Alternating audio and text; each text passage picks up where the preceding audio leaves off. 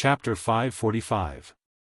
Hearing about such a bizarre battle during the morning court assembly, many of the ministers were satisfied. Cheng Yaojin was beaming with joy, his face extremely proud. It was as if Li Zixuan was his son and had done such a great thing, and he was also proud of it. Other than Li Er, who didn't believe Li Zixuan's words, there was another person in the hall. That was Li Chengqian, who had been standing below Li Er to listen to the morning court session. The reason why he didn't believe Li Zixuan was because when he went to the workshop a few days ago, he heard a loud bang. Although the power wasn't enough to shake the earth, it was still shocking.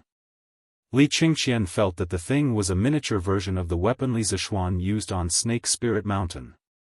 Li Zixuan just said that spiritual master Lingxiu only gave him one true qi iron ball. Either Li Zixuan was lying and there was more than one true qi iron ball, or the thing that destroyed Snake Spirit Mountain was not a true qi iron ball at all. Although he knew that Li Zixuan must be hiding something, Li Chengqian did not expose his good brother. He only looked at Li Zixuan with a faint smile. Seeing that no one in the hall had anything to report, Li Er got up and prepared to leave. Zhao Song understood and said in a sharp voice, "Court assembly is dismissed."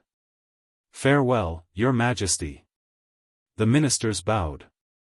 After Li Er left, other than a few old generals who had a good relationship with him, the rest deliberately kept a distance from Li Zixuan.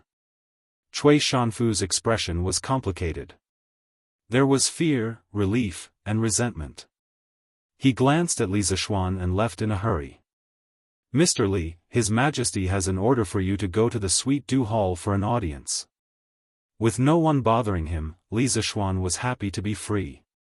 He wanted to chat with Cheng Yaojin as they left the palace, but Zhao Song came over and said. Li Zixuan was speechless.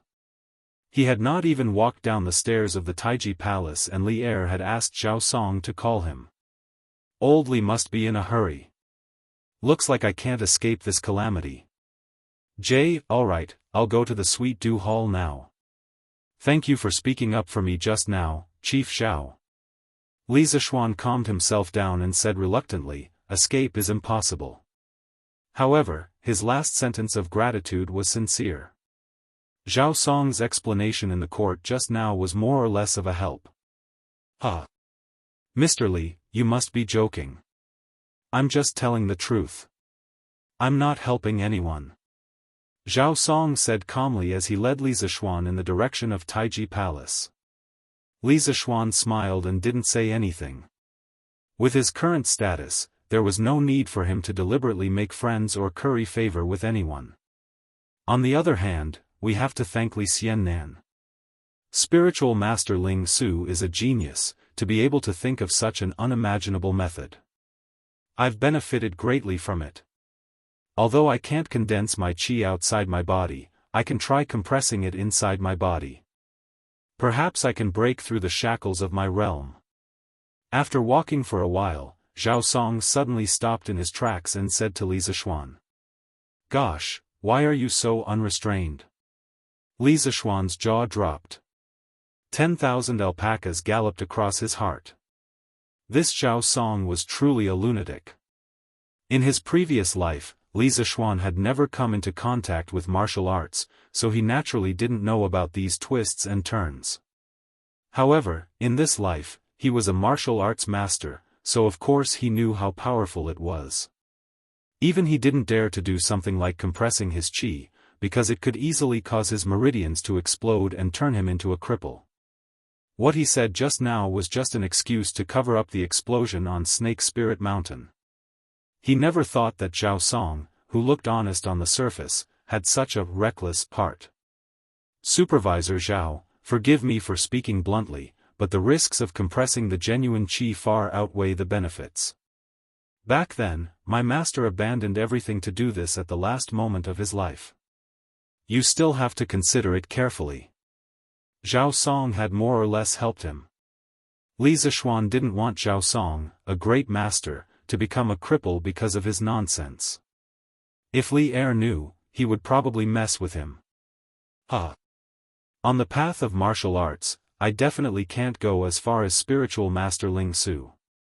In the end, I like to be overcautious and timid. This time, no matter what, I have to try it myself. Zhao Song said with a smile as if he was touched. Your humble servant pays his respects to your majesty. After chatting with Zhao Song for a while, the two of them arrived at the Sweet Dew Hall. Li Zishuan bowed to Li Er as he prayed in his heart that the stubborn old man Zhao Song wouldn't explode in the future.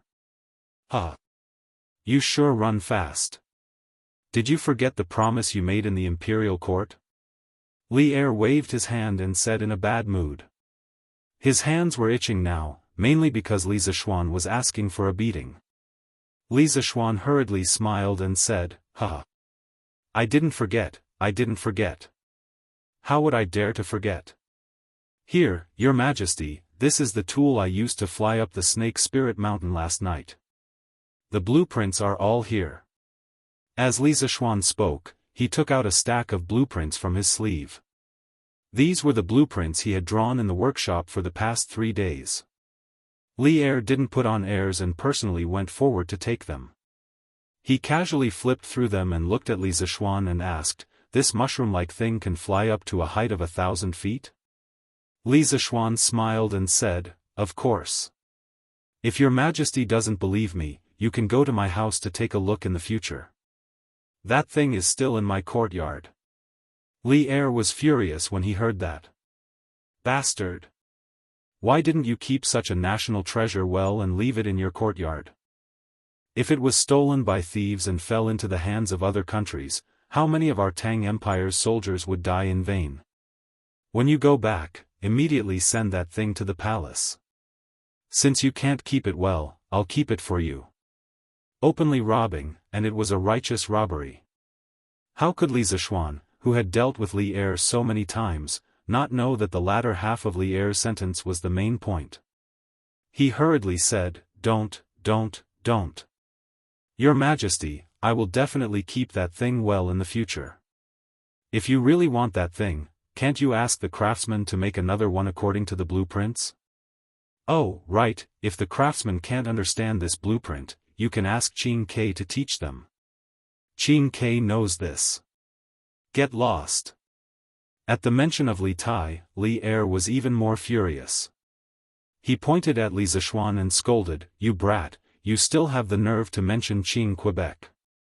I originally wanted him to learn from you, but now he has been bewitched by you to build a house in the Cloud Mountain. My son is actually building a house for you. You're getting bolder and bolder. Chapter 546. Inside the Sweet Nectar Hall. Seeing Li Er's furious appearance, the palace maids and eunuchs at the side hurriedly lowered their heads. Previously, they had only seen Wei Zheng who could make Li Er lose his composure. They didn't expect that today there would be another Li Zishuan. Sure enough, heroes came from the youth. Cough. Your Majesty, please calm down. Building a house is also a kind of learning. There is a saying in Taoism called entering the world to cultivate. If Prince Wei stays in the palace for a long time, it won't be good for his character growth. I believe your Majesty understands this point. Otherwise, you wouldn't have allowed Qing Ke to go to Cloud Mountain. Ha! Li Er laughed. He didn't agree or disagree. He thought for a while and then said meaningfully, Let's not talk about this for now. Is there something you forgot to tell me? Li Zishuan was stunned. Then, he suddenly thought of something and immediately put on a fawning expression. Ayaya! Your Majesty, you are too polite. This humble subject only presented a few blueprints, and you want to reward this humble subject heavily. In fact, this humble subject will be grateful if you reward me with something else. Why do you want this humble subject to personally choose the reward? As the saying goes, thunder and rain are the grace of the emperor. This humble subject. Shut up. Li Er couldn't listen to him anymore. His expression was as if he was a dog. He said angrily, When did this humble subject mention a reward to you? This humble subject is asking you to truthfully tell me the method you used to destroy the 7 cultivators of true virtue. He didn't expect that there would be such a shameless and daring person in this world. He was both angry and amused. So it's not a reward. Li Zishuan was stunned. He muttered, touched his nose, and said embarrassedly, cough, cough. The method to destroy the 7 cultivators of true virtue was an iron ball of true qi. Didn't this humble subject just say it in the imperial court? Li Er glared at him and said angrily, humph. You can fool others with that nonsense, but don't think you can fool me. Quickly tell me the truth. You brat, you're getting bolder and bolder. You even dare to lie to me. If someone else dared to be so naughty in front of Li Er would have long ordered people to drag him out and behead him. However, this person was Li Zishuan. Therefore, Li Er felt helpless. Li Zishuan was so capable that any monarch who had slightly opened his burning point would choose to put him in an important position. Of course, Li Er was no exception. Feeling Li Zishuan's aggressive gaze, Li Zishuan shrunk his neck and said hesitantly, actually, the thing that I used to bomb the 7 cultivators of true virtue that night was a type of strong gunpowder. The general principle behind it is similar to that iron ball made of true qi. The only difference is that it wasn't made by my master, but by me. Hearing this, Li Er's breathing suddenly quickened. As expected. As expected. I've long guessed that it's impossible for there to be only one of these things. You can definitely make more. However, what is a strong gunpowder? At this time, the term gunpowder had yet to appear. The person who truly defined gunpowder was Song Yingxing of the Ming dynasty. He wrote in the heavenly works of creation, gunpowder is mainly made of saltpeter and sulfur, supplemented by plant ash. Saltpeter is of the extreme yin nature, while sulfur is of the extreme yang nature. When these two divine objects meet, there is no gap between them. When they appear, people will be shocked and their souls will scatter. However, the appearance of gunpowder could be traced back to the spring and autumn period. According to the Fanzi Yeren, gunpowder was already used in China during the spring and autumn period.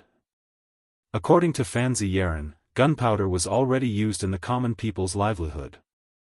Of course, gunpowder at that time only referred to saltpeter. This was because saltpeter could directly ignite or explode when it collided with organic matter. When it came to gunpowder that was slightly more powerful, it had to be refined into a pill alchemist. This was because the original use of gunpowder in China was to be used in the fire process of refining pills.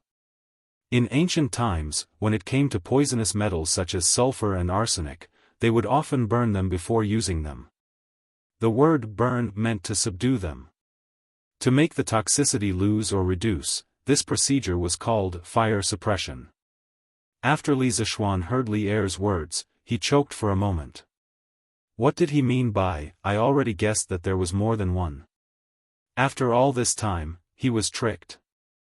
Your Majesty, gunpowder is a medicine that can be ignited by sparks, flames, and so on. When these things burn fiercely in a very narrow space, it will cause an explosion. This can actually be used as the ignition agent in the fire suppression procedure of Daoist alchemy. After cursing Li Zishuan several times in his heart for having little gg, Li Zishuan gloomily explained. When Li Er heard the word alchemy, his eyes suddenly lit up. He asked, "You also know alchemy?" Li Zishuan looked at Li Er's expression and knew what he was thinking. He hurriedly said, "Of course I don't know this. My master once said that the art of alchemy is the biggest scam of Taoism. Back then, ever since the first emperor recruited alchemists to refine the elixir of immortality, the world has been changing dynasties for nearly 800 years, but there has never been anyone who can live forever. This is just a scam to confuse people." After saying so much, Li Zishuan still didn't want Li Er to go astray. Li Er couldn't help but blush when his thoughts were seen through. After he calmed down, he said with a straight face again, "I also understand that the art of alchemy is just a small matter, but this gunpowder is so important to my Tang Empire. Why didn't you tell the truth in the imperial court just now?" Li Er stared sharply at Li Zishuan's face and asked word by word. Li Zishuan's heart tightened. He knew that the most important test was coming. He hurriedly stopped smiling and said seriously, "Your Majesty, the power of this gunpowder is enough to destroy the world. It is precisely because it is so important to the country that this humble subject doesn't dare to reveal it in front of others. There is no such thing as an impenetrable wall in this world. No one can guarantee that all the officials in the Taiji Palace are working together with Your Majesty. Once the gunpowder is leaked, with this kid's previous example of bombing the 7 cultivators sect, all the other forces will definitely covet the gunpowder and send all kinds of spies to find out the formula. Once they find out the formula, it will definitely be a disaster for the Tang Empire's army. After all, gunpowder is a double-edged sword. It can hurt others and also hurt oneself. This is a serious matter, so I have to be careful. That's why I lied in the imperial court just now. I hope Your Majesty can forgive me." Li Er's expression turned cold. When Li Zishuan said this, he instantly thought of many bad things. At present, the Tang Empire had just been established, and Li Er had only been in power for less than a year. His control of the Tang Empire had not reached the point where he could sit back and relax. Aristocratic families, external enemies, internal troubles, external troubles, these were all unstable factors hidden in the dark. If he was careless, he might lose the whole game. Not bad. I'm very pleased that you can think of these things. Li Zishuan, you didn't disappoint me. After a long time, Li Er sighed. His expression gradually softened as he looked at Li Zishuan and said. Chapter 547. In the Ganlu Palace. It was rare for Li Zishuan to hear Li Er speak human language. He couldn't help but feel a little better. Wasn't he working so hard for the sake of Great Tang? Thank you for your praise, Your Majesty. In addition to what I said earlier, I also believe that Great Tang doesn't need gunpowder at all. What do you mean? Li Er asked with some confusion. Li Zishuan stood with his hands behind his back and said, Your Majesty, Great Tang's army is full of valiant generals and high morale. What we lack now is not combat power, but the country needs to rest and recuperate. Once the people are rich and the treasury is full, the Turks in the north will be wiped out. Gunpowder is just icing on the cake, it's not the key to victory. Currently, gunpowder may be useful for defending a city, but for attacking, once the other party spreads the cavalry, gunpowder won't be effective.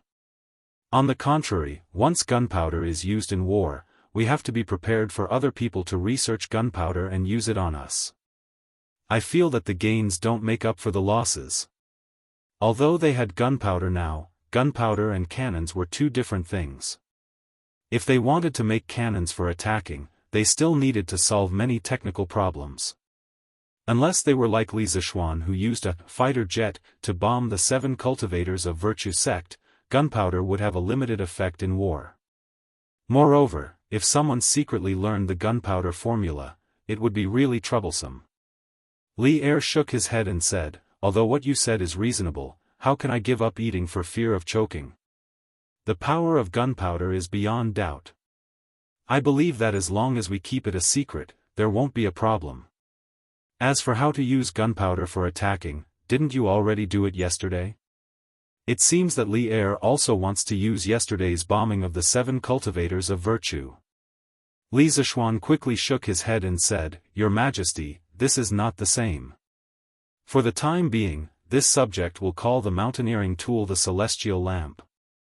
Although the celestial lamp can fly hundreds of feet high in the sky, its flying direction is completely dependent on the direction of the wind. Wherever the wind blows, it will follow, just like a sailboat on the sea. The situation on the battlefield changes rapidly, how can we pin our hopes on the unreliable direction of the wind? Li Er asked doubtfully, then how did you do it last night? I remember that it wasn't a southwest wind last night. Ugh. Li Zishuan said awkwardly, Your Majesty, I used my true qi to forcefully change the direction of the celestial lamp last night. I'm afraid it's very difficult for people below the guru level to achieve this. Li Er was speechless. Ha! The 7 cultivators of true virtue is truly unlucky to have provoked you, brat. Li Zishuan awkwardly smiled and stood there without saying anything. A man can't be a man if he doesn't take revenge. If there was someone to blame, then blame the people from the 7 cultivators of true virtue for provoking him. Li Er clasped his hands behind his back and walked 2 steps. Suddenly, he asked meaningfully, there must be other reasons besides the ones you just mentioned, right? With that, he stared into Li Zishuan's eyes with a faint smile, waiting for an answer. A few drops of sweat suddenly appeared on Li Zishuan's forehead. It was said that the emperor was very suspicious, and Li Zishuan was no exception. How should he explain this? Brat. Even if you don't say it, I already know. You didn't dare to tell the truth in the imperial court because you were afraid that I would feel that you were too big of a threat and suspect you, right? Li Er saw Li Zishuan struggling and unable to say anything. He laughed loudly and walked over. Sizing up Li Zishuan, he said, you don't need to quibble. That's what you were thinking at the time. Huh. I remember telling you before that under my command, you can use as many talents as you want. Although the situation with the gunpowder is very special, I still know what kind of temperament you have, brat. Otherwise, I wouldn't have let you live until today because of what you did. Li Er's face turned slightly cold as he finished speaking. Li Zishuan was silent. He secretly thought that Li Er had his reasons for becoming an eternal emperor. His vision and breadth of mind were things that many emperors didn't have. After a long while, Li Zishuan faintly sighed and cupped his hands. Thank you for your trust, Your Majesty. I don't have any great ambitions in this life. I just want to lie at home and live a leisurely life with my wife and parents. I don't want to participate in these disputes. Of course, I also hope that Tang Empire is infinitely powerful. It's best if it's so powerful that no one dares to provoke us. Then, I can peacefully enjoy my life at home. Li Er glanced at him and snorted. Useless. Wait until you help me develop Tang Empire to a point where no one dares to provoke us, then we can talk about enjoying your life. Li Zishuan smiled and said, Your Majesty. Contentment brings joy. What is being successful and not being successful? Anyway, I'm very satisfied with my current life. Don't I still have Your Majesty to worry about other things? Li Zishuan's words were sincere. He wouldn't exchange his current lifestyle even if he was given the title of emperor. Didn't you see how Li Er, the emperor, was so busy every day that his feet didn't touch the ground and was even criticized by the haters? It was really tough. How could it be as comfortable as him hugging his wife? Humph. Brat, according to what you said, you don't even care about my throne now? Li Er said with some dissatisfaction. If it were anyone else who heard this, they would definitely be scared half to death. However, after having a heart-to-heart talk with Li Er today, Li Zishuan had a better understanding of old Li's personality. He wasn't afraid and just said casually, I didn't say that. I don't care about my position, I don't care about politics. I just want to be a good son and a good husband. I don't care about other things. Ha! You brat. Li Er pointed at Li Zishuan and then walked back to the table and sat down. Li Zishuan felt that today's conversation was about done. He felt around his chest and took out a small piece of paper. He stepped forward and handed it to Li Er. Your Majesty, this is the formula for gunpowder. Forgive me for speaking out of turn, but this formula must be kept a secret. Moreover, if Your Majesty really wants to make gunpowder, you must not do it in the bustling areas of Chang'an. Once an accident occurs, not only will it alarm those with ill intentions, it will also cause a large number of innocent casualties. Li Er stared at the small piece of paper and his face slightly flushed. He didn't take it and instead asked, You handed over such an important thing so easily? Li Zishuan said seriously, Your Majesty, as I said before, I don't have any great ambitions. If it wasn't for the 7 cultivators sect forcing me into a corner, I wouldn't have used gunpowder. Now that I've made gunpowder, this national treasure should be handed over to your majesty for safekeeping. I can't think of any use for it. Good. Immortal lamp, gunpowder. Don't worry, since you took the initiative to offer these 2 things, I won't treat you unfairly. Li Er took the small piece of paper and said in a deep voice. Li Zishuan cupped his hands and said, "Thank you, your majesty. If there's nothing else, I'll take my leave." Go. Chapter 548. More than an hour ago, in a private room of the Jianghu restaurant. Inside, there were 5 young masters who were dressed luxuriously and had extraordinary appearances. Their nobility and elegance were clearly not something that could be nurtured by a poor family. The 5 of them sat opposite each other and did not deliberately maintain the order of the seats. Among them, the young man named Xian Ji said, Li Zishuan first flattened the price of books, and then he launched the dictionary of the Tang dynasty. Such actions are tantamount to digging at the foundation of the Shandong landowning clans. I believe that all the brothers present can see this. Xian Ji is right. Since the establishment of the Li Tang dynasty, the Shandong gentry have been suppressed repeatedly and have long lost their former glory. Now we have to pay attention to the actions of this Li Xianji. He is shaking the prestige of our families in the scholarly circle. A slightly older man sitting next to Xian Ji took over the conversation. How can a small dictionary shake the foundation of the Shandong gentry? Cui Xuanji, Cui Shen, when have the people of the Cui family of Qinghe and the Cui family of Bowling been so timid? Hearing these 2 people talking, the handsome young man sitting on the outside sneered discontentedly. It turned out that the people sitting in this room today were all outstanding representatives of the 5 surnames and 7 hopes. Cui Xuanji of the Cui family of Qinghe, Cui Shen of the Cui family of Bowling, Zheng Huijie of the Zheng family of Xingyang, Lu Qingqing of the Lu family of Fanyang, and Li Jingxian of the Li family of Zhao County. Now 5 of the 5 surnames and 7 hopes were here. The Li family of Longxi and the Wang family of Taiyuan were not here. To be able to be chosen as the representative of each family, these people naturally had their own outstanding aspects. Right now, perhaps they were still not well known because Li Yuan and Li Er, these 2 generations of emperors, were doing their best to suppress the Shandong landowning households. After a few more years, many of them would stand out in the court. For example, Lu Qingqing, who was the prime minister during the Gaozong period, Cui Shen. Although this person did not have many achievements in the officialdom, he later had a very powerful son named Cui Xuanji. This person also served as the prime minister during the Gaozong period. During the Wu Zhou period, in order to support the crown prince, Li Xian, to ascend the throne, he launched a coup and was conferred the title of prince. Zheng Huijie. Today is different from the past.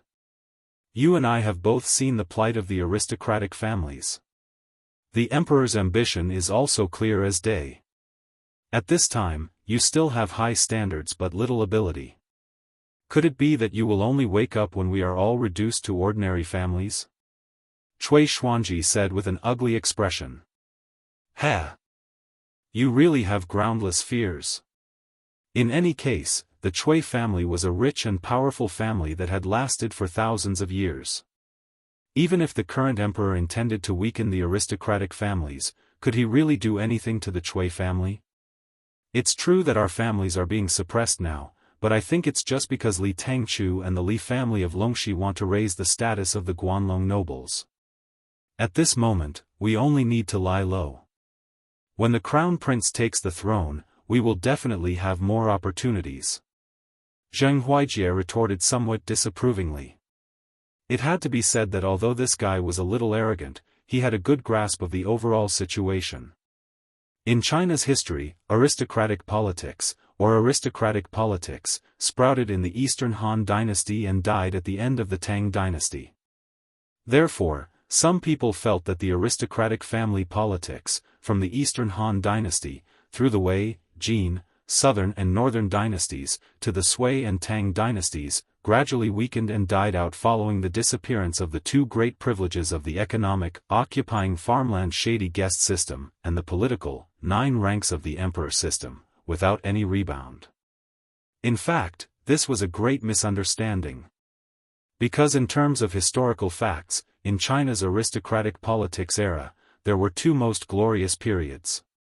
One was the Weijin Northern and Southern dynasties, and the other was the Tang dynasty. In the Tang dynasty, especially in the Middle and Late Tang dynasty, aristocratic politics didn't dim. On the contrary, it strangely became glorious again. At the beginning of the Tang dynasty, the Shandong nobles were indeed greatly suppressed. First, the Guanlong military group still had a lot of power at that time. Second, the emperor deliberately suppressed them. Third, in the vigorously promoted imperial examination system, many ministers of the illegitimate family appeared. At that time, the 5 families were not used to this kind of official method. Fourth, the court officials who came from humble families were jealous. However, after Empress Wu came to power, on one hand, she suppressed the old ministers of the Guanlong nobles and eliminated political resistance. On the other hand, she began to use the Shandong nobles. For example, Li Jingxian, who came from the Li family of Zhao County, was recognized by Empress Wu at this time and walked into the center of power. After the Lushan rebellion, the political center of the Tang dynasty was rebuilt. The power to suppress the nobles was no longer as fierce as it was under Li Yuan and Li Er. The 5 families also used the imperial examination system to rise up fiercely. For example, the Zheng family of Xingyang. During the Tang dynasty, it was hard to find a prime minister. However, from the middle of the Tang dynasty onwards, there were more than 10 prime ministers and important ministers. Another example would be the Cui family of Qinghe. In the Tang dynasty, there were 10 people from the branch house, the South Ancestral branch, the Qinghe main branch, the Qinghe small branch, and the Qingzhou branch. Before the Lushan rebellion, there were only 2 people who were prime ministers. After the rebellion, 8 of them became prime ministers.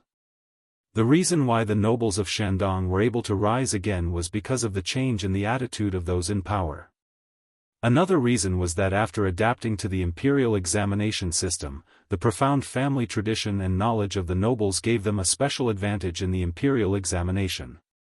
For example, the Lu family of Fanyang had more than 100 people in the Tang dynasty, especially from the middle of the Tang dynasty onwards. This number was shocking. One must know that in the Tang dynasty, the Jinshi examination was the most difficult. The number of people who were admitted was also very small. The Lu family was able to have such results because of their family traditions and knowledge. Therefore, if the nobles wanted to develop, they had to wait for the right time. Li Jingxian nodded and said, "Xuanji, although Huaijia's words are offensive, they are not without reason. Right now, we should wait patiently and not take the initiative to cause trouble." However, Lu Qingqing frowned and said, "Jingxian, you're wrong. Ever since Li Zishuan appeared in Chang'an, the speed of his rise has left people dumbfounded. Everything that Qin Guanji has done seems to be deliberately going against us. Recently, I even heard that he wants to build some Yanhuang Academy and develop engineering. It's really absurd. Qin Guanji suspects that he is a tool that His Majesty arranged to suppress the nobles. The current situation is no different from boiling a frog in warm water. If we don't take action soon, sooner or later, our foundation will be nibbled away. If the Cui family wants to deal with Li Zishuan, the Lu family is willing to help." Cui Xuanji smiled and said, "Brother Qingqing is really far-sighted and righteous." Then, he turned to Zheng Huaijia and Li Jingxian and said, "Brother Zheng, Brother Li, time waits for no man. If Li Zishuan is allowed to do as he pleases, the situation of our families will be even more worrying. Please reconsider carefully."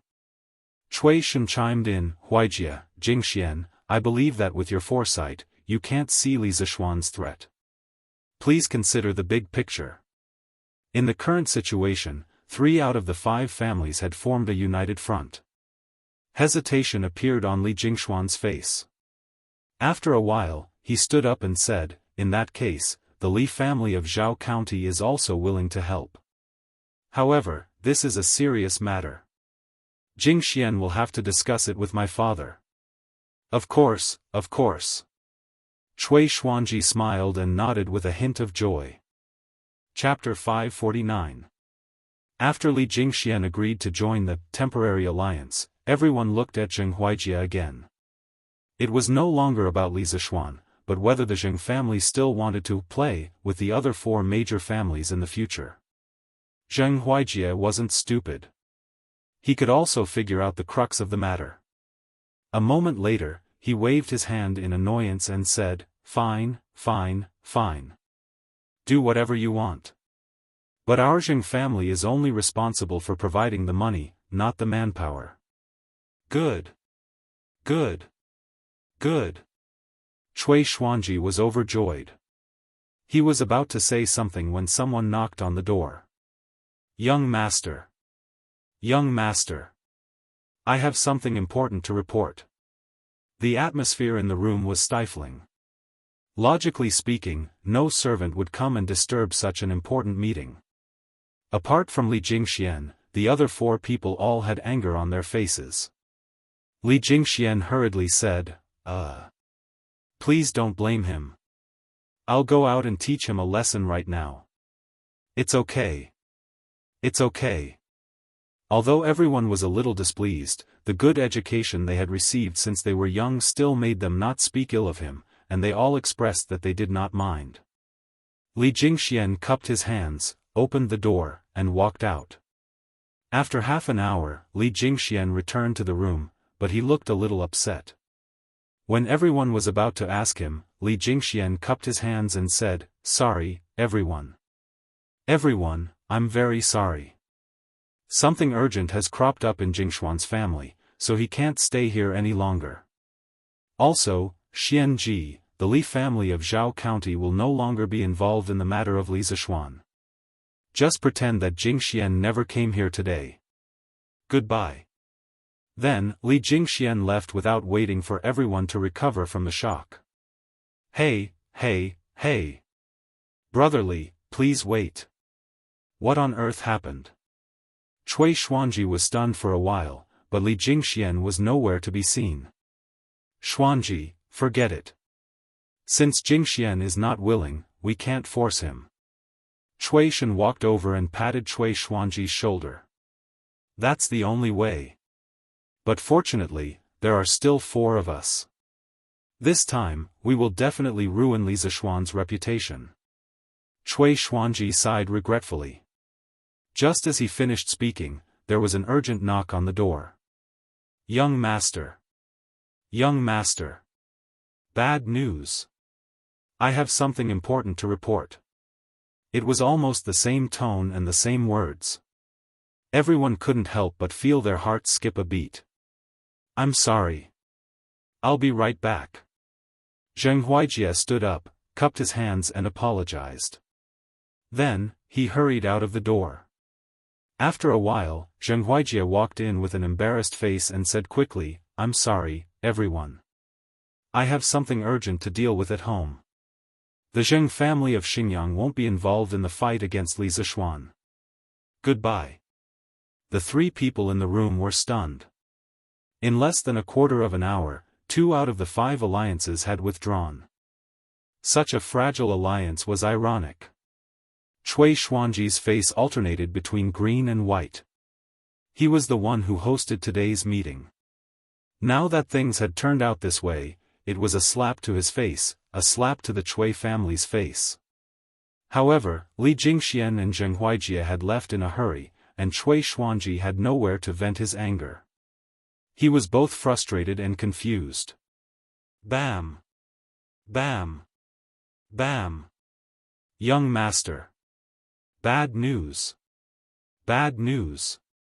I have something important to report." As soon as Zheng Huijie left, there was a series of hurried knocks on the door. Lu Qingqing looked at Cui Xuanji and Cui Shen helplessly and walked out without saying anything. Half an hour later, Lu Qingqing walked in with a solemn face. Just as he was about to speak, Cui Xuanji interrupted him. Brother Lu, is the Zheng family of Xingyang also withdrawing? What exactly happened? Can you tell me first? Lu Qingqing said awkwardly, ahem. Xuanji, something big has happened. You should receive the news soon. I'll take my leave first. The Lu family will also not be involved in the fight against Li Zishuan. After that, he ignored Cui Xuanji's dissuasion and left. Cui Xuanji looked at Cui Shen anxiously and said, Cousin, what should we do now? Why did they go back on their words in the blink of an eye? During the Western Zhou dynasty, the son of Duke Ding of Qi, Jizi, gave the country to Shui while he himself took advantage of Cui Yi. After Jizi gave the country away, he was conferred the title of Cui minister and took Cui Yi as his surname. Ever since Jizi was conferred the title of Cui Yi, the Cui family began its own development process. After entering the Sui and Tang dynasties, according to the new Tang dynasty, the Cui family had 10 houses. The first was Zhengzhou, the second was Yanling, the third was Nanzhou, the fourth was Qinghe Big House, the fifth was Qinghe Small House, the sixth was Qinghe Qingzhou House, the seventh was Bowling and Bungalow, the eighth was Bowling Big House, the ninth was Bowling Second House, and the 10th was Bowling Third House. The first 6 houses belonged to the Qinghe Cui family, and the last 4 houses belonged to the Bowling Cui family. The 2 Cui families came from the same family and had always maintained a close relationship. That was why Cui Xuanji called Cui Shen his cousin. Cui Shen frowned and said, Xuanji, there must be something we don't know about. Send someone out to find out if something big has happened. Cui Xuanji nodded and said, yes, cousin. Bam, bam, bam. Bad news, young master. Come in. At this time, a series of equally urgent knocks came from outside the house. Cui Xuanji's expression changed, and he shouted before the servant outside the house could finish speaking. Squeak, a young servant in green clothes and a green hat came in from outside the room. He looked strong and powerful. Wuxia, hurry up and tell me what happened. Cui Xuanji walked quickly to the servant and asked in a deep voice. Huff. Young master, Li, Wuxia was about to speak when he saw Cui Shen next to him. He hesitated and didn't know if he should continue. Tell me. Cui Xuanji frowned and shouted. Yes, yes, yes, young master. I just received news that Li Zishuan, who disappeared for 3 days, has returned. Last night, the 7 cultivators of true virtue sect was razed to the ground and wiped out. That 7-headed snake was also killed by Li Zishuan, and its corpse is hanging in front of the Li family's door for public display. Wu Jie no longer hesitated and told him everything he had found out. Boom! Cui Xuanji's mind went blank. He staggered 2 steps back and murmured, impossible. Impossible. I've never heard of the Imperial Army launching an attack on the 7 cultivators of true virtue sect recently. Even if they did, it's impossible to take them down in such a short time. This must be a rumor. Wu Jie said with a bitter face, young master, I saw everything with my own eyes. Li Zishuan just pointed at the 7-headed snake and told the people that if anyone wants to harm his family, no matter how powerful they are, they will be killed just like the 7-headed snake. Even if he has to chase them to the ends of the earth, he will kill them. Cui Xuanji roared angrily at his words, damn it. They've gone too far. Chapter 550. Come, come, come. We brothers have been on the battlefield together. Let's not go home until we're drunk. Drunken Immortal Restaurant, Heaven, Private Room. Li Zishuan, Cheng Chumo, Yuchi Baolin, Dugu Xian, and Dugu Feiying sat around a table full of delicacies, drinking to their heart's content. Li Zishuan was supposed to treat Dugu Xian and Dugu Feiying to this meal. Earlier, when the Snake King tried to kill him outside Chang'an City, the 2 brothers had saved him in time. A few days ago, when they attacked Snake Spirit Mountain for the first time, Dugu Xian and Dugu Feiying had also helped him a lot. If not for their extraordinary performance, he would not have been able to defeat Yin Batian alone, and the imperial army would have suffered more casualties that day. Therefore, when Li Zishuan returned from the imperial court, the first thing he did was to ask someone to invite the two brothers over. They had helped him so much. Logically speaking, it wasn't too much to treat them to a meal. Although Qing Chumo was only an observer during the attack on Snake Spirit Mountain, he felt that he had helped. When he heard that Li Zishuan was treating him to a meal, he quickly brought Yuqi Baolin along for the meal. When he heard Li Zishuan say that they would not leave until they were drunk, Qing Chumo laughed proudly. "Ha! Who's afraid of you? Xiao Xian, you've only learned how to drink for a few months. Do you think I'm afraid of you?" Ha ha ha. Li Zishuan rolled his eyes. "I wonder who was the one who got drunk and fell under the table on my wedding day?" Qing Chumo's face turned red and he said unhappily, "Chow. That's because you cheated." Later, I finally remembered. You let the four of us drink in the front while you secretly hid at the back. Otherwise, you would have been the one who fell first. Ha! Looks like this kid is not stupid. Dugu Feiying looked at the wine in front of him, took a deep breath, closed his eyes, and said in enjoyment, "Ha! I don't care who's better at drinking, as long as I have good wine to drink." After saying that, he picked up the wine cup and took a sip. Ha! Good wine. After drinking so much, little Xian, your drunken immortal is still the best. How satisfying. Awesome. The moment the drunken immortal entered his mouth, that spicy and domineering feeling ignited a ball of fire in his heart. Dugu Feiying recalled the sweet taste in his mouth and said in a slightly intoxicated manner. Dugu Xian frowned. "Feiying, don't be rude."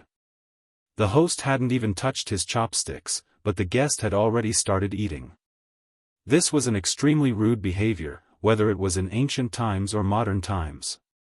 Li Zishuan waved his hand and laughed. "We are all good brothers, why are you so particular about that?" "Ah, Xian, it's not that I want to scold you, but can't you smile more?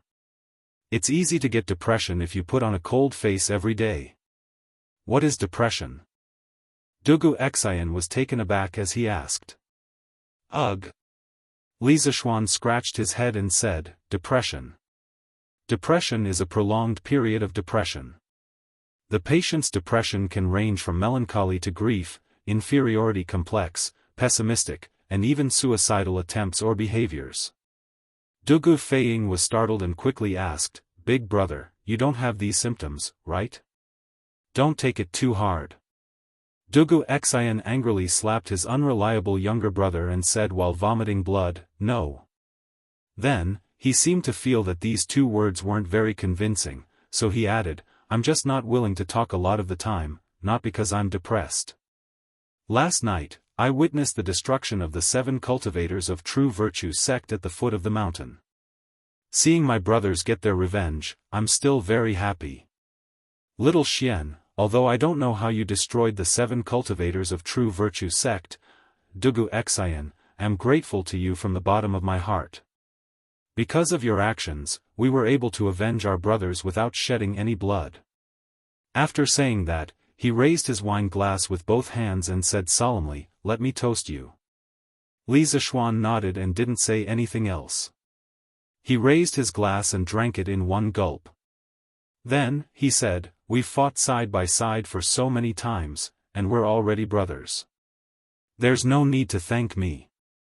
Besides, those brothers died because of me, so I have to avenge them personally. Yes, yes, yes.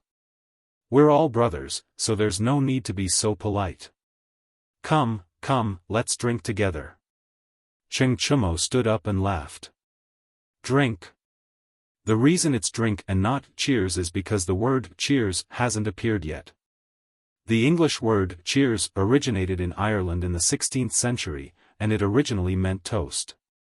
At that time, Irish drunkards had the habit of putting a piece of toast into a glass of whiskey or beer to improve the taste and remove the impurities. It was only in the 18th century that the word cheers took on the meaning it has today, and it developed into a congratulatory eulogy. After downing another glass of wine, everyone's faces were a little red. After all, this was the strongest drunken immortal. Yuqi Baolin wiped his mouth, looked at Li Zishuan, and asked, "Little Xian, last night, Chou Nyo and I happened to see you sitting on a fireball and flying to the top of the Snake Spirit Mountain. What was that thing? How could it fly so high?" When the Dugu brothers heard that, they quickly looked at Li Zishuan curiously. They had come out to observe the situation after hearing the explosion at the top of the mountain last night. They weren't like Cheng Chumo and Yuqi Baolin, who had brushed shoulders with Li Zishuan's fairy lamp. Therefore, when they heard that Li Zishuan had flown to the top of the mountain, they were very shocked. As for Cheng Chumo, when he heard Yuqi Baolin mention last night's incident, his expression became a little unnatural. This fellow had clearly thought of the fairy joke. Hearing those words, Li Zishuan thought for a moment. Everyone present was the second generation of the military, so it was unlikely that they would commit treason. Thus, he told them about the celestial lamp and the iron ball made of Zhenqi. As for the gunpowder, it was currently a top secret of the Great Tang, so he could not reveal it to them. Hiss. F***ck. There's actually a tool in this world that can allow one to fly. This is too magical. Little Xian, can we go to your house and take a look at that fairy lamp later? After hearing Li Zishuan's story, Dugu Feiying's eyes widened, and he slammed the table excitedly.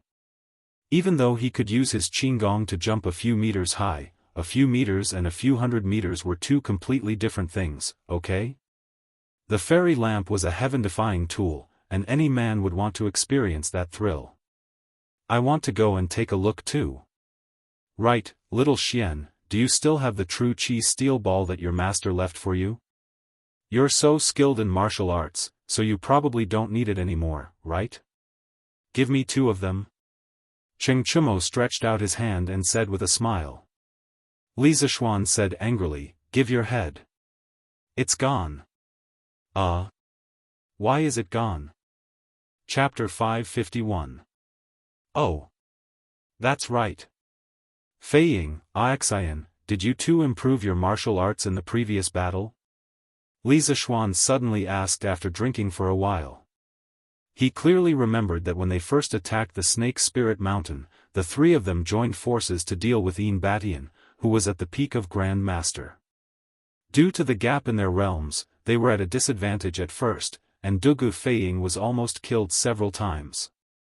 However, he took advantage of the opportunity created by Li Zishuan and Dugu Xian to injure Yin Batian with 3 throwing knives, which really blinded everyone. Later, Yin Batian risked everything to kill Dugu Feiying first, and he used the first 6 swords of the Taishian 9 swords to save him.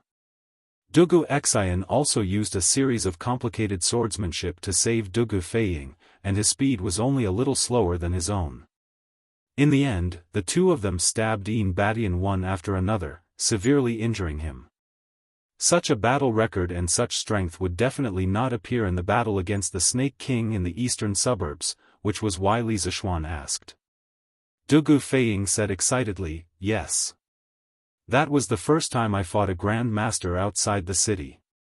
After I went back, I learned a lot, and the last time I was at the Snake Spirit Mountain, I learned something again, and that's how I injured Yin Batian.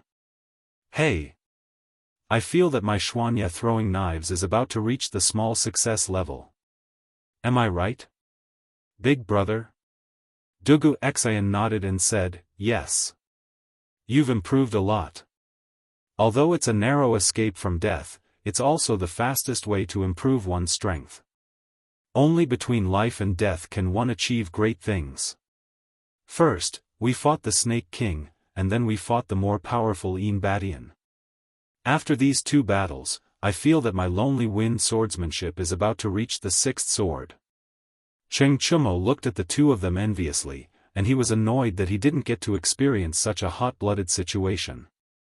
Li Zishuan asked curiously, lonely wind swordsmanship? Is that the Dugu family's swordsmanship? It was no wonder that he asked. Although he had a powerful master, he didn't know much about the martial arts names in Jianghu. Besides, in this era, Jianghu was still in its infancy, and there weren't many well-known martial arts techniques. Most martial arts techniques were passed down from their families.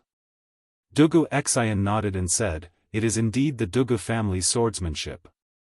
Fei Ying didn't like that since he was young. He found a book of throwing knives and swordsmanship from some corner of the family storehouse, and he has been practicing until now. Li Zishuan nodded thoughtfully and asked, Xian, you said that you're about to reach the sixth sword. How many sword moves does this lonely wind sword art have in total? If someone else had asked this question, Dugu Xian would definitely have given them the cold shoulder. After all, this sword technique was unique to the Dugu family and was not taught to outsiders. However, the person who asked this question was Li Zishuan. He thought for a moment and answered, "There are a total of 9 sword moves. I can only use the first 5 moves now, but I feel that I have already touched the threshold of the 6th move." 9 swordsmanship moves? Li Zishuan was startled when he heard this, and his expression suddenly became strange. Dugu Fei Ying didn't understand and asked curiously, "What's with your expression, Xiao Xian? My brother is already very powerful to be able to practice the 5th sword, okay? My dad is only at the 6th sword." Li Zishuan knew that this guy misunderstood. He quickly waved his hand and said, "I don't mean anything else. I just thought of another swordsmanship. It also has 9 sword moves." Dugu Fei Ying snorted and said, "There are many swordsmanship with 9 sword moves in this world. What's so strange about that?" "Yeah. Xiao Xian, doesn't your Taishian 9 swords also have 9 sword moves?" Cheng Chumo, who had been with Li Zishuan for the longest time, knew the most about the situation. He also interrupted. Li Zishuan shook his head and said, "No, the swordsmanship I thought of is called Dugu 9 swords." Dugu 9 swords? Everyone couldn't help but exclaim in unison. Then, everyone's expression became strange. Dugu Xian couldn't help but say, "I've never seen this swordsmanship in my family. But from the name, it seems to be related to my Dugu family. Xiao Xian, tell me, where did this Dugu 9 swords come from?" Li Zishuan was secretly amused. "Of course, you haven't seen this swordsmanship before. This is a divine skill from Old Master Jin's novel. Where did you see it?" Actually, the reason why he mentioned the 9 swords beyond the swords was because Dugu Xian's words had coincidentally reminded him of the smiling, proud wanderer from his previous life. The other reason was that he had transmigrated to the Tang dynasty, and he had mysteriously acquired martial arts. With his current martial arts realm and comprehension, some of the moves in Old Man Jin's novel seemed to make some sense, and it was worth pondering over. Li Zishuan used his powerful spiritual power to recall a little, then answered, "I heard from my master that this Dugu 9 swords was created by a senior who was known as the Sword Demon. He defeated all his enemies, defeated all his heroes, and defeated all his opponents. He was invincible in the world. The Sword Demon wanted an opponent who could make him defend himself with one move, but he couldn't get it. In the end, he buried his sword in an empty valley and died. He also had another name, Dugu Qiubai." When the other 4 heard this, their eyes widened in shock. Dugu Fei Ying exclaimed, "Dugu Qiubai? That name is so domineering. There's actually such a strange person in the world? Then this Dugu 9 swords must be very powerful, right?" Li Zishuan smiled and said, "Of course. Dugu 9 swords has a total of 9 moves: ultimate move, breaking sword move, breaking knife move, breaking spear move, breaking whip move, breaking rope move, breaking palm move, breaking arrow move, and breaking chi move. The Dugu 9 swords is the extreme of swordsmanship. There are a total of 360 variations, and it only attacks and does not defend. When you understand the sword intent of these 9 swords, there is nothing you cannot do, nothing you cannot come out of, and nothing you cannot enter. Damn! That's awesome. Xiao Xian, do you have this sword manual? If you do, I'll practice this instead of the horse lance in the future. Cheng Chumo said with a hopeful face, drooling. Dugu Xian stood up and cupped his fists solemnly. Xiao Xian, this Dugu 9 swords is very similar to our Dugu family's solitary wind swordsmanship. If you have this sword manual, our Dugu family is willing to pay any price to exchange it. Please help us. Seeing Dugu Xian's solemn face, Dugu Feiying also stood up and cupped his fists. Xiao Xian, please. Li Zishuan hurriedly waved his hand and said, Xian, Feiying, sit down first. Sit down, sit down. But, sit down first. Otherwise, I won't say anything. All right. After they all sat down, Li Zishuan said, I've only heard about this Dugu 9 swords from my master. I don't have the sword manual, but I can roughly remember the essentials of each move. I'll tell you in detail when I have time in the future. When he heard Li Zishuan say that he did not have the sword manual, Dugu Xian was initially disappointed. But when he heard the last sentence, he was instantly excited. He quickly said, okay. Chapter 552. Hey! Didn't you say that we're not going home until we're drunk? Why are we talking about swordsmanship now? Come. Let's drink. The dishes are going to get cold soon. The 9 swords beyond the swords was an idea that Li Zishuan came up with on the spot. Li Zishuan had no idea if he could come up with a complete set of 9 swords beyond the swords based on the description in Old Man Jin's novel. However, with his current understanding of martial arts, he had the ability to give it a try. However, it was obviously not a good time to give it a try. Hence, he stood up and called out to them. Yes. Let's drink. Let's get Xiao Xian drunk today. Xian, Feiying, you two don't know this, but on his wedding day, he asked me, Bao Lin, Huayu, and Huiran to drink for him while he sneaked off to the bridal chamber with the bride. Don't you think this kid is unkind? That time, I was so drunk that I slept for 2 days and 2 nights. Cheng Chumo raised his glass and began to expose Li Zishuan's ugly side to the Dugu brothers. Dugu Feiying rubbed his chin and said hesitantly, that's indeed unkind. I knew it. We're all reasonable people. Feiying, let's take turns getting him drunk today and let him have a taste of his own medicine. Cheng Chumo laughed excitedly as if he had met a soulmate. Dugu Feiying turned his gaze to Dugu Xian.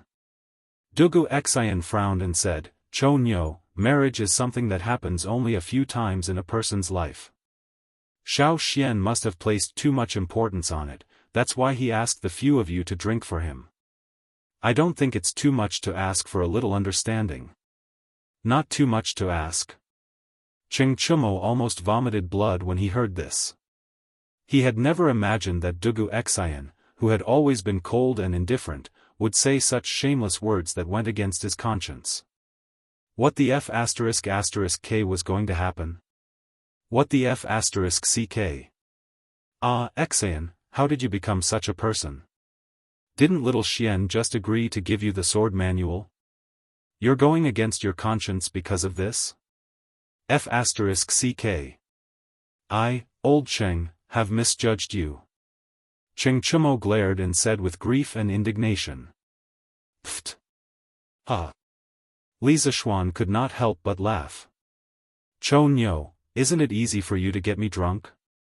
I'll give you a chance today. But there's no point in fighting like this. How about we play a game? The loser will drink. Hee hee. Little Xian, are you talking about rock paper scissors? This is good. I'm the best at this. Let's do this. Yuchi Baolin clapped and cheered. Finger guessing is fine too. I'm definitely better at this than you, little Xian. Cheng Chumo echoed. Li Zishuan shook his head and said, "Not rock paper scissors. Let's play a game that no one has played before. That's only fair." "What game?" "There's a game that I, Old Cheng, have not heard of before," Cheng Chumo said in disbelief. The others also looked at them curiously. Li Zishuan smiled and began to explain. "The game I'm talking about is called Every 7 Passes. The rules are simple. The 5 of us will pick one person and say any number. For example, if Cho Nyo says 8, Baolin, you have to say 9, Xian, you have to say 10, and so on. But there's one thing to take note of. Whenever there's a number that's a multiple of 7 or contains 7, that person can't say it out loud. He has to say, pass. Those who don't say, pass, or those who hesitate for more than 2 breaths will all fail. The loser will be punished by drinking a glass of wine. Then, we'll start the next round from that person. How about it?" This game is quite interesting. Why don't we play it?" It was the first time Dugu Feiying had heard of such a novel game. He could not help but be interested. On the other hand, Cheng Chumo was smart. He thought about it and shook his head. No. Shao Xian, you're scamming us again. At the end of the day, this game is still testing one's ability to calculate. In this aspect, if you dare to say that you're second, who would dare to say that they're first? No, I won't do it even if you beat me to death. Who would have thought that this idiot would be enlightened at such a crucial moment? Li Zishuan was amused. Although this game is related to calculating ability, it's also very easy to fail miserably, okay?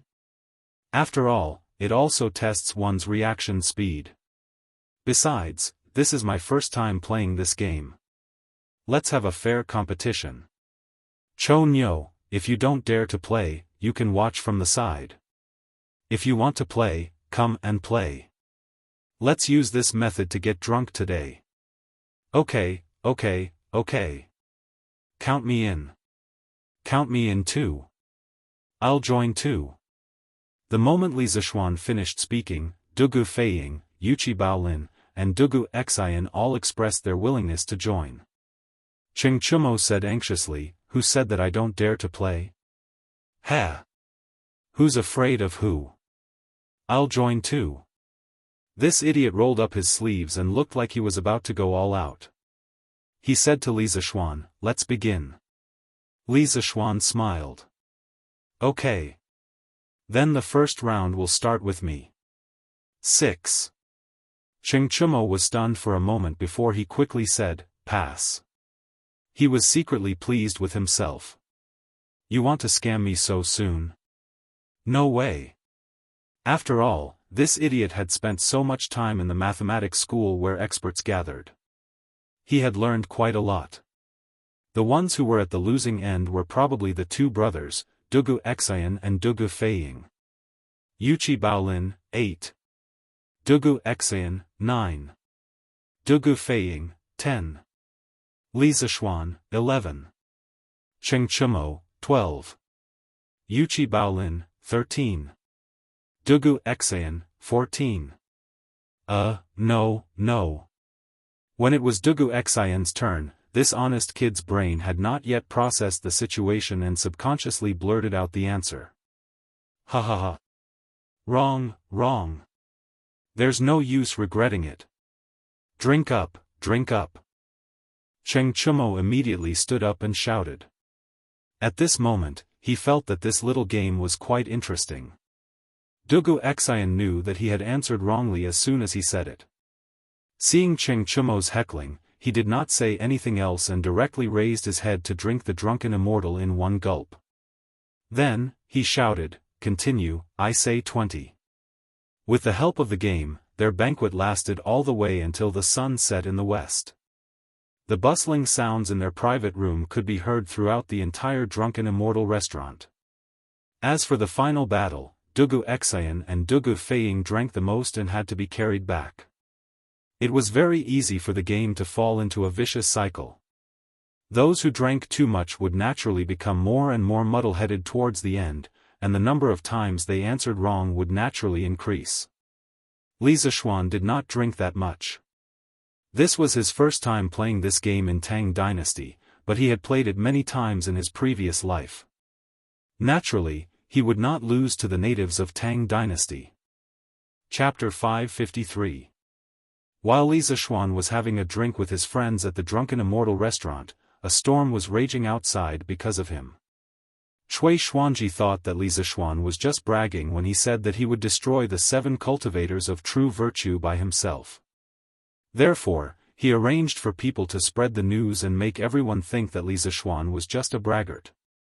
Who would have thought that the corpse of the 7 cultivators of true virtue serpent would be hung in front of the Li residence, proving that Li Zishuan was not just bragging and that he had the strength to destroy the 7 cultivators of true virtue.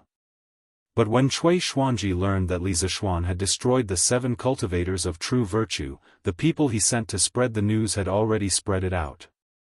It was too late to regret. Oh! So that Li Xiannan had made a military order in front of His Majesty to destroy the 7 cultivators of true virtue by himself. He is truly a young hero. Yes. Yes. Previously, the imperial court was unable to defeat the 7 cultivators of true virtue. Who would have thought that Li Xiannan would have the courage to deal with the 7 cultivators of true virtue by himself? He is truly amazing.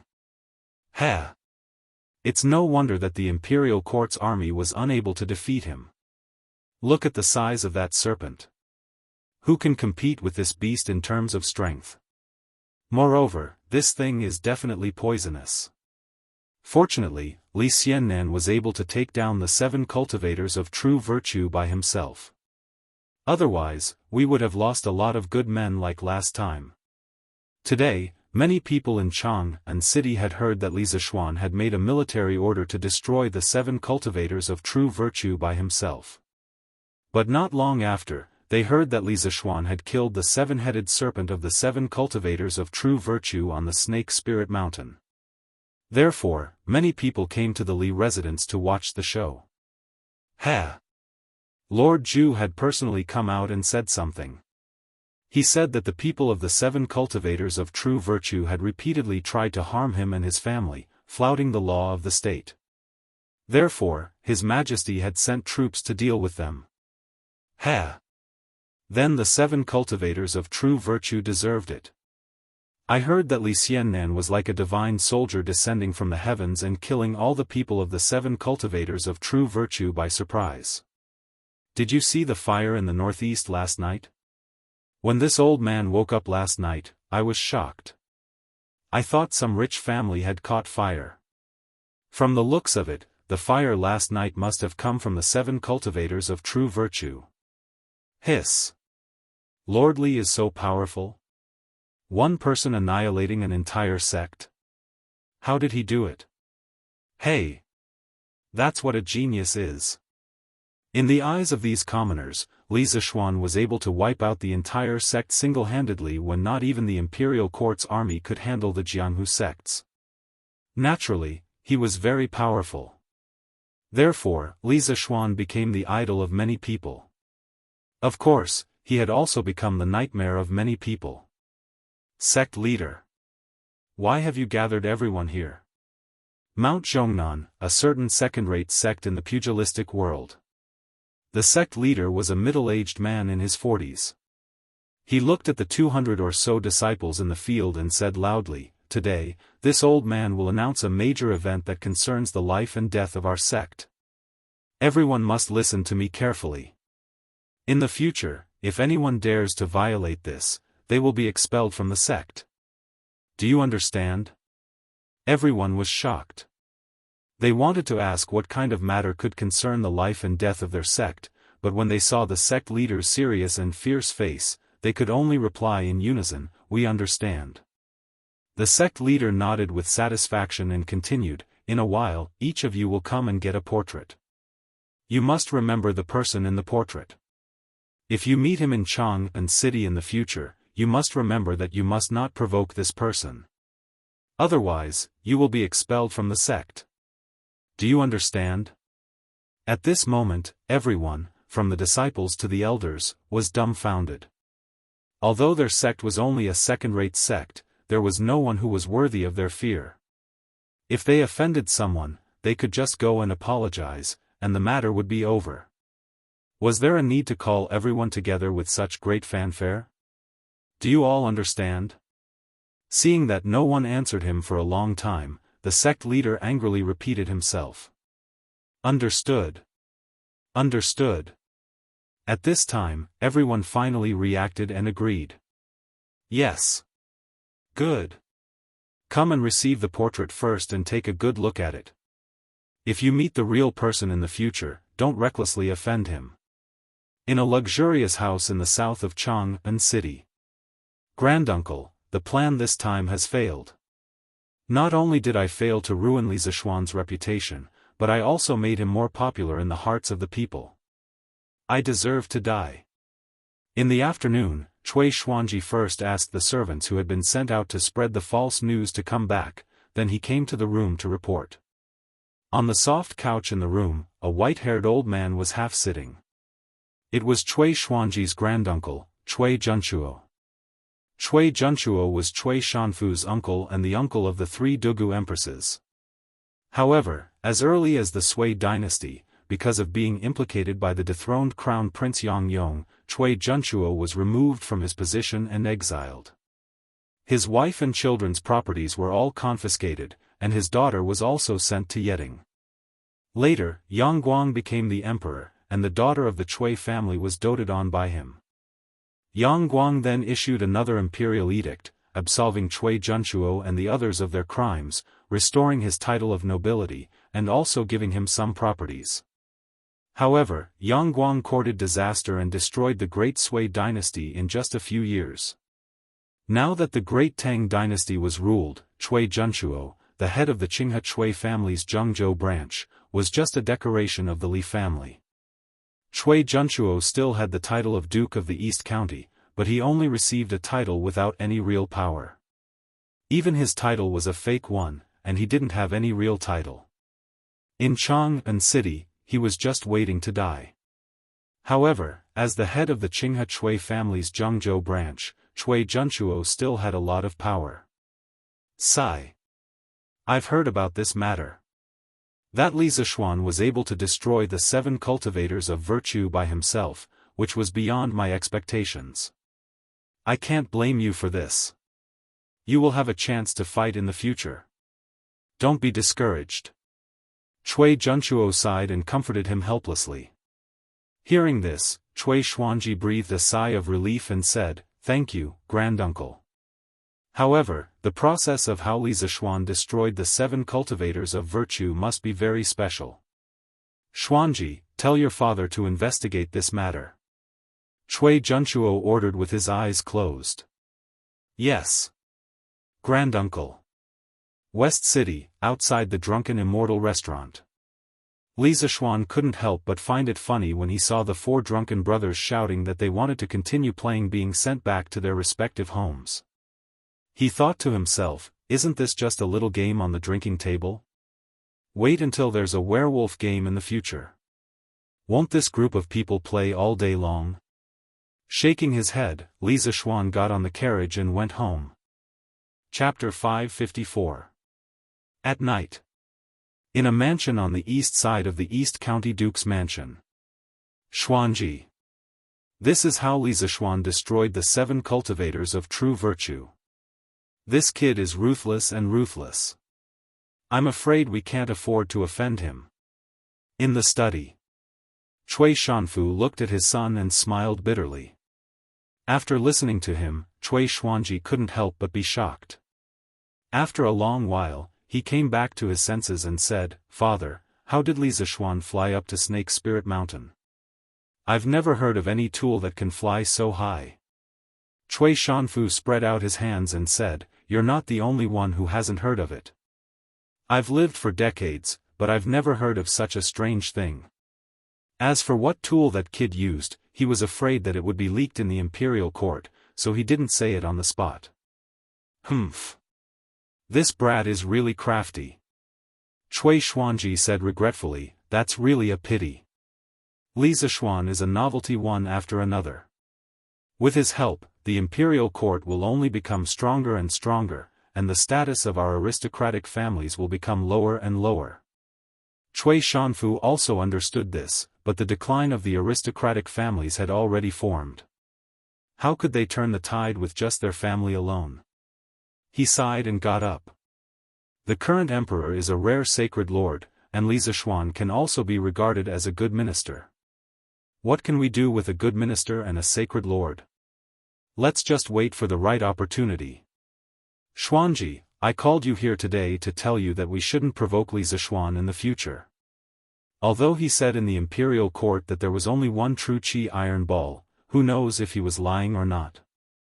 If he were to throw out another one, none of our families would be able to take it. Fortunately, you did it secretly this time. Now that Batian and Snake King are dead, he won't be able to trace it back to us.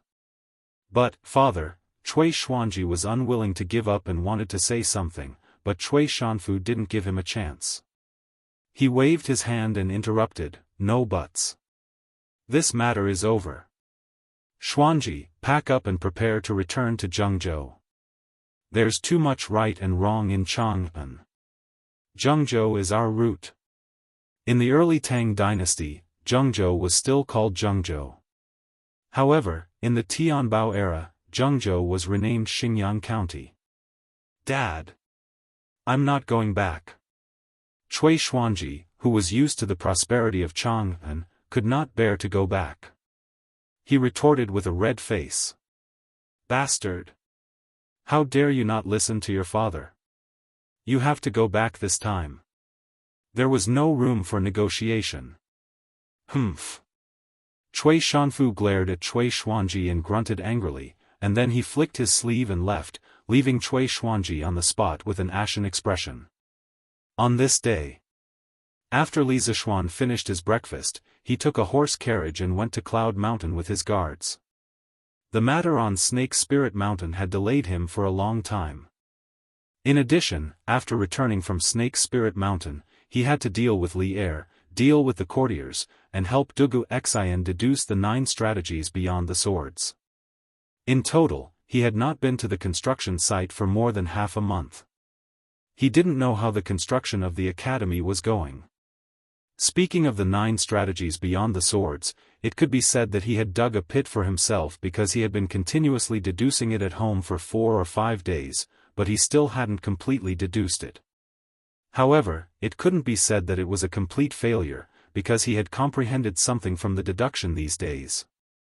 The most intuitive manifestation was that his 9 strategies beyond the swords now had a kind of invincible arrogance, and a kind of calmness that could predict the enemy's moves.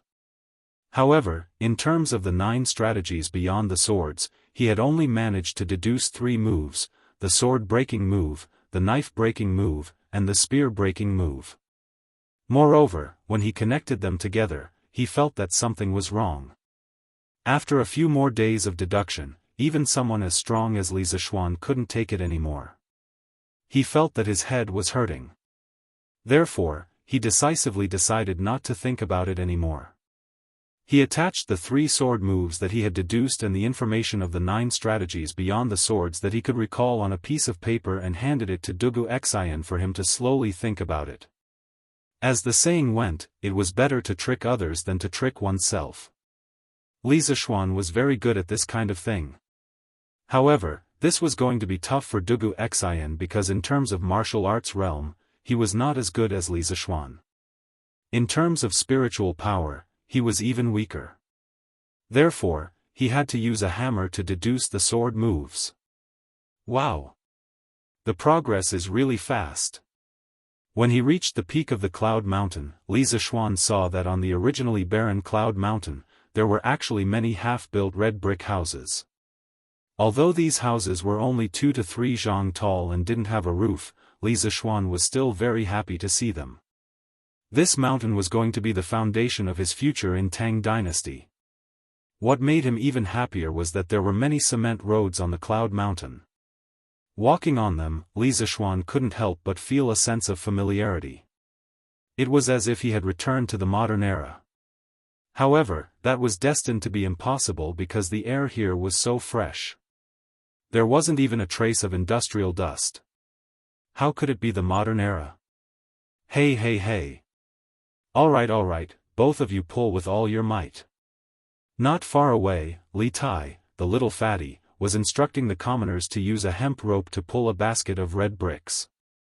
The hemp rope went around a tall frame, and as the two commoners slowly pulled, the basket of red bricks also slowly rose. On the ladder next to the wall, there was a craftsman holding a shovel, waiting for the bricks to be transported over. Squeak squeak.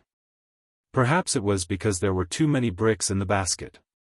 The friction between the hemp rope and the support frame made unpleasant squeaking noises. Li Zishuan was originally still wondering where Li Tai, that little fatty, got such an ugly, beggar's version of a crane. At this moment, he suddenly shouted with a face full of shock, "Qingke, get out of the way for me." Although he was shouting, his feet didn't stop moving. This was because he saw that the hemp rope was already 2/3 broken, and Li Tai was standing right below the bamboo basket. If the bamboo basket fell from such a height, Li Tai's head would definitely be like a watermelon that fell to the ground. By then, the entire Tang Empire would be shaken. Thinking about it, if the great king of Wei died at the construction site of Li Zishuan Academy, not to mention how the courtiers would impeach him, Li Zishuan would probably even have the thought of killing Li Zishuan. Even without considering the feelings of Li Zishuan and the courtiers, Li Zishuan didn't want to see anything happen to Li Tai. This little fatty was a disciple that he valued a lot. How dare you? Who dares to call themselves my father? Hearing the roar, Li Tai was enraged. Other than Li Zishuan, there was probably no one in the world who dared to call themselves his father. Crack! At this moment, the hemp rope finally couldn't withstand the weight and completely broke from the middle. With a whoosh, the bamboo basket fell rapidly and went straight for Li Tai's head. Chapter 555. Be careful, Captain. The moment the rope broke, the two workers felt their hands loosen and almost fell. When they came back to their senses, they wanted to rush forward to save Li Tai. Gu Xiaomao, the vice-captain of the 8th team of the 1st Regiment, was waiting for Li Tai to succeed in his experiment. However, when he saw this scene, he was scared out of his wits and his legs went soft. Perhaps ordinary people didn't know about Li Tai's identity, but he knew about it. If something happened to Li Tai here today, he would definitely not be able to escape. He might even implicate his family. Thinking of this, Gu Xiaomao's face turned pale. He wanted to save Li Tai, but his legs were so weak that he couldn't move at all. F***ck. Li Tai looked up and was almost scared to death. He subconsciously wanted to run away, but with his body size and his slow reaction, how could he escape before the bamboo basket fell? Seeing that the bamboo basket was getting closer and closer to his head, Li Tai couldn't help but shout in his heart, "This prince is going to die today." Li Zishuan, oh, Li Zishuan, this prince is using my life to help you build the academy. When you return, remember to burn something interesting for this king to bring to the underworld. Huff! Bang! Just as Li Tai closed his eyes and cursed in his heart, he suddenly felt a gust of wind beside him. Following that, he heard a dull thud. He couldn't help but wonder, so many bricks hit my head, but it doesn't hurt? It seems like people don't feel pain after death. F***ck. Of course you don't feel any F***king pain, because I caught it for you. Li Zishuan, who was holding the bamboo basket with one hand, scolded in annoyance. He was really angered by this little fatty, which was why he called him daddy twice in a row. Fortunately, there were no outsiders here, or else he would definitely report him. In this situation, if Li Zishuan had come a tenth of a second later, Li Tai's life would have been gone. How could Li Zishuan not be angry? Little Xian, why are you here? I'm not dead. I'm not dead. Little Xian is awesome. You can even catch such a heavy basket of bricks. Amazing, amazing. Li Tai opened his eyes. When he saw Li Zishuan holding the bamboo basket, he was first shocked, then a burst of joy from surviving a calamity arose spontaneously. He jumped away from the bottom of the bamboo basket with lingering fear and then laughed loudly. Li Zishuan's face couldn't help but twitch. He threw the basket of bricks in his hand to the side and said with a fierce expression, "Brat, if you want to move bricks, then do it properly. Why are you standing under the bamboo basket? If I didn't come over today, who would be able to bear the responsibility if something happened? Do you know how many innocent people will die because of you?" Cough, cough. Li Tai's face turned red and said with shame, "I just wanted to observe the operation of the brick-moving machine from this angle and see if there are any improvements to be made. I didn't expect that such a thick rope couldn't even handle a few bricks. I didn't think it through and miscalculated. F***ck. Li Zishuan shook the hand that just caught the basket and couldn't help but interrupt, "You call this a few bricks? Damn it, can't you guys get a bigger bamboo basket? This big basket of bricks is at least 200 pounds. Can't you use a smaller bamboo basket for your experiment?" Li Tai glanced at Li Zishuan's hand and muttered, "How can I do experiments with a smaller bamboo basket?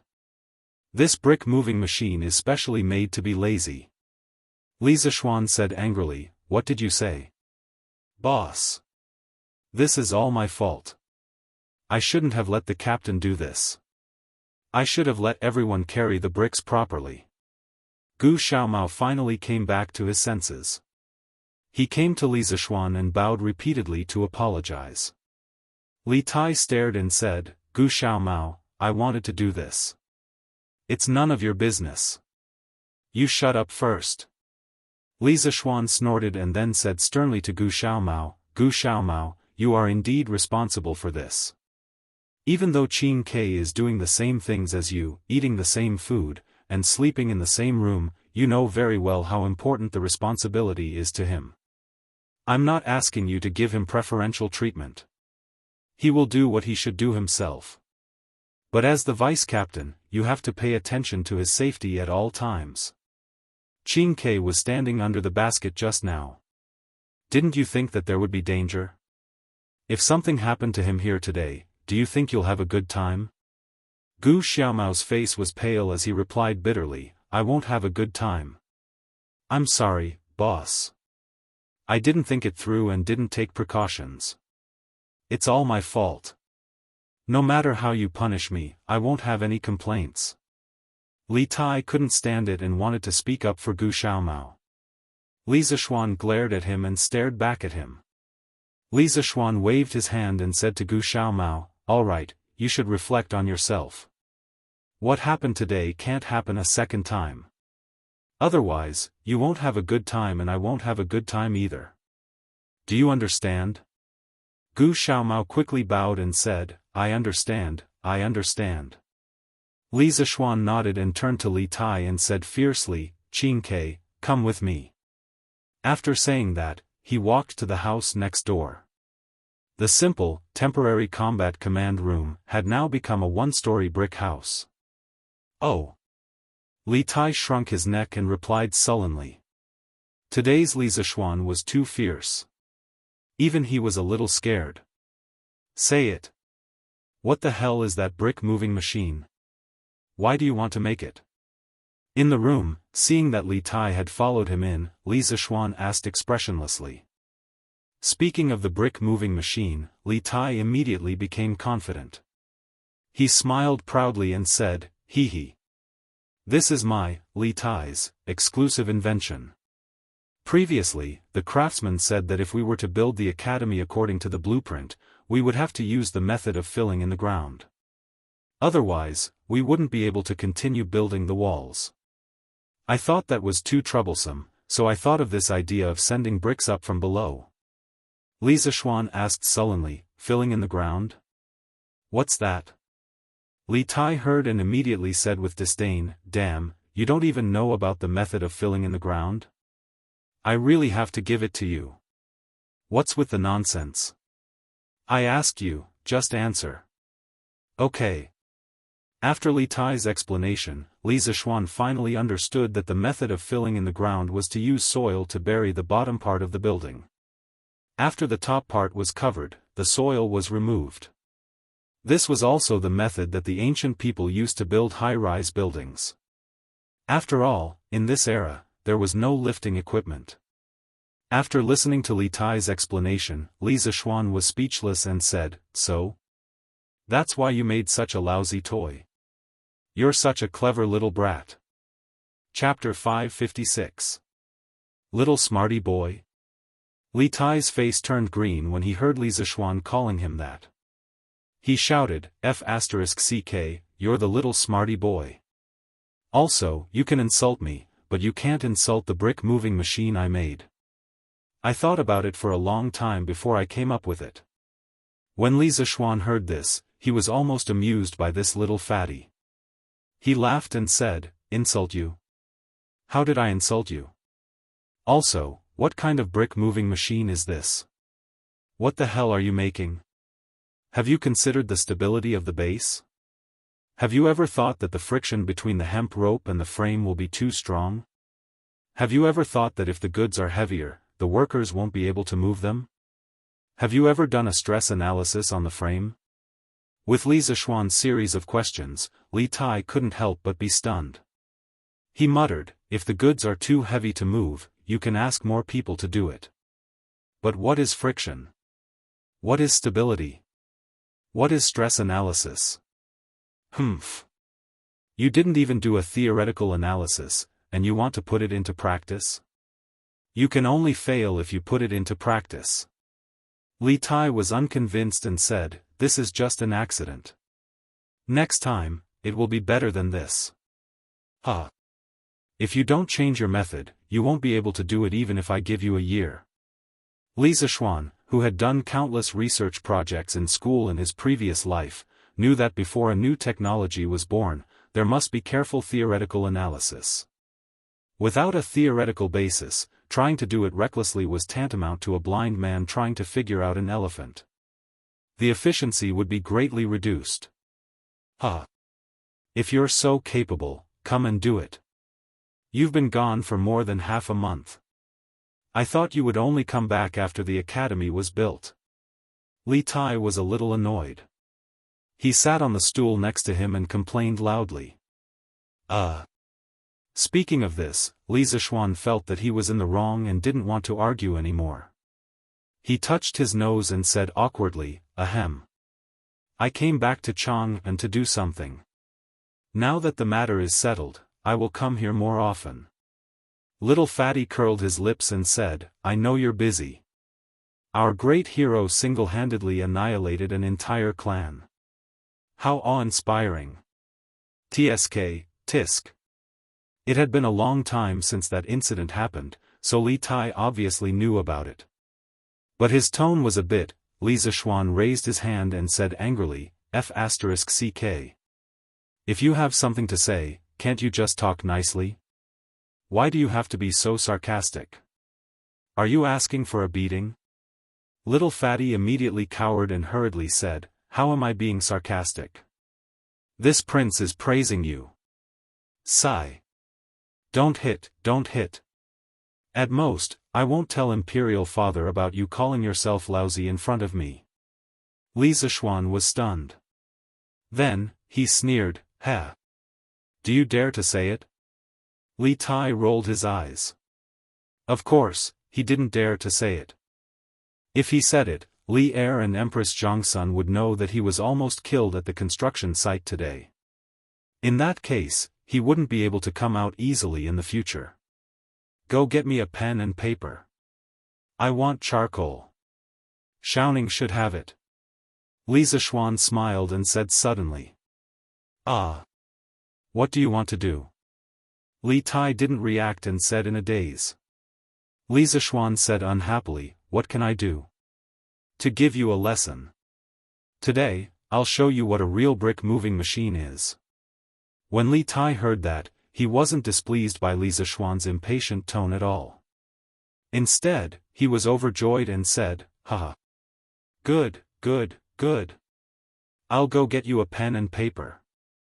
Although he felt that he wasn't much worse than Li Zishuan before he built the brick-moving machine, he realized the gap between them after he almost lost his life. When he heard that Li Zishuan wanted to help improve the brick-moving machine, he was happy. Lord Zhu. Let me do such a small thing. Brother Chicken, who came with Li Zishuan today, came over and cupped his fists. He muttered in his heart, only my Lord Zhu would dare to ask the Emperor's favorite prince to help get a pen and paper. Before Li Zishuan could say anything, Li Tai patted Brother Chicken's arm and said, I'll go get it. You stay here. After saying that, he went out. Brother Chicken stood there, stunned and speechless. Li Zishuan laughed and said, when a student helps a teacher get a pen and paper, even the ministers in the imperial court won't say anything. Feiji, you're overthinking it. Pang Feiji said, you're right, Lord Zhu. Master. Master. At this moment, there was a knock on the door, followed by Iron Egg's shout. Come in. Li Zishuan hurriedly said. Master. How do you have time to come over? As soon as he said that, Iron Egg walked in with Lan, Iron Egg was the first to greet them with a smile. Lan hadn't seen Li Zishuan for a long time. She hugged Li Zishuan's arm and giggled, brother. You're finally here. Lan missed you so much. Li Zishuan waved at Iron Egg, indicating that he didn't need to be so polite. Then, he rubbed Lan's braids and smiled dotingly. Little girl, you know how to lie too. If you miss me, why don't you go home? You must be playing wild here and can't bear to go home. He hadn't returned to Cloud Mountain for more than half a month, but Lan hadn't returned home for more than half a month either. He had been staying at Han Tianhu's house these days, sleeping in Han Yushi's room in the past. During this period, Madame Li felt worried and came to visit a few times. However, when she left, Lan couldn't bear to leave no matter what, so Madame Li didn't force her. It was said that this girl had now dominated the Han and Mei villages and had become the king of the children here. Usually, she would follow Iron Egg to Cloud Mountain to watch the fun and see strange things, or she would instruct her friends to dig for bird eggs, or she would become a teacher and teach others how to read and write. She was really carefree. Hee. No way. Lan is busy. Brother, are you thirsty? I'll get you some water. The little girl shook Li Zishuan's arm embarrassedly and said sweetly. Li Zishuan laughed and joked, How can I trouble my family's missy? Brother isn't thirsty. Lan, go play by yourself. Lan, wrinkled her nose and said unhappily, humph. Stinky brother, you still treat Lan, as a child. I'm not leaving today. I'm going to follow you. Little Xian. I brought a pen and paper. Iron Egg, you're here too. Just as Li Zishuan was having a headache over Lan, Li Tai finally came back with a pen and paper. When he saw Iron Egg in the house, he greeted him a little unnaturally. Iron Egg nodded and said, yes, by the way, Qingke, yesterday I heard that you were going to test the brick-moving machine you recently invented. How was it? Li Tai. Chapter 557. Hee. Iron Egg, do you still need to ask? Look at Brother Green Sparrow's expression. He must have failed.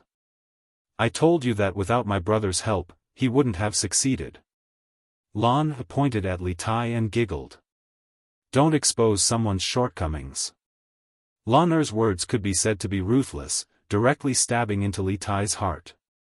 The little fatty's face darkened, and he almost vomited a mouthful of blood. Li Zishuan was afraid that he would be too embarrassed, so he said to Lan, all right. Lan, go and have fun. I'll come and find you when I'm done. After that, he took the pen and paper from Li Tai's hands and walked to the desk at the side and sat down. Lan saw this and understood that Li Zishuan was going to be busy with business, and it was all business that she was not interested in.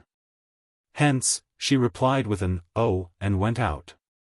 Li Tai heaved a sigh of relief and came over to ask curiously, "Xiao Xian, what kind of brick moving machine are you going to design? Can it compare to mine?" Li Zishuan's charcoal pencil paused and he sneered, "Haha. You still have the nerve to compare your broken toy with mine? You can just watch from the side." After that, he was too lazy to talk nonsense and began to concentrate on drawing.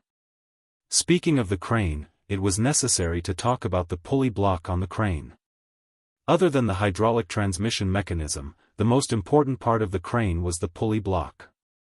The fixed pulley block was a fixed fulcrum and prevented the rope from being messed up. The moving pulley block was mainly used to save effort. As long as the design of the pulley block was reasonable, it was not unusual for a person to pull up a 500 kilograms heavy object. "Let's make a simple crane first." Li Zishuan instantly had an idea. The crane's base, connecting rod, pulley block, lifting mechanism, and luffing mechanism all appeared in his mind. These components, under Li Zishuan's pen, quickly formed a beggar's crane with wheels. There was no other way. Although Li Zishuan could draw a 3D model of the modern large-scale cranes, almost all of them were hydraulic cranes. Even if he could draw one, it could not be done with the industrial level of this era.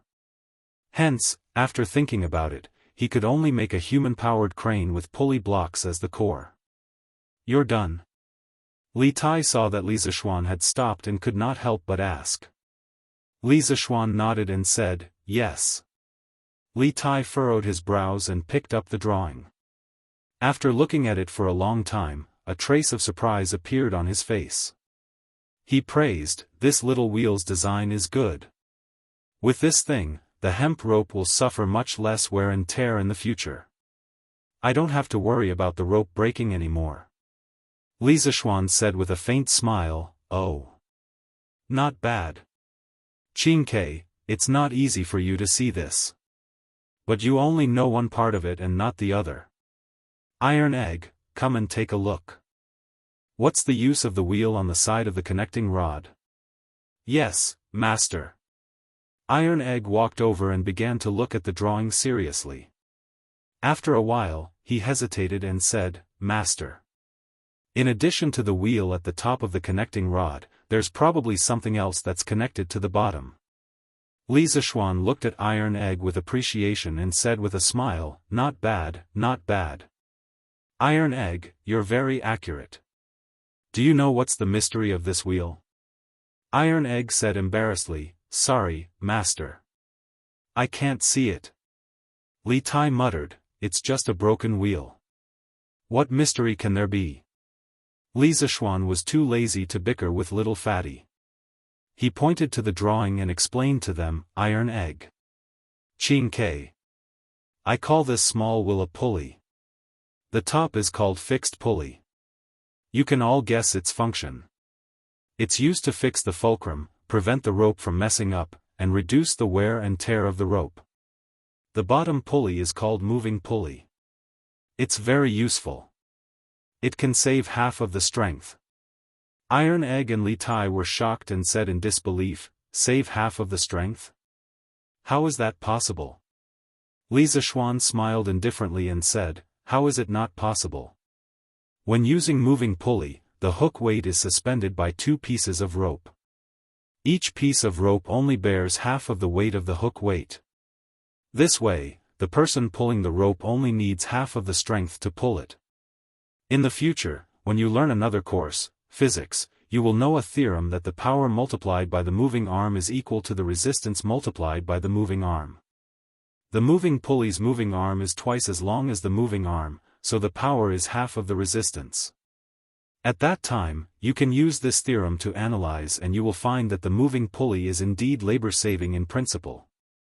Although Li Zishuan's words contained many technical terms that Li Tai had never heard of before, little fatty still felt that Li Zishuan's words were very reasonable. He pinched his chin and fell into deep thought. Iron Egg nodded confusedly and asked doubtfully, "Master, if it's really like what you said, then if we use more moving pulleys, won't we be able to lift thousands of pounds of heavy objects with very little strength?" Li Zishuan nodded approvingly and said with a smile, Iron Egg, your question is very good. That's right. In theory, it is indeed like this. Do you remember what I told you before? When engineering is developed to the extreme, ordinary people can lift thousands of pounds of boulders. Master didn't lie to you. Li Tai's eyes widened and he was shocked speechless. What Li Zishuan said was tantamount to a fantasy to him. It was not an exaggeration to say that it was the means of immortals. Iron Egg nodded excitedly and said, yes, yes. Master, I remember. I didn't expect to see such a wonderful scene so soon. Li Zishuan smiled and shook his head, but although in theory, the more moving pulleys, the more labor-saving it is, it involves the question of whether it is worth it. What's not worth it? Iron Egg asked in puzzlement. Li Zishuan said with a smile, although using a moving pulley saves energy, the distance it moves is twice as far as the distance it moves the hook. That is, it consumes a lot of distance, and that brings up the issue of efficiency. For example, using a wooden stick to pry open an ant and using a wooden stick to pry open an elephant. Do you think the wooden stick is labor-saving or labor-intensive? It's the same with pulleys. If you use pulleys that can lift thousands of pounds of boulders to lift a basket of bricks, the pulleys will probably be heavier than the bricks. It's definitely not worth it. So when deciding the number of pulleys, you must consider the actual situation. The size of the horse should match the size of the saddle. Don't do more useless work. There were not many technical terms in these words, so it was not difficult to understand. Iron Egg and Li Tai both seemed to understand something after listening and fell into deep thought. Iron Egg understands. Thank you for your teachings. After a long time, Iron Egg came back to his senses and solemnly clasped his hands. Li Tai also came back to his senses. He said seriously, after listening to Master's words, Tai has also benefited a lot. Thank you very much. At this time, he realized that Li Zishuan was right. The brick-moving machine he made was indeed a piece of junk. Chapter 558. Hee hee. Alright. It's good that you guys understand. Feiji, get someone to send the blueprint to the workshop now. The structure of this thing is simple, so it shouldn't be too difficult to make. Get Faubert to arrange for someone to make one today to try it out. Li Zishuan put away the blueprint on the table, handed it to Pang Feiji, and instructed him. When he was explaining the principles of the pulley block to Iron Egg and Li Tai, he didn't deliberately ask Pang Feiji to avoid it. Therefore, Pang Feiji was very clear about the importance of this blueprint. He took the blueprint with both hands and said solemnly, Lord Zhu, this thing is so important that I have to make a trip personally. Otherwise, if something goes wrong, I'll really die 1,000 times. Li Zishuan smiled and didn't refuse. Brother Chicken took the blueprint and went out. Qingke, Iron Egg, let's go. Follow me for a walk. Li Zishuan watched Pang Feiji leave, and then said to the two people in the room. Okay. Master. Master, look at these tall buildings. It hasn't even been a month since the start of construction, and so many have already been built. Iron Egg has never heard of this speed before. Iron Egg said emotionally as he walked on the cement road at the top of the mountain and looked at the rows of half-finished buildings beside him. Li Tai heard him and said with a smile, what's so strange about this? Iron Egg, why don't you see how many craftsmen and commoners we've hired here? There's strength in numbers, so naturally, we can't use common sense to measure this. Just the cost of wages and food on this construction site every day isn't something that ordinary people can afford. Li Zishuan nodded and said, there's strength in numbers. Hee hee, that's right. However, after the crane is made, the construction speed will definitely be faster. Crane? What's a crane? Li Tai was puzzled. Li Zishuan patted his head. He just remembered that he was just explaining the principles of the pulley block to them and forgot to tell them that thing was a crane, so he said, the crane is the improved version of the brick-moving machine that I just designed. I feel that it's definitely not just for moving bricks, so I called it a crane. Iron Egg said excitedly, crane? That's a good name. In fact, he previously felt that the name of Li Tai's brick-moving machine was too old-fashioned, but he didn't say it out of consideration. Ah. Boss Meng, bring 2 men with you to move these bricks up. There's not enough over there. Hee, I'm going. At this moment, Li Zishuan suddenly heard an incomparably familiar voice. He looked towards the source of the voice and saw a person he would never have thought of. It was the little idiot Sun Zifan. He pointed at the little idiot in astonishment and asked, "Why is this kid here?" Seeing Li Zishuan's astonished look, Li Tai said proudly, "Hee. If this king can be here, why can't Sun Zifan be here?" Li Zishuan was stunned for a moment before he reacted and asked, "This kid was brought here by you, Qingke?" Li Tai nodded and smiled, "Of course. Not only him, Wang Meng, Lu Yan, Huiran, Huayu, Yu Dongkai, Kusher Qing, Zheng Ziren, and the rest are all here. This king can't be sunbathing alone in the wilderness while they enjoy life at home, right? It's just that Cho Ox said that he could only come tomorrow. That's a bit of a scam. However, more than half of the people from the school were called by me. How about it? I'm awesome, right?" After Li Tai said that, he put on an expression of wanting to be praised and quietly waited for Li Zishuan to praise him. Li Zishuan was stunned when he heard that.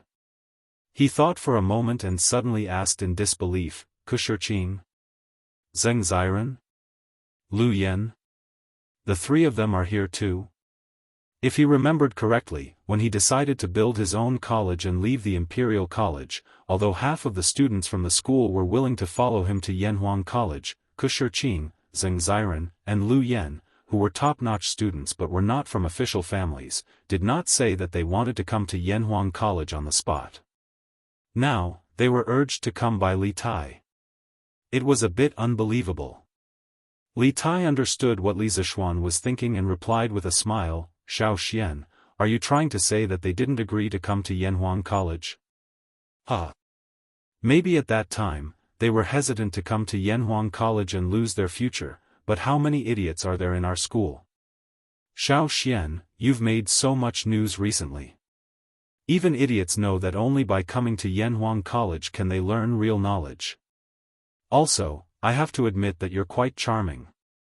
As far as I know, many students in the school have fallen out with their families in order to study under you. Li Zishuan was silent for a while. To be honest, when he left the Imperial College, he was sad to see those students wavering, but he definitely did not blame them.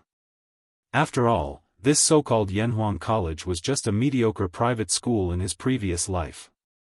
It was unrealistic to ask people to give up Tsinghua or Peking University to go to a small school like yours. He just felt a sense of loss that the talents he had painstakingly nurtured were taken advantage of by others. He did not have any resentment, but he did not expect those students to put in so much effort during this period.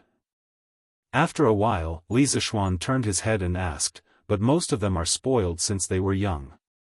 What can they do to help if they come here?" Li Tai heard him and said angrily, "F***ck. What are you talking about? They're spoiled since they were young? Aren't I the same? Why can't they do the things that I can do?" Li Zishuan's face was full of black lines. He had almost forgotten about this. Qingke is right. Xiao Xian, not only can your students help, but they've also helped a lot. At this time, Yan Xiaoning appeared out of nowhere and walked to Li Zishuan's side and interrupted. "Xiaoning? It's really been a long time." When Li Zishuan saw him, he gave him a brotherly bear hug without hesitation. "Hey! Let go, let go." Yan Xiaoning was not used to such an intimate way of greeting. He quickly pushed Li Zishuan away and said angrily, "F***ck, you still have the cheek to say that. When you left the last time, you said that you would be back in a few days. In the end? This time, you left for more than half a month. I'm so King pissed. Cough, cough. Li Zishuan coughed awkwardly and said shamelessly, didn't I already compensate you just now? Speaking of which, not many people in the Tang dynasty can enjoy my hug. Get lost. Yan Xiaoning roared angrily. Ugh. So disgusting. Li Tai covered his mouth, indicating that he could not stand this gay scene. Li Zishuan waved his hand nonchalantly and said, this is romance between men. What do you know? Oh, right, Xiaoning, you said that these students have helped a lot. What do you mean? Chapter 559. Yan Xiaoning didn't know what romance was between men, but he knew that Li Zishuan was just joking. Now that they were talking about serious matters, he became serious and said, although these students from the Institute of Mathematics can't be compared to those commoners in terms of physique, they are all very smart. Basically, each of them can lead a team of dozens of people. They are very good at the allocation of various tasks and the budget of materials and supplies. Although these 10,000 people could work in an orderly manner in the past, with the addition of these students, I can clearly feel that the entire construction corps' work efficiency has increased by a lot. Moreover, Xiao Xian, the academy that you want to build has many buildings that have never appeared in my Tang Empire before. During the actual construction, there will always be various kinds of problems. A while ago, it really gave me a headache. Fortunately, Qin Ke called in these students from the Institute of Mathematics. You don't say, these students of yours are very different from those bookworms that only know how to read the 4 books and 5 classics. They can really apply what they have learned. Many of them may not be familiar with the work here when they first came, but after a few days, they can manage the people under them in an orderly manner. They can also give some very innovative and practical suggestions. They are really helpful to us. When Li Zishuan heard this, his mood immediately became happy. In the past, he didn't understand how teachers felt when they saw their students become successful. Now, he completely understood. That kind of happiness was not the same kind of happiness as earning $1 million. It was a kind of comfort that came from the inside out. At this time, Yan Xiaoning said again, Xiao Xian, my dad said that he wants to pick a few of your students and put them in the Ministry of Works. What do you think? Li Zishuan immediately glared and said, not good. How much have they learned? What can they do in the Ministry of Works? Serve tea and water to those in charge? Definitely not. Besides, working in the Ministry of Works is tiring and the salary is low. Is this work for humans? The last sentence was a bit too much. Yan Xiaoning said exasperatedly, how can you say that? To think that my father and second uncle even came here to help a few times. You are a classic example of an ingrate. I'll tell my father when I get back. Li Zishuan knew something was wrong and quickly said, hey, hey, hey. Xiaoning, don't. I'm praising the Ministry of Works for being noble and virtuous ministers of the country. Humph. Who are you kidding? Yan Xiaoning snorted in disbelief. The two of them laughed and joked for a while before a craftsman came over and called Yan Xiaoning away. Li Zishuan then brought Iron Egg and Li Tai to Sun Zifen. At this time, the sun was about to rise to the top of their heads. It was very obvious that Sun Zifen's face was covered in sweat. However, this guy seemed to be used to it. He didn't care about it and continued to direct people to work. He had the posture of a leader. Zifen. Li Zishuan walked behind Sun Zifen and called out softly. Sun Zifen paused, turned around and said in surprise, hey. Mister, you're here. After saying that, this little joker put down his work and ran over. It looked like he wanted to give Li Zishuan a hug. Li Zishuan didn't want to hug this sweaty little fatty. Yes, this joker was a little chubby, but definitely not as chubby as Li Tai. When the two of them stood together, one was big and the other was small. They were quite compatible. Stop, stop, stop. Stop. What are you so excited about? Sun Zifen said matter-of-factly, I haven't seen Mr. for so long, of course I'm excited. I've been here for 7 or 8 days, but I've never seen Mr.'s shadow. I thought you went missing. Li Zishuan originally wanted to ask this joker if he was used to living here, but now it seemed that there was no need to ask. A happy person could find happiness anywhere. He waved his hand and said, I went back to Chang and to deal with some things, so I didn't come over. You've all worked hard. Okay, Zifen, go do your own things. I'll go check on the other students. This afternoon, I'll treat you all to lunch. At the Han village at the foot of the mountain. After saying that, he prepared to leave. Sun Zifen said anxiously, Hey. Mister, wait. Wait. I have something to tell you. Li Zishuan stamped his feet and said, What? He. Sun Zifen scratched his head awkwardly and said hesitantly, I heard that Mr. has made a flying tool. When I go back to Chang and someday, can Mr. let me try it? Li Tai finally remembered this and shouted, Yes, yes, yes, yes. It's that fairy lamp. Xiao Xian, you have to let me sit on it. I've never flown before. Iron Egg also looked eager to give it a try, but he didn't say anything. Because he was Li Zishuan's disciple and brother-in-law, he didn't have to worry about not being able to sit on the fairy lamp. Li Zishuan couldn't help but look at the 2 little fatties in front of him, and then said with a half-smile, Zifen, Qingke, with your size, aren't you afraid that you'll crush the fairy lamp and fall from the sky? The 2 of them suddenly felt like they were hit by 10,000 points of critical hit. Sun Zifen said, Hurt, mister, aren't you making your students too disappointed? Li Tai wasn't so easily fooled.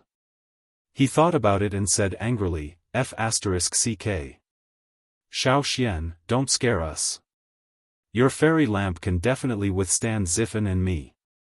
Others don't know, but I know that the 7-headed giant snake in your house was brought back by you using the fairy lamp. Sun Zifen's eyes lit up when he heard that, and he looked at Li Zishuan eagerly. Li Zishuan was helpless and could only say with a headache, well, the fairy lamp currently has a design flaw. After ascending to the sky, you can't control the direction, and once you go up, it's hard to come back down. Are you too sure you want to give it a try? The 2 of them were immediately confused. Li Tai wondered, then how did you control the direction last time? Li Zishuan smiled and said, Qingke, don't compare yourself to me. I know martial arts, and I won't be troubled by this. Okay. I'm not going to talk nonsense with you guys. I'm going to see Xiren and Kusher Qing.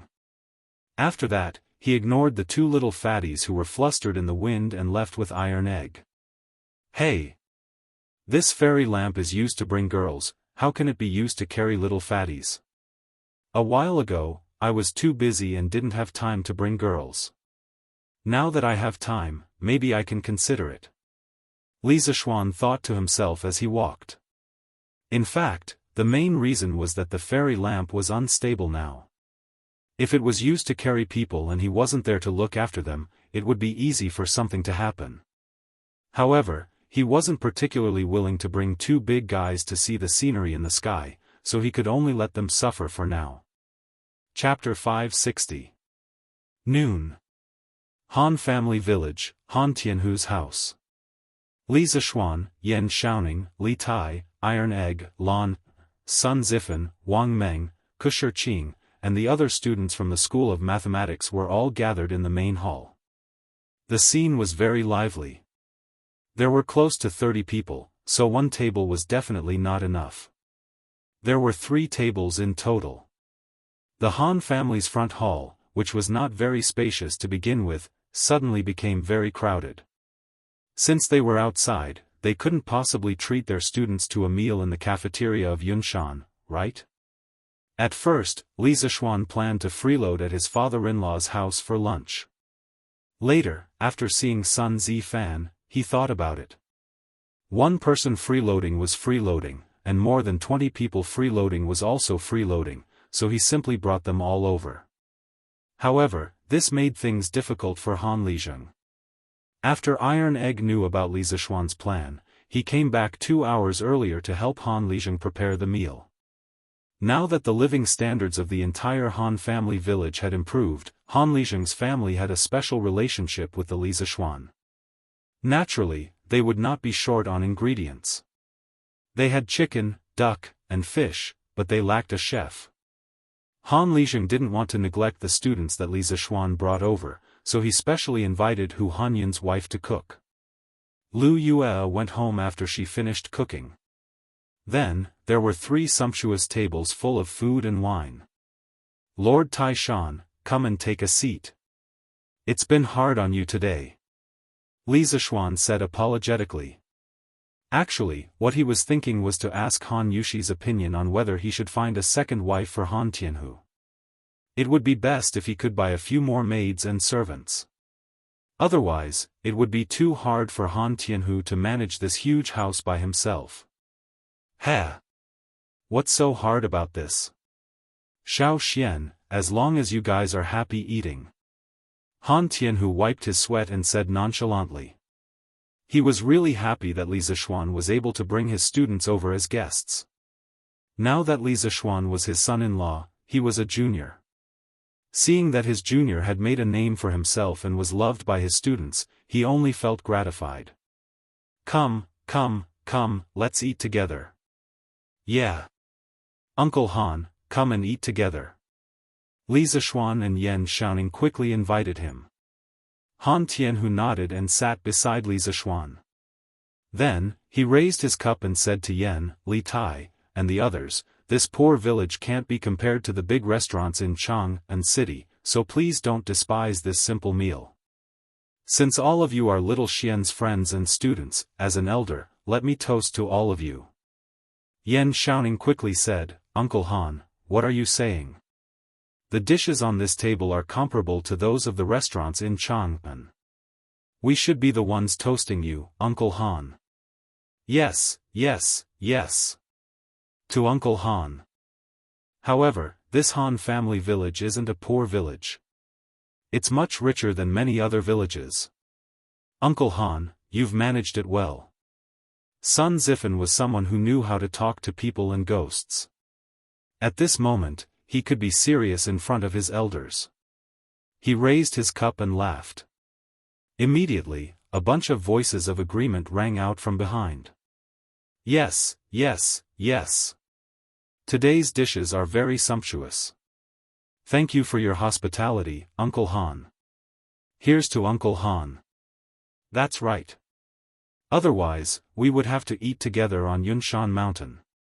Han Lizheng's face was flushed with excitement when he heard these words. He finished the wine in his cup and smiled. Great. Then, you guys eat and drink well.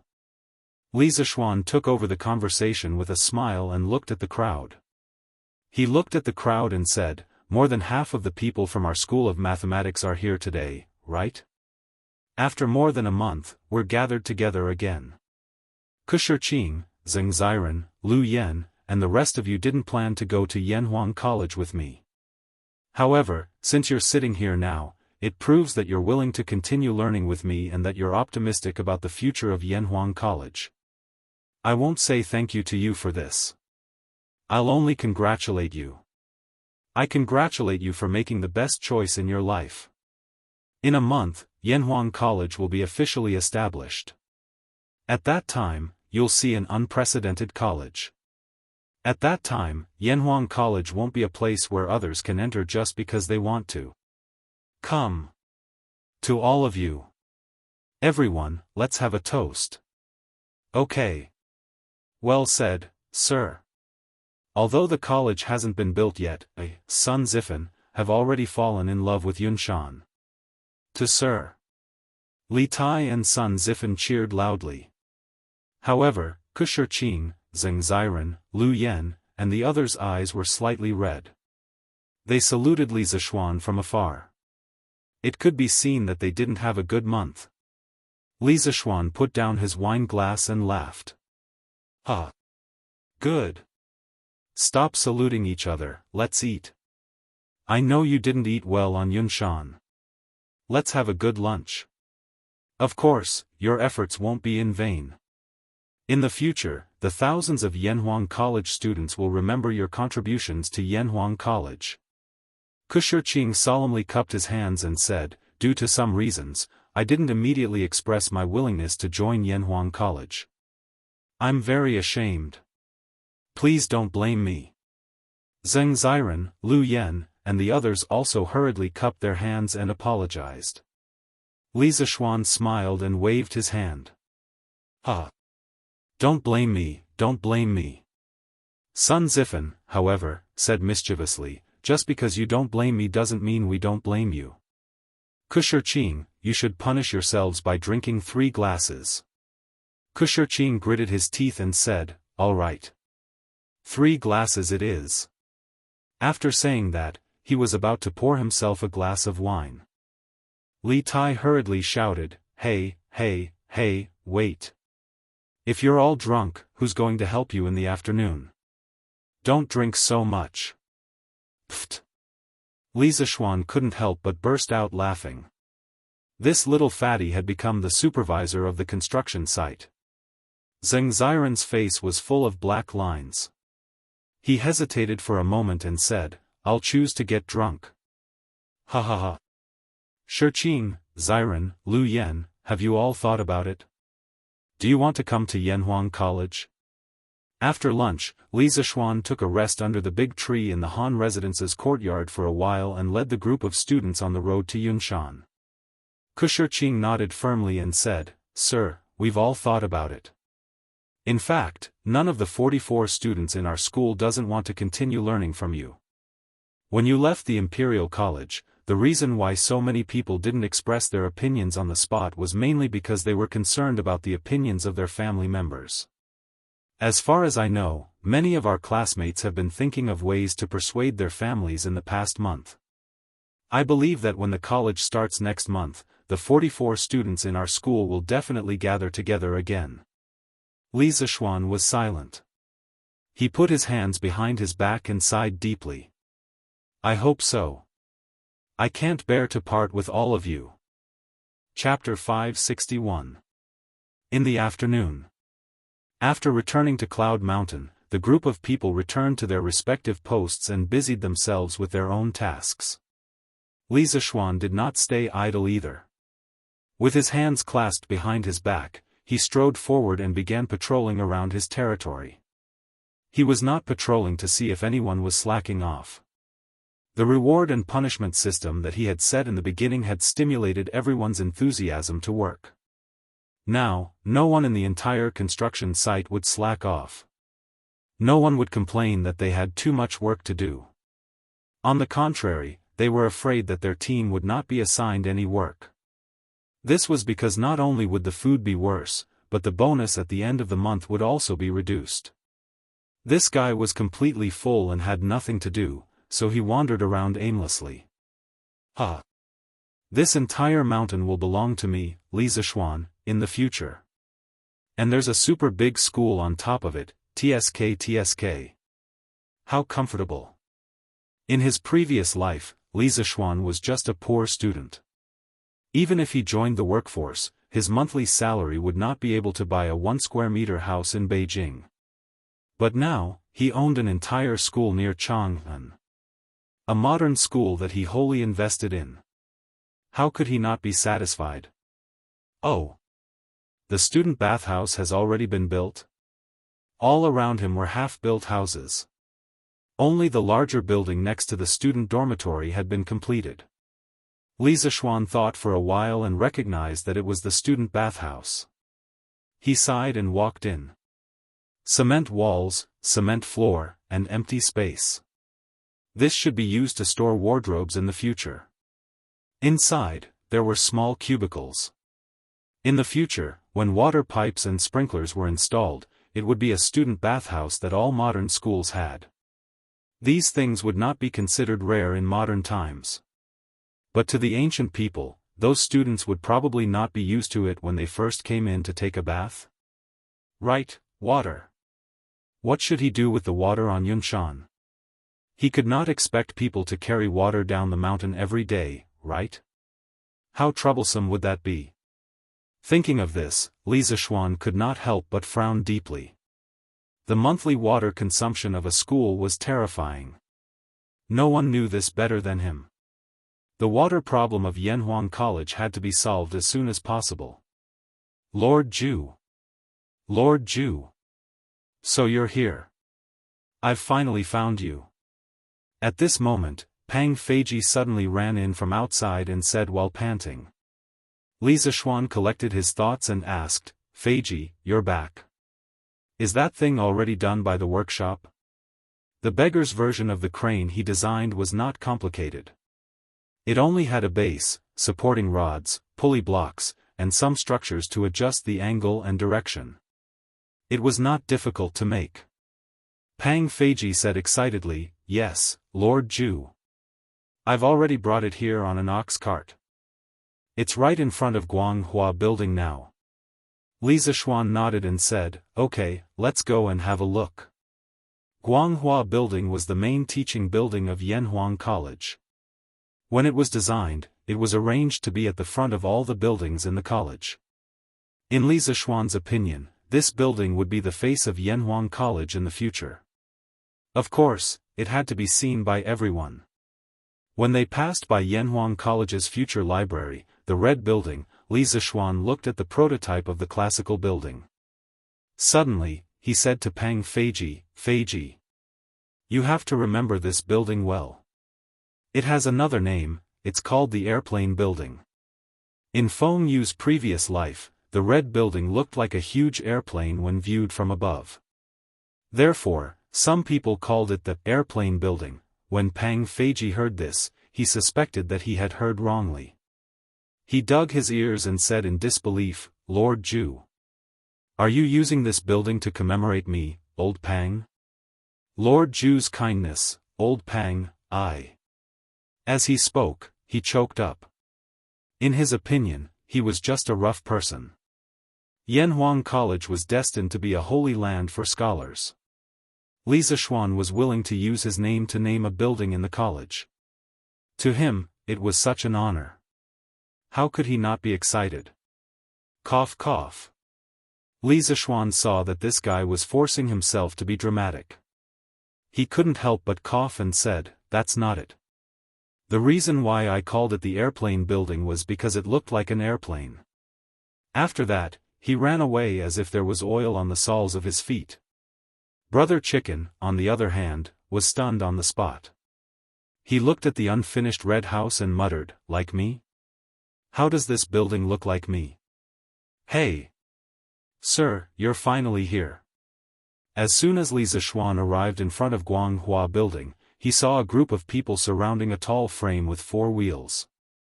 They were basically the students of the School of Mathematics. When Sun Zifan saw Li Zishuan, he came over to greet him.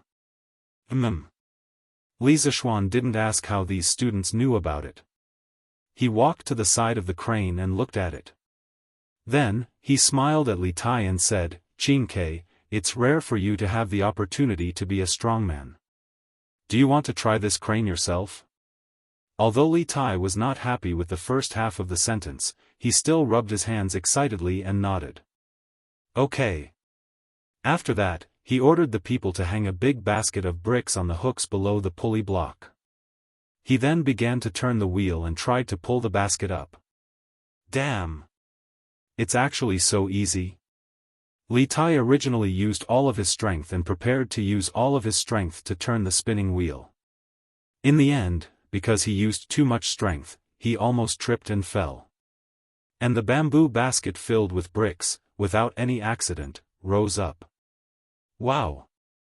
Qingke, when did you become so strong? Yeah. This basket of stones is about 200 pounds. Tisk tsk. Not only is Qingke meaty, but she's also very strong.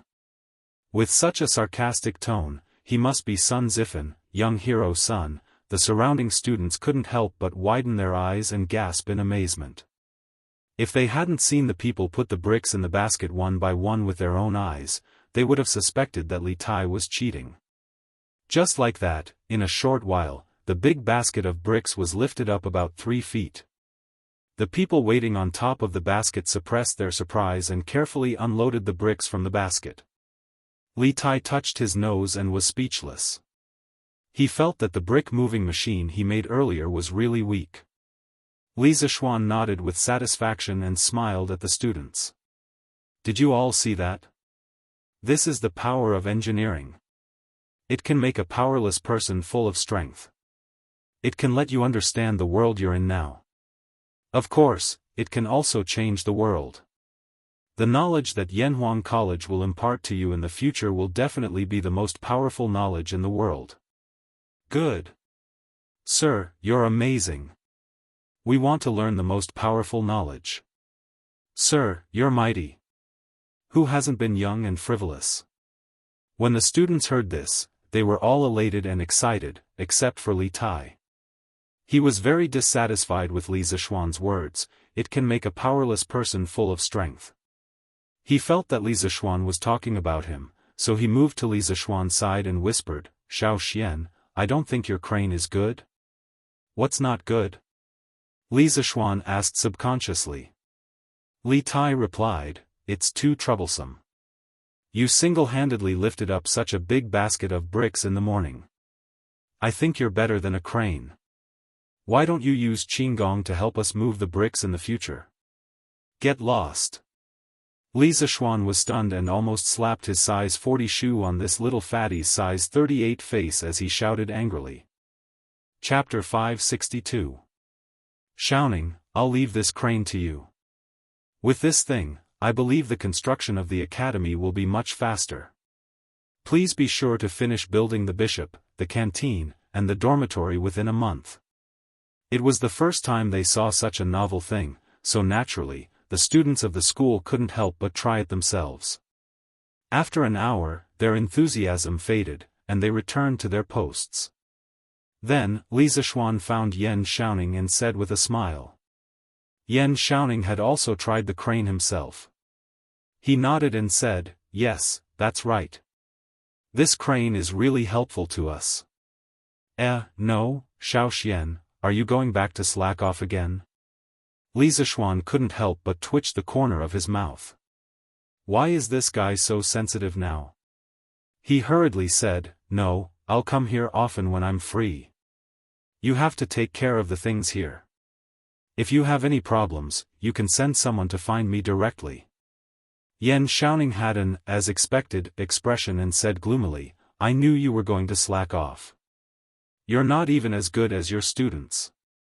Li Zishuan shook his head and said, "You can't say that. I'm not going home to slack off. You guys are responsible for the construction of the academy. I still have a lot of things to deal with. For example, the water supply of the academy, the hiring of teachers, the recruitment of students, the writing of teaching materials, and so on. I need to deal with all these as soon as possible. Compared to those students, I'm the one who's really working hard, okay?" Hearing this, Yan Xiaoning stopped complaining. He thought for a while and said, "Well, you're right. Go do your own things then. I'll take care of things here." Li Zishuan smiled and said, "Okay. Then I'll leave it to you." After that, he was ready to go home. What he said just now wasn't a perfunctory or an excuse. He was really short on time.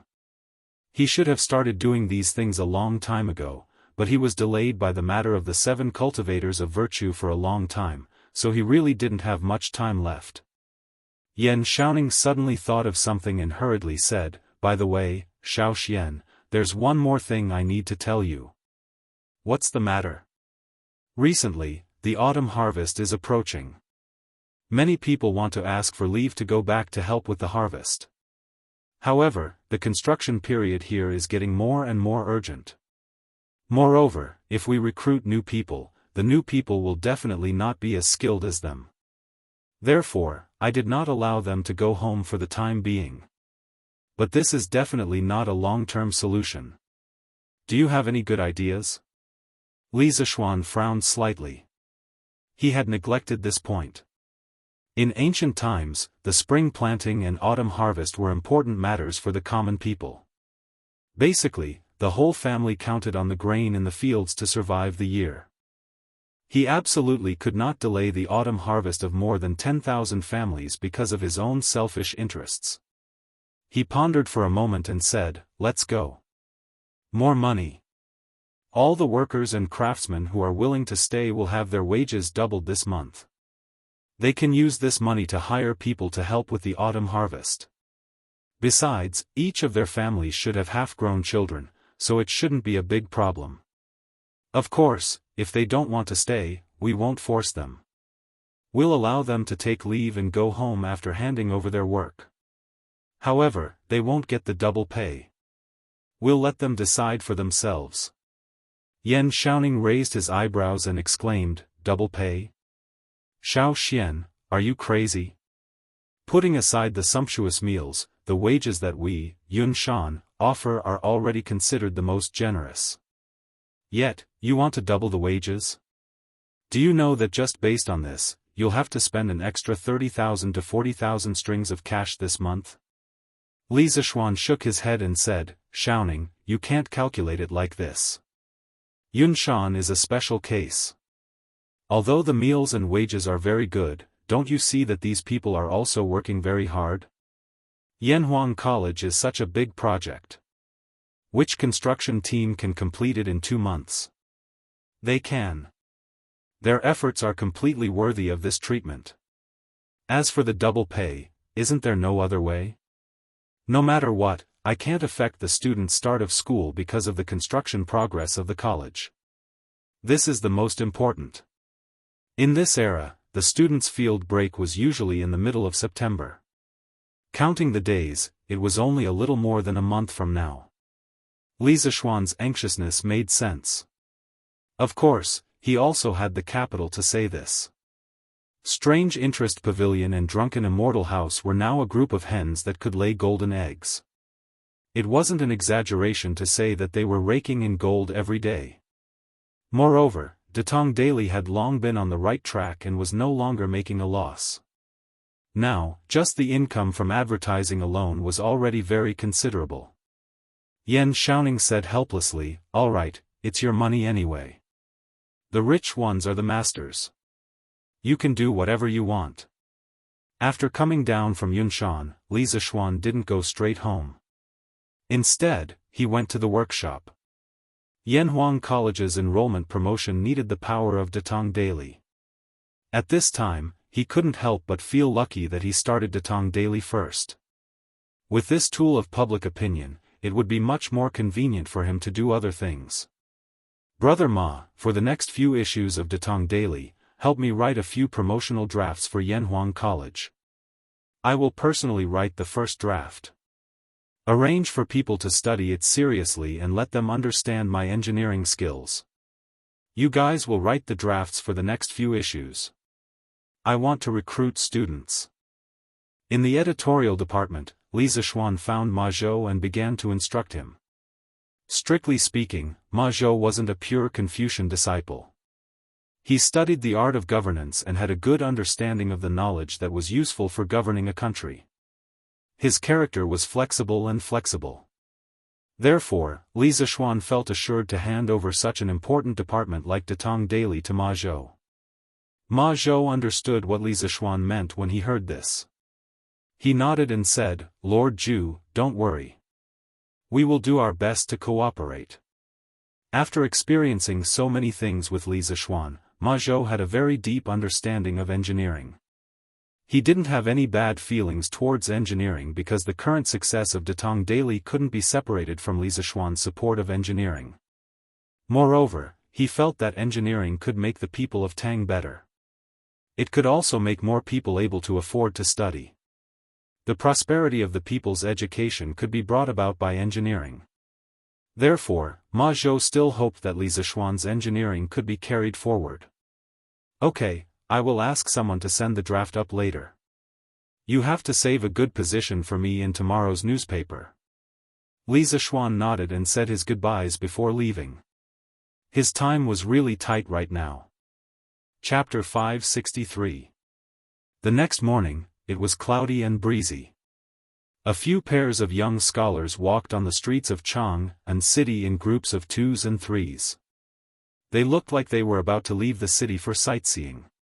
It didn't mean that they were definitely students of the Imperial College. There were many other official schools in Jianghu city other than the Imperial College, such as Chongwen Hall, Hongwen Hall, Directorate of Astronomy, for Astronomy, Imperial Medical Department, for Medicine, Taipu Temple, for Veterinary Medicine, and so on.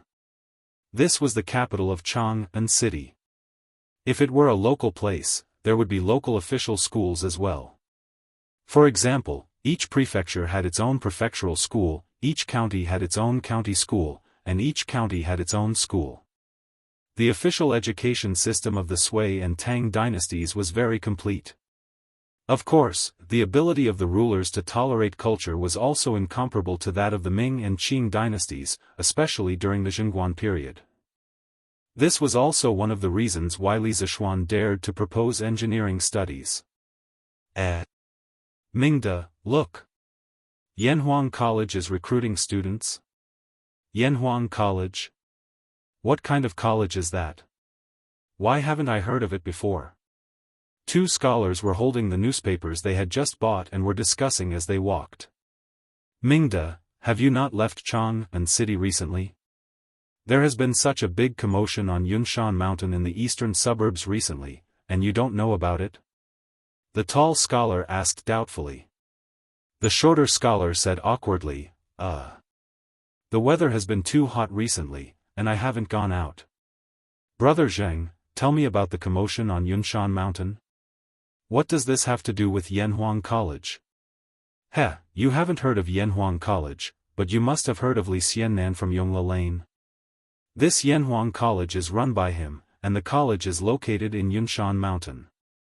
In the past month, hundreds of skilled craftsmen and tens of thousands of workers have gathered in Yunshan Mountain to build Yanhuang College. I heard that Li Xiannan spent 200,000 to 300,000 strings of cash on the college alone.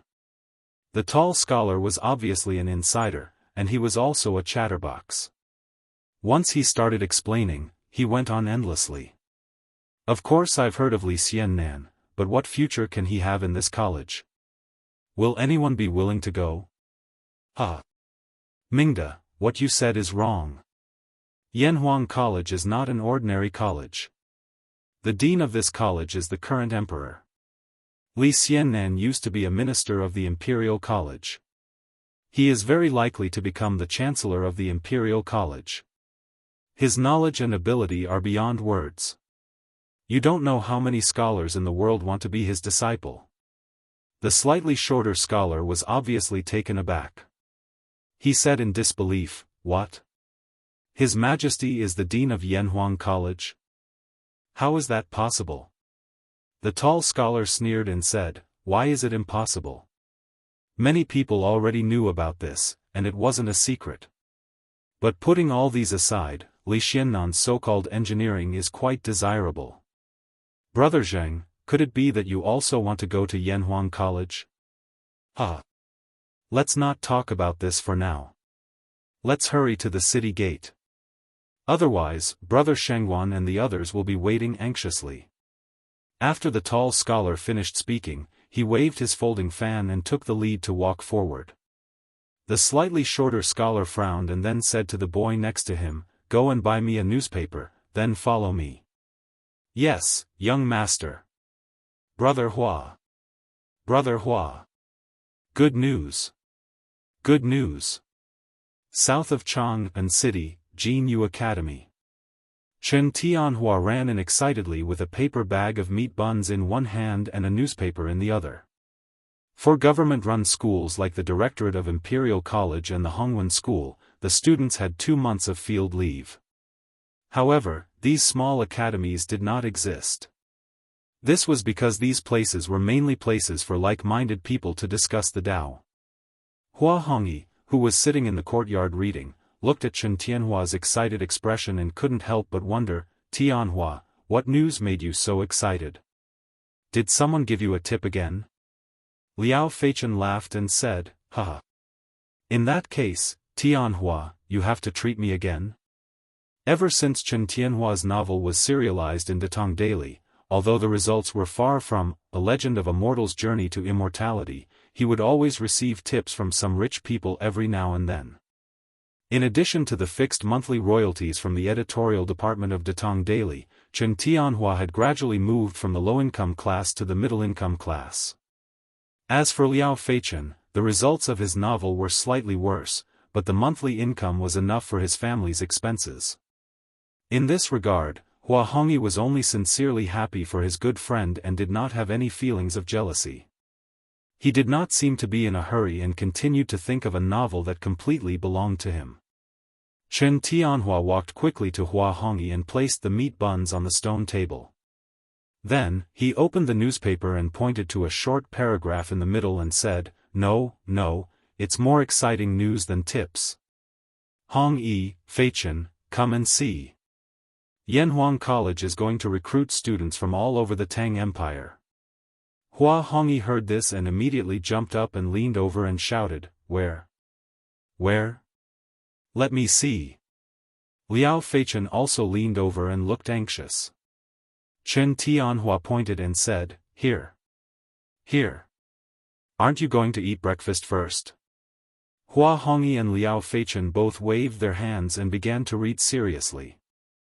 At the end of June in the first year of Zhengguan, Yanhuang College was approved by His Majesty to cultivate a group of talented, thoughtful, and creative young people for the Tang Empire. His Majesty is the honorary president of Yanhuang College, and Crown Prince Li Zishuan is the Yamacho of Yanhuang College. After a month of construction by tens of thousands of craftsmen, Yanhuang College has begun to take shape, and will be completed next month. Now, it is openly recruiting students from all over the Tang Empire. All students from Tang Empire above the age of 8 and below the age of 25, regardless of whether they are rich or poor, who are interested in joining Yanhuang College, can register for free at the local Datong Daily branch. All students who have registered will take the preliminary examination on September 18 at Yanhuang College in the eastern suburbs of Chang'an.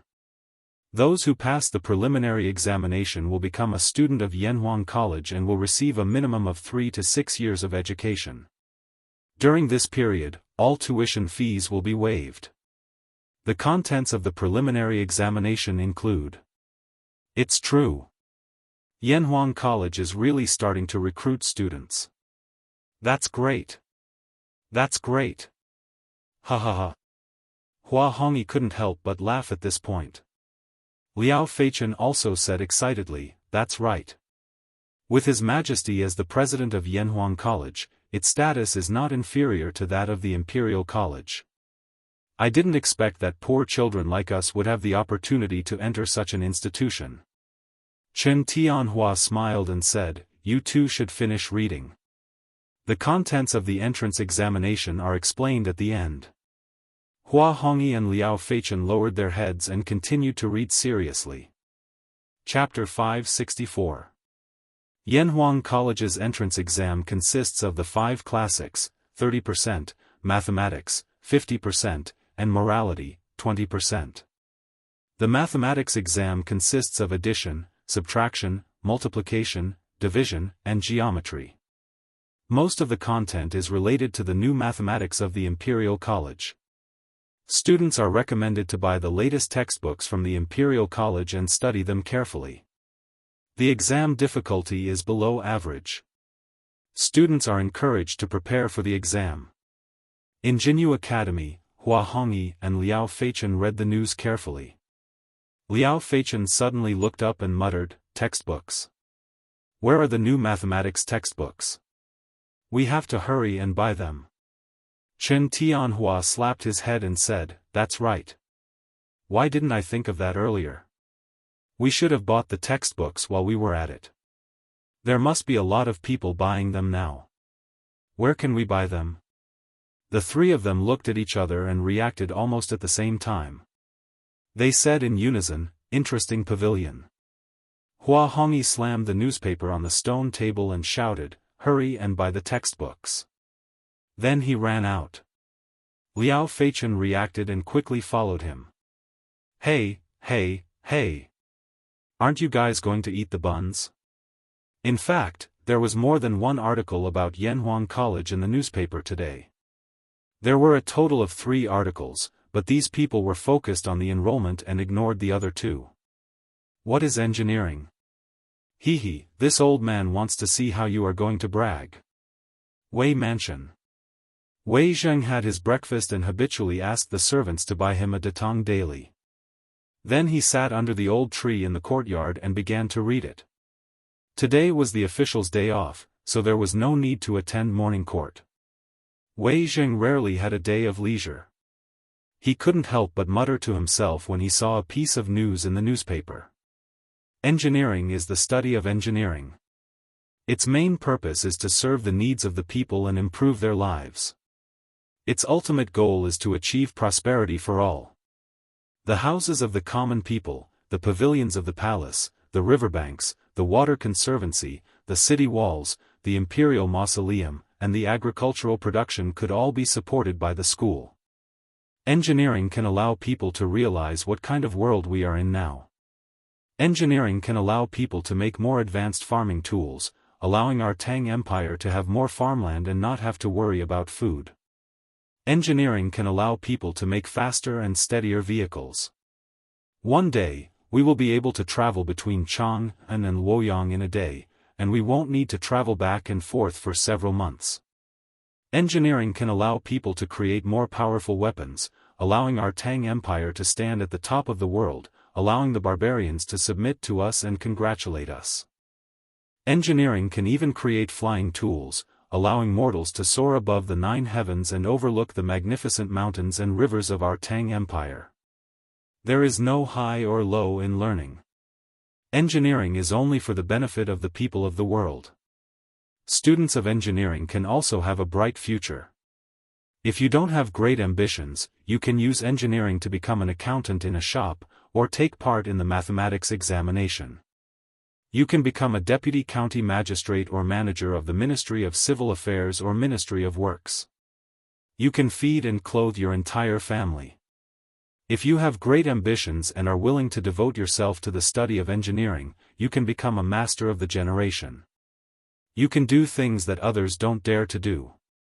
You can create divine weapons that others can't create. You can enjoy great wealth, be worshipped by thousands, and leave your name in history for all eternity. Engineering, as a new study, is actually not new. It combines the academic essence of the pre-Qin dynasty with the purpose of benefiting the people and the world. Young students who want to learn engineering, please immediately register for the entrance examination of Yanhuang College. Gentlemen, on the 18th of September, we will meet at Yanhuang College. Be there or be square.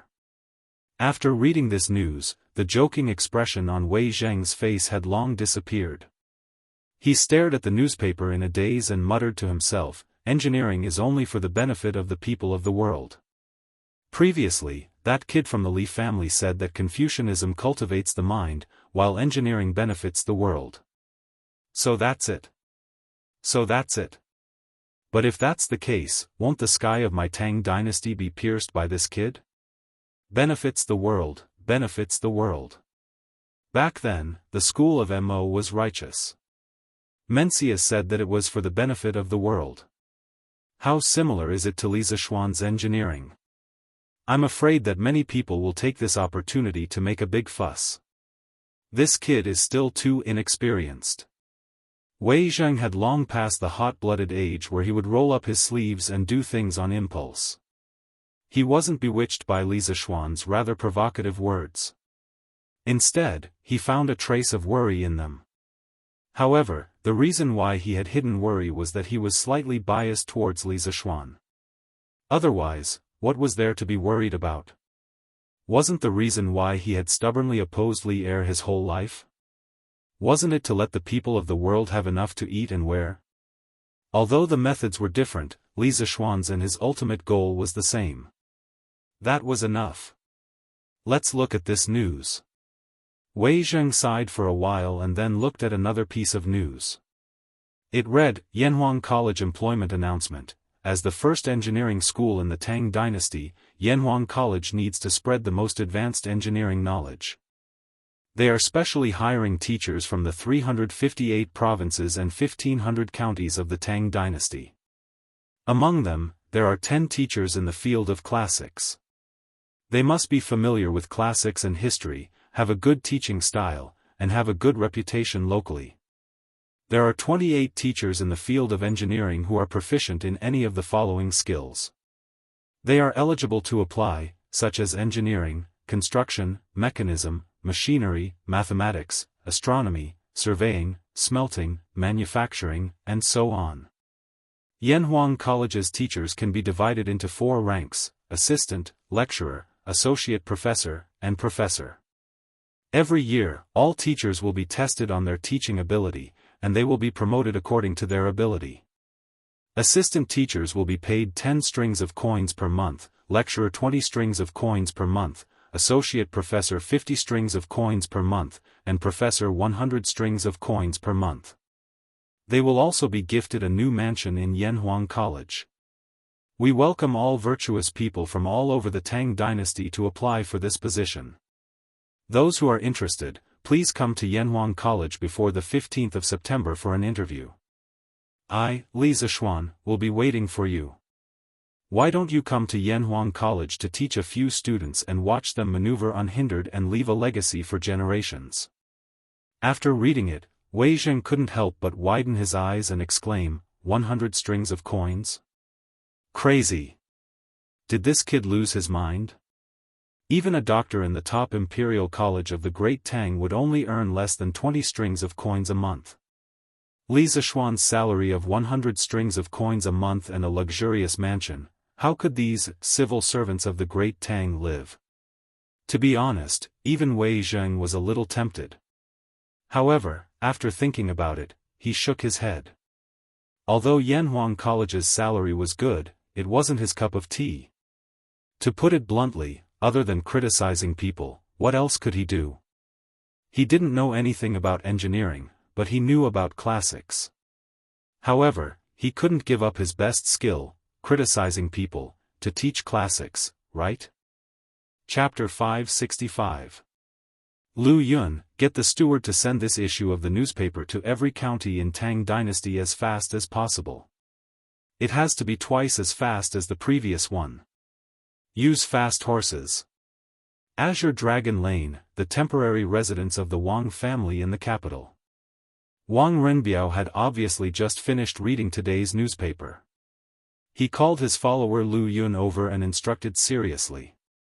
Lu Yun didn't understand and said in shock, double the speed?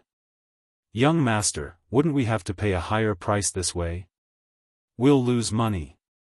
In the past, when the Datong Daily came out, the people in and around Chang'an City could see the news immediately due to their superior geographical location. However, the people in the counties far away from Chang'an had a hard time. Depending on the distance, the time they received the latest issue of the newspaper would be delayed by 3 days to a month. This was because the Wang family's caravan was in charge of transporting the Datong Daily to other places.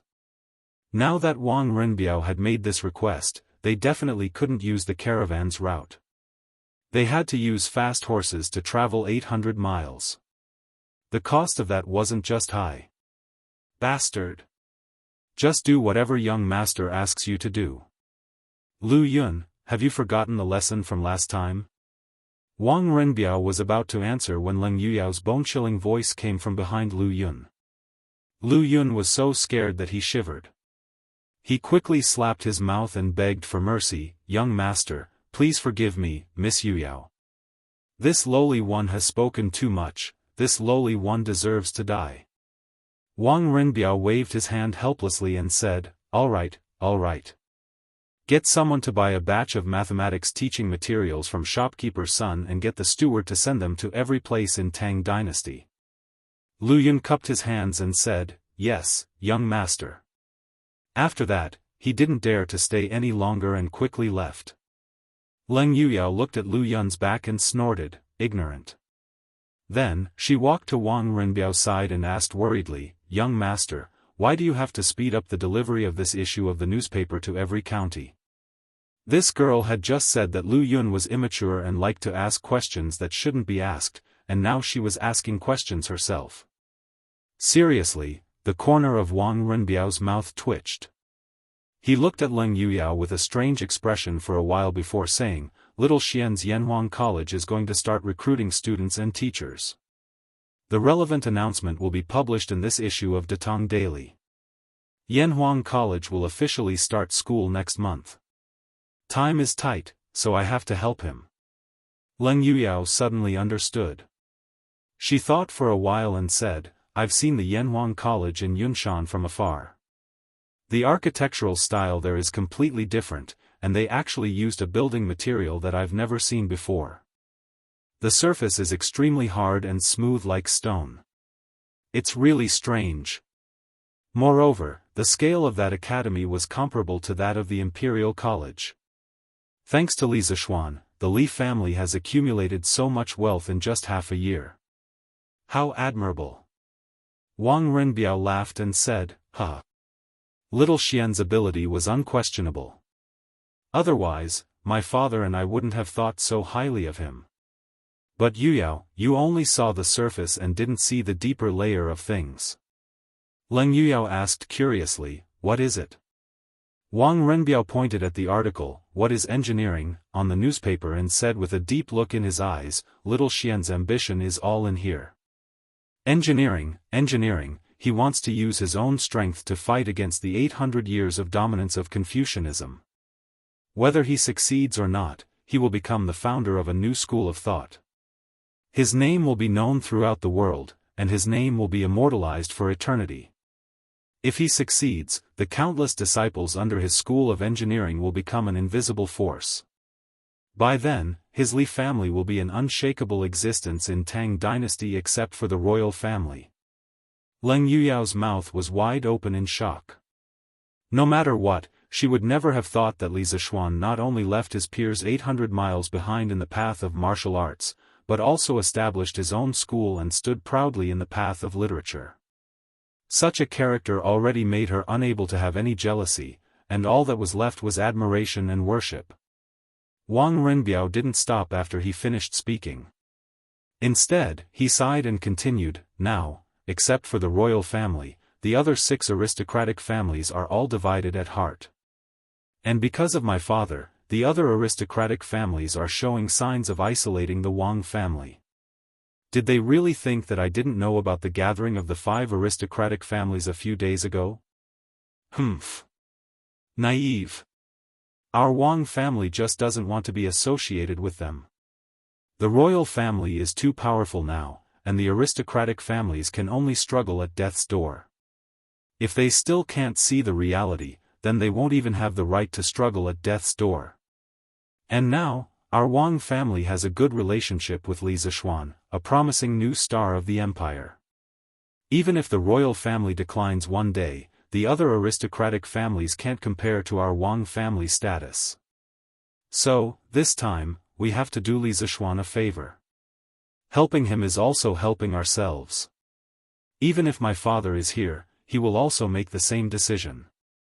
Leng Yuyao sighed and said, Gongzi is wise. If you don't have great ambitions, you can use engineering to become an accountant in a shop, or take part in the mathematics examination, and become a deputy of a county or a manager of the Ministry of Civil Affairs or the Ministry of Works. That way, your whole family will have enough food and clothing. If you have great ambitions and are willing to devote yourself to engineering, you can become a master of the generation. You can do things that others don't dare to do. You can create treasures that others can't create. You can enjoy great wealth, be worshipped by thousands, and leave your name in history for eternity.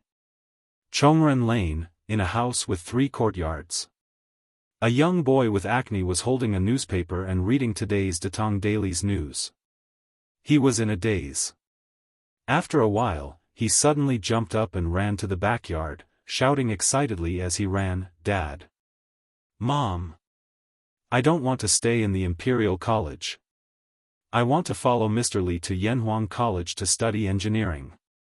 This young boy was a student from the mathematics school.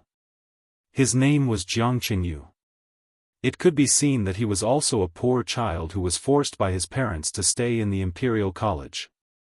Because not long after, angry scolding sounded from the backyard. Bastard! What's so good about Yanhuang College? What kind of future can you have there? If you dare to be disobedient again, I will break your legs and make sure you can't go anywhere. Humph. Who said that going to Yanhuang College is useless? After you study there, not only can you become a deputy of a county or a manager of the Ministry of Works or the Ministry of Civil Affairs, but you can also become a master of the generation like Mr. Li. Bullshit. Men from Li County are capable, but that doesn't mean that Yanhuang College has a future. You better stay in the Imperial College obediently. No. Dad, look for yourself. Look at what engineering is. Look at what Yanhuang College is. Even if you break my legs, I will go to Yanhuang College. Otherwise, I will regret it for the rest of my life. Chapter 566. Hua Hongyi, Jiang Qingyu, and the others' reactions to today's Datong Daily were just a microcosm of Yanhuang College's or Li Zishuan supporters. Of course, not everyone in Chang'an City was a brainless fan of Li Zishuan. There were also many people who did not like Li Zishuan. Humph. This Li Zishuan is really arrogant. Confucianism is in power, and he dares to promote engineering? He really doesn't know what's good for him. In Xingye Fang, Cui Shanyu could not help but sneer as he read the news in the newspaper at home. He held the newspaper and paced back and forth in the house, looking like he was thinking of an idea. After a while, he seemed to have decided on something and said to himself, "Since you're looking for death and still boasting so much, then don't blame me for being ruthless."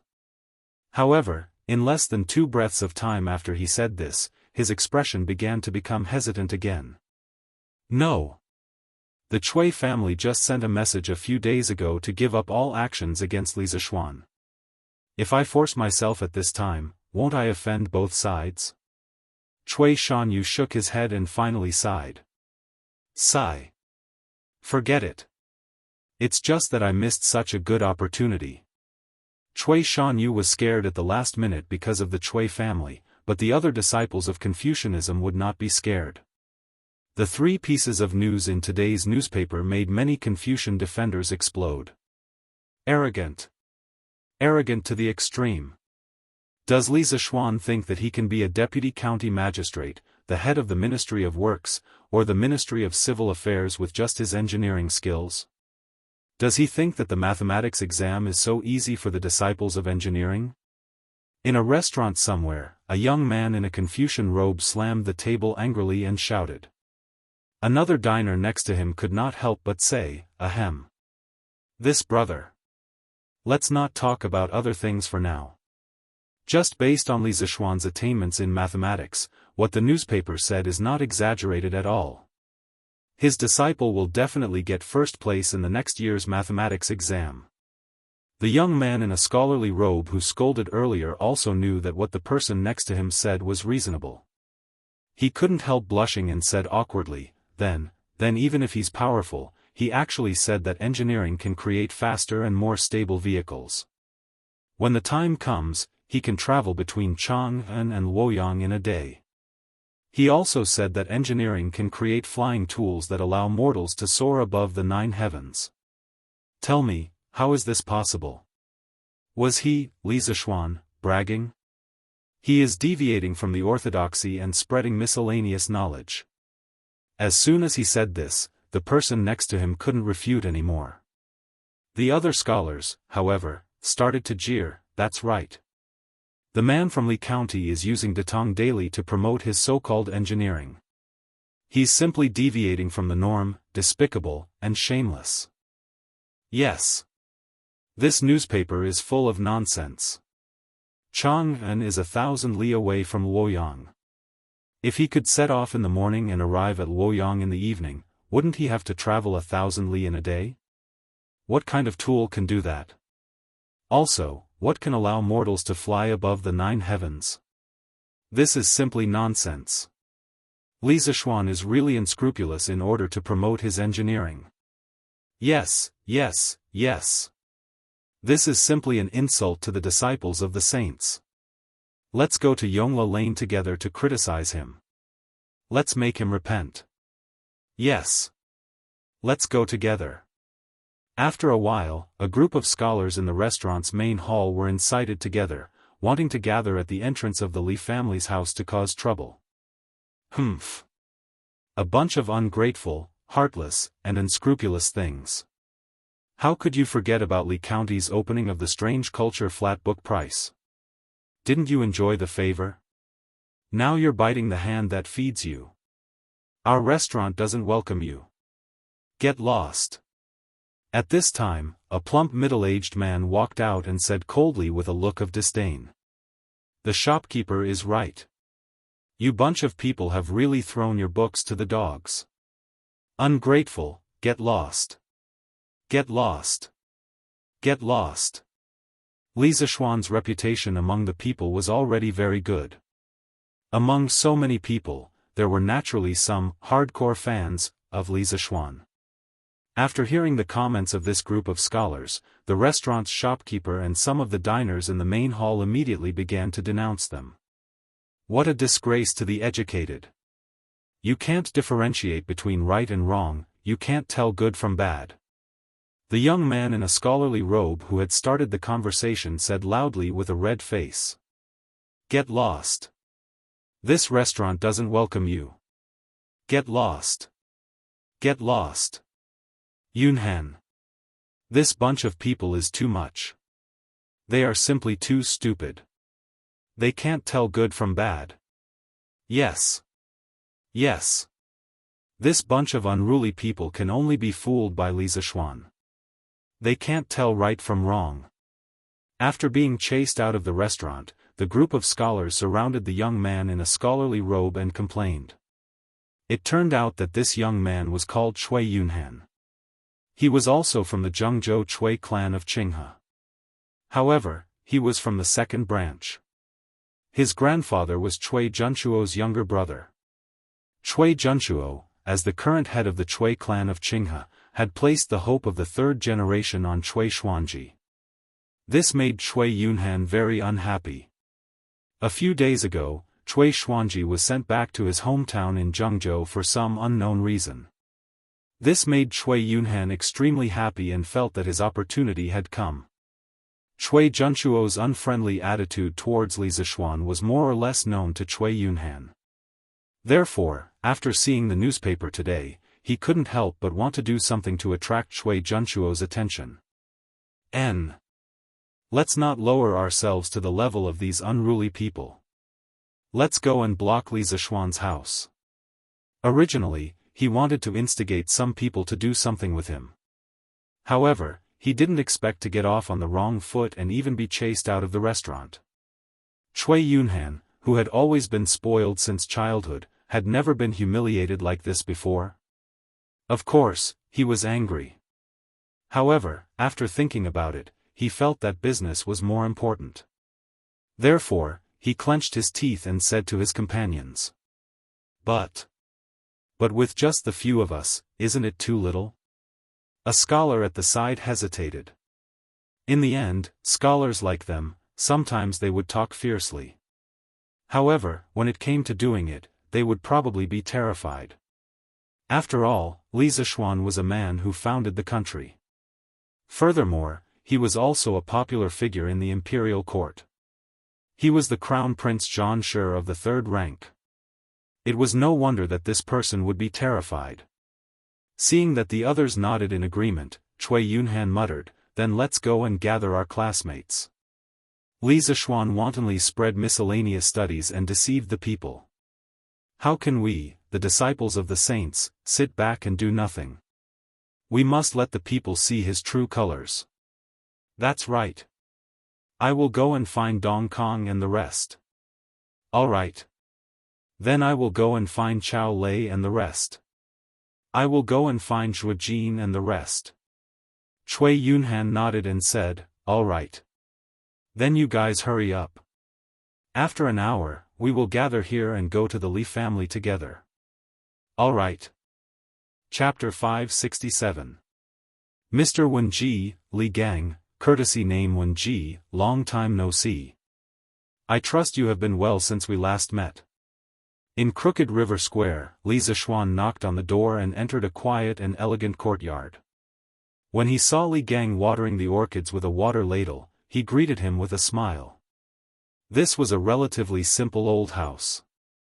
The decorations were not luxurious at all. There were no artificial mountains, ponds, or pavilions. There was only a small bamboo forest in the courtyard, plus a flower garden. It was quiet and elegant to the extreme. Hee. This old man's bones are good. But how come you, a busy person, have the time to look for an old man like me? Li Gang unhurriedly put the water ladle into the wooden bucket next to him, turned around and said with a smile. Li Zishuan did not directly answer Li Gang's question. Instead, he glanced at the Datong Daily that was quietly lying on the stool and asked Li Gang, "Mr. also reads Datong Daily?" "I do." "This old man is idle at home. Other than watering the flowers, I can only read the newspaper. This newspaper of yours is really a good choice to pass the time." Li Gang suddenly came to a realization. He pointed at Li Zishuan and said with a deep smile, "Haha. This old man knows why you are here today. You want this old man to pay the wine debt. Ha. Let's talk inside." Inside the house, Li Gang asked his grandson Li Gang to pour a cup of tea for Li Zishuan. Then, the two of them sat opposite each other. Li Gang smiled and said, "This old man's house is not as rich as yours. I don't have good wine, but I still have good tea. Don't dislike it." Li Zishuan cupped his hands and said, "I wouldn't dare. Mister, you don't care about fame and fortune. Although you live in a humble house, many of us can't compare to your moral character. How would I dare to dislike it?" Even Li Gang, a calm old pedant, couldn't help but laugh at his flattery. He laughed and scolded, "Glib tongue. I'm afraid I won't be able to bear your flattery. This tea was personally picked by this old man in March at the tea garden in the east of the city. It tastes very good. You should try it too." The corner of Li Zishuan's mouth twitched slightly. "Thank you for your kindness, sir. Although the tea is good, I'm not used to this kind of tea brewing technique. I appreciate your kindness." Li Gang frowned and asked curiously, "Tea brewing techniques? Could it be that other than this old man's tea cooking technique, there are other tea cooking techniques?" Li Zishuan coughed dryly and said, "Let's not talk about this for now. If old Mister is interested, I will use a new method to brew a pot of tea for you in the future. I came here today because I have something to ask of you." "Huh. You want to invite me to your Yanhuang College, right?" It was easy to talk to smart people. Li Zishuan didn't even need to take the initiative to say it. Li Gang had already guessed the purpose of Li Zishuan's visit. He shook his head and couldn't help but laugh. This old man has already read today's Datong Daily. What you want to say should be in the newspaper, right? There is no high or low in learning. Engineering is only for the benefit of the world. Xiao Xian, although this old man agrees with this sentence, I'm afraid you will be criticized a lot if you write it like this. Li Zishuan said, "I don't care about public opinion and criticism. If I can let engineering be known by the world, be used by the world, and benefit the world, then what do I have to fear even if I'm criticized?" Li Gang slapped the table and laughed loudly. "Ha! Good. You are really a newborn calf that isn't afraid of tigers. This old man is very pleased that my Tang Empire has such a young talent like you. If your Yanhuang College has any use for this old man will not refuse." Li Zishuan said happily, "Old mister, you agree?" Li Gang smiled and said, "Yes. But your Yanhuang College mainly teaches engineering, right? Although this old man is familiar with the classics and history, I know very little about engineering and construction. I'm afraid I can't help you much." Li Zishuan had already considered this point. He smiled and said, "Although Yanhuang Academy mainly imparts engineering, Confucianism also plays a large part. I believe that Confucianism cultivates the heart, while engineering benefits the world. Without the influence of Confucianism, even if the students are capable, they will not be of any benefit to the country if their three views are not correct. Besides, you are a person of virtue and prestige. Even if you don't do anything and just stand in our Yanhuang College, you will be able to smell the scholarly fragrance of Yanhuang College within 100 miles. Who says you can't help? Although this was a little exaggerated, Li Gang's role was really like a stabilizing needle. His prestige in the scholarly world and his reputation among the people were among the top of the famous scholars in Tang Empire. With Li Gang joining Yanhuang College, the overall level of the school would rise by a level. Li Gang stroked his beard, pointed at Li Zishuan and scolded with a smile, "You brat, I don't know where you learned this skill of flattery." "Fine, fine. This old man will go to your Yanhuang College to teach. You have to provide as much good wine and food as you want. You brat can give the other teachers such a high salary, so you can definitely give me a few jars of wine." How could Li Zishuan not agree? He hurriedly said, "Old mister, don't worry, this is how it should be. This is how it should be." Li Gang nodded with extreme satisfaction. Then he thought for a while and said, "Coincidentally, this old man has a few close friends. They are quite knowledgeable, but they have already retired. Previously, you said in the newspaper, since they have retired from the world, why don't they come to Yanhuang College to teach a few disciples and watch them maneuver unhindered and leave a mark for generations to come? This old man agrees very much. This old man will invite them to come to Chang and some other day. You brat, come and meet them. If you think they are okay, you can also invite them to Yanhuang College." Li Zishuan waved his hand and said with a smile, "Since old mister thinks that they are knowledgeable, what other opinions do I have? If you think it's okay, as long as they are willing to come to Yanhuang College, this brat would be more than happy. I just don't know if there are any of your friends who are good at engineering, machinery. Li Gang was startled. After a while, he nodded with a heavy expression and said, This old man does know someone who is very proficient in engineering, machinery. However, we haven't contacted each other for many years. This old man will write a letter in a while and see if we can still contact each other. If there is a chance, I can recommend you." Li Zishuan's eyes lit up and he said excitedly, "Thank you for your trouble." He had been in Tang for so long, but the number of engineering talents he knew could be counted on one hand. Yanhuang College would be the #1 engineering college in Tang in the future. How could it not have a reserve of top talents? So today, Li Gang really solved his urgent problem. Li Gang hesitated and said, "But this person's identity is a bit special. Do you really want to meet?" Chapter 568. Li Zishuan. Come out. Li Zishuan, you're promoting engineering and deceiving the people. You're a disgrace to the saints. Come out and give us an explanation. That's right. Li Zishuan, come out and give us an explanation.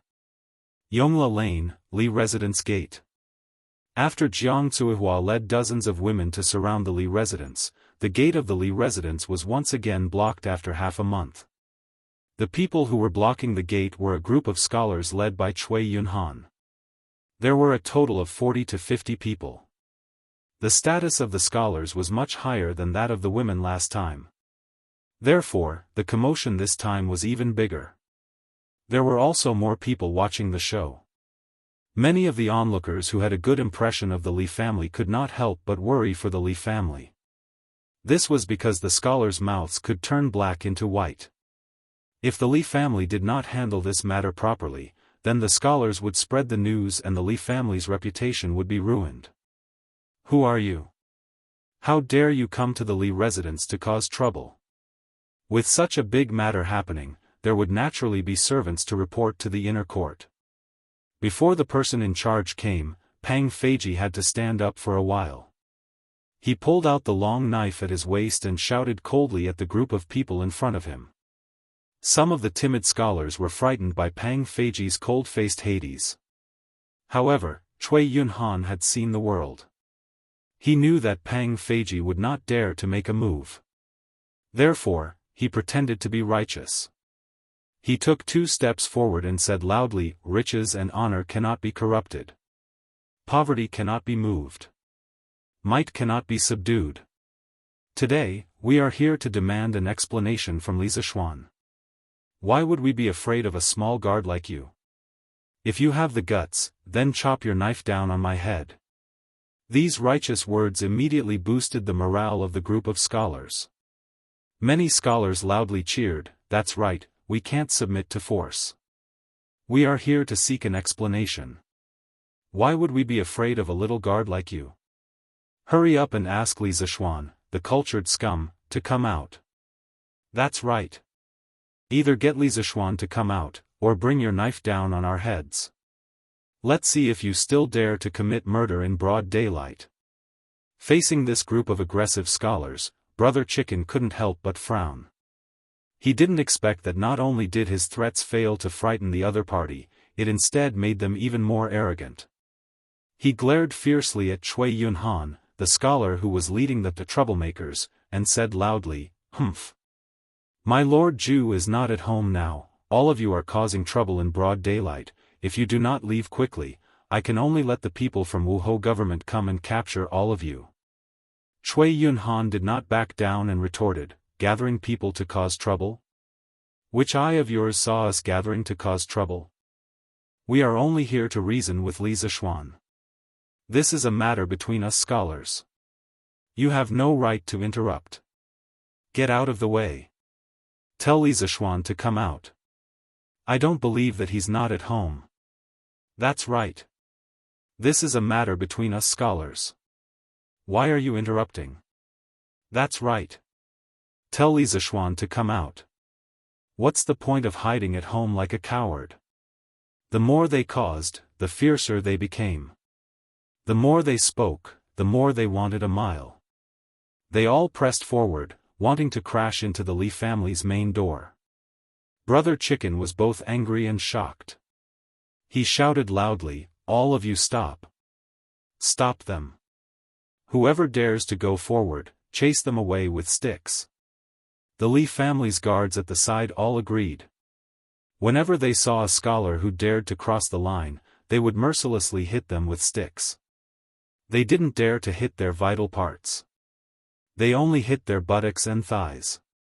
In a moment, they were crying out in pain. Li family. Li Jingma, Madame Li and Han Yushi were shocked when they received the news. Madame Li asked, "Where's Xian'er?" With such a big matter happening, only Li Zishuan, this cultured person, could handle it well in the entire Li family. Cui Yunhan was right about one thing. Today's matter was between scholars. It was useless for others to step forward. Only Li Zishuan could do it personally. Besides, they couldn't let Han Yushi, this woman, go out to solve the conflict. Putting aside her identity as a scholar, the people outside were all men. It was very inappropriate for a woman like her to step forward. Han Yushi quickly replied, "Mother." Her husband had gone out a long time ago. He should be at Crooked River Square, old Mr. Li Gang's house now. I'll ask San Bao to call him back. Madame Li nodded and said, "Go quickly.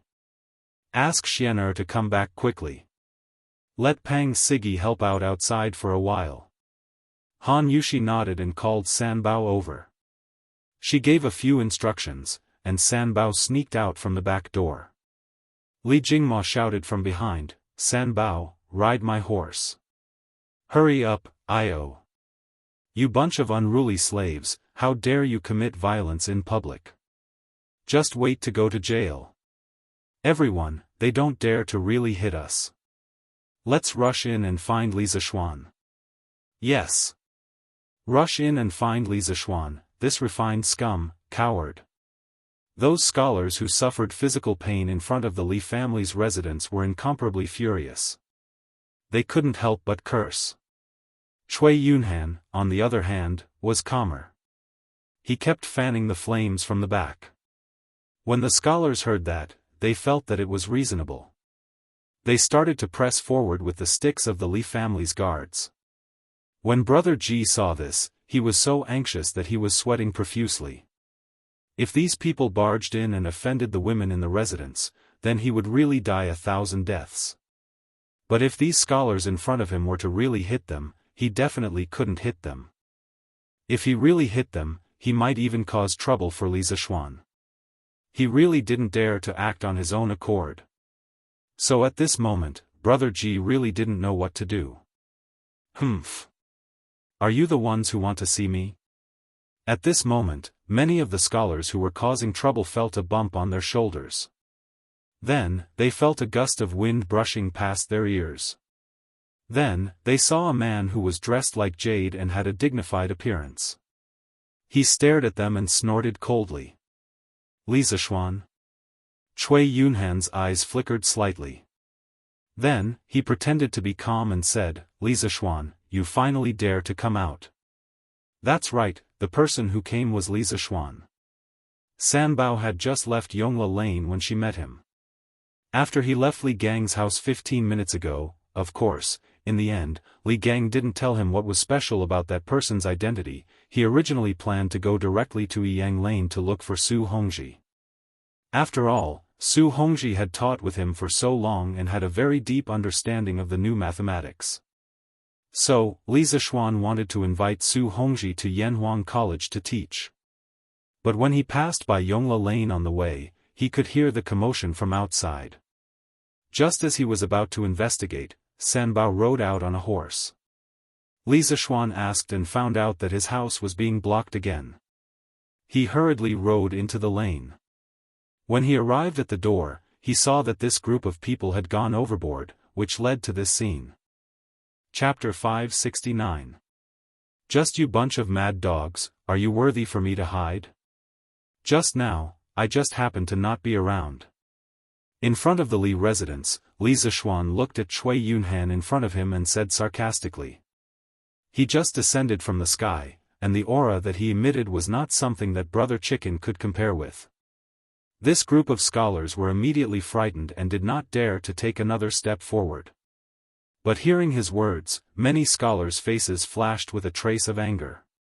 They were all cultured people. How can they be called mad dogs? Cui Yunhan asked with an ugly expression, who are you calling mad dogs?